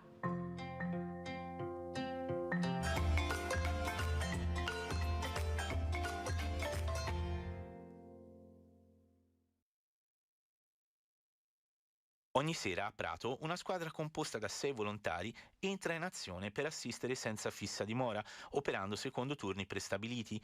Si tratta delle ronde della Caritas che scendono in strada per offrire un aiuto concreto alle persone più fragili, distribuendo loro pasti caldi e coperte.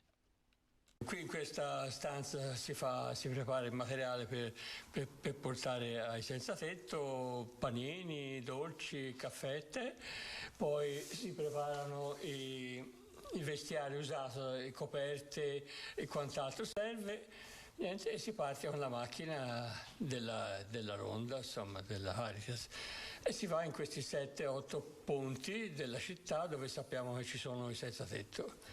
Sono molti senza tetto presenti in città? In teoria sono abbastanza, però noi ne vediamo solo una piccola parte, perché il comune ha stimato, ho letto, un'ottantina di senza. A noi non ci risulta, ne vediamo tutte le sere circa 25-30 al massimo. Quelli che si espongono, quelli che sono veramente fuori, o sotto un ponte, oppure su un marciapiede, o sotto una loggia, questi si vedono, gli altri si vede hanno altre risorse, ecco. I volontari sono generalmente accolti con calore dalle persone senza fissa dimora. Spesso il loro intervento non si limita a offrire cibo o una coperta per scaldarsi, ma consiste soprattutto nel donare attenzione e scambiare 2 parole, un gesto semplice ma prezioso che spesso manca a chi vive in una condizione di profonda solitudine. Di solito ci aspettano, nella maggior parte dei casi sono ben contenti di accoglierci, hanno bisogno magari di un po' di tè caldo, di caffè caldo, però in realtà quello che vediamo apprezzano di più è anche il fatto che ci fermiamo a fare 2 chiacchiere con loro, e poi davvero questo è un po' il servizio che facciamo. Certo, le persone hanno bisogno anche di beni materiali e quel tè caldo serale è solo un genere di conforto, qualche volta ci chiedono magari un paio di scarpe, qualche maglia o qualche ricambio. Noi cerchiamo di portare un po' di materiali, ma sono soprattutto le coperte, soprattutto in inverno, che servono di più in questo momento. Le persone visitate dai volontari sono tante, così come sono tante le storie da raccontare. Abbiamo diverse storie, perché insomma chi fa il volontario qui alla Ronda da magari diversi anni ha visto passare diverse persone, alcune le ritroviamo ancora negli anni, altre magari pian piano le perdiamo di vista. Tempo fa c'era una ragazza che faceva la prostituta e che però durante la sera faceva anche il corso serale alle superiori, quindi l'aiutavamo portandole dei libri di fisica per preparare gli esami, o le spiegavamo anche come preparare una tesina col computer. E di lei adesso abbiamo un po' perso le tracce, quindi abbiamo anche speranza che si sia, diciamo, risistemata e abbia trovato la sua strada. Ci sono poi altre storie di gente di passaggio che magari insomma in qualche modo ci ha fatto capire di aver bisogno o voglia anche semplicemente di riscattarsi e magari che quello è solo un momento temporaneo, mentre altri invece sembra che siano ormai come dire arresi a questa loro vita di strada e sono magari anche un pochino più difficili da coinvolgere.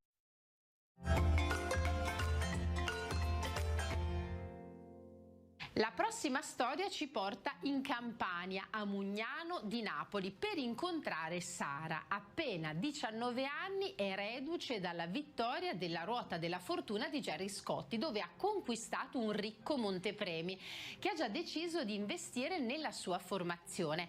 Sara è una ragazza determinata che dimostra come talento e impegno possano fare la differenza. In un territorio non sempre semplice e a dispetto della sua giovanissima età è diventata un simbolo di riscatto e di speranza. La sua esperienza lancia un messaggio forte, in particolare ai suoi coetanei e alle giovani donne.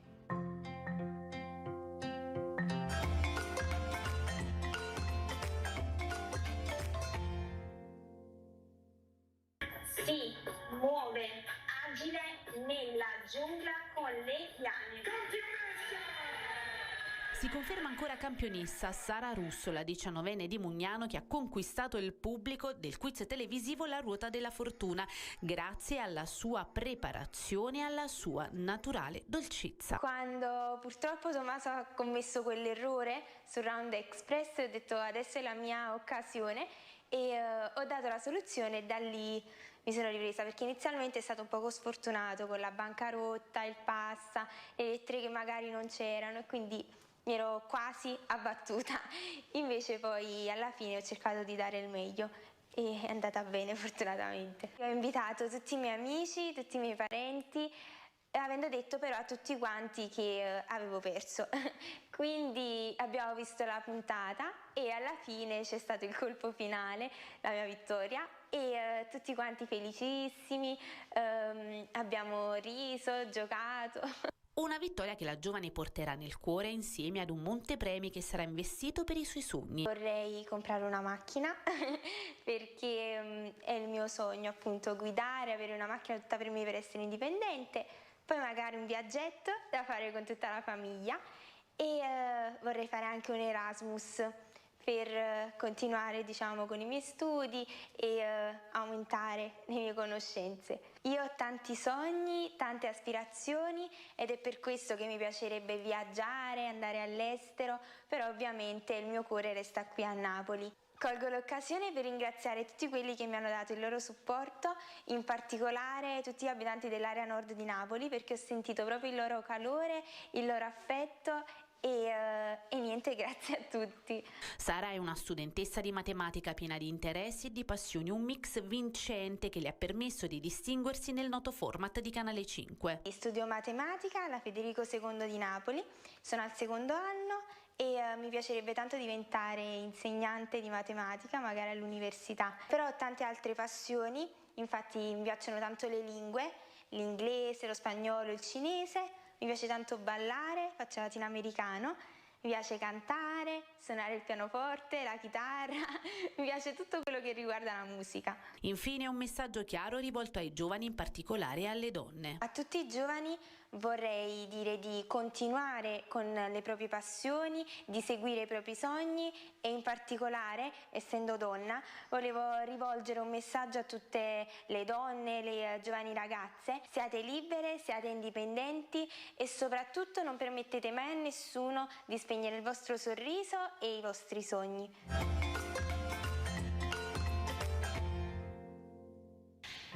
Passi di pace dalla paura alla fiducia, il titolo della partecipata iniziativa promossa nei giorni scorsi dalla diocesi di Belluno Feltre. Un'occasione preziosa per ritrovarsi come comunità in ascolto e per non arrendersi ai venti di guerra e di violenza che soffiano da ogni parte. E in marcia con gli amici di Belluno e Feltre ci siamo andati anche noi.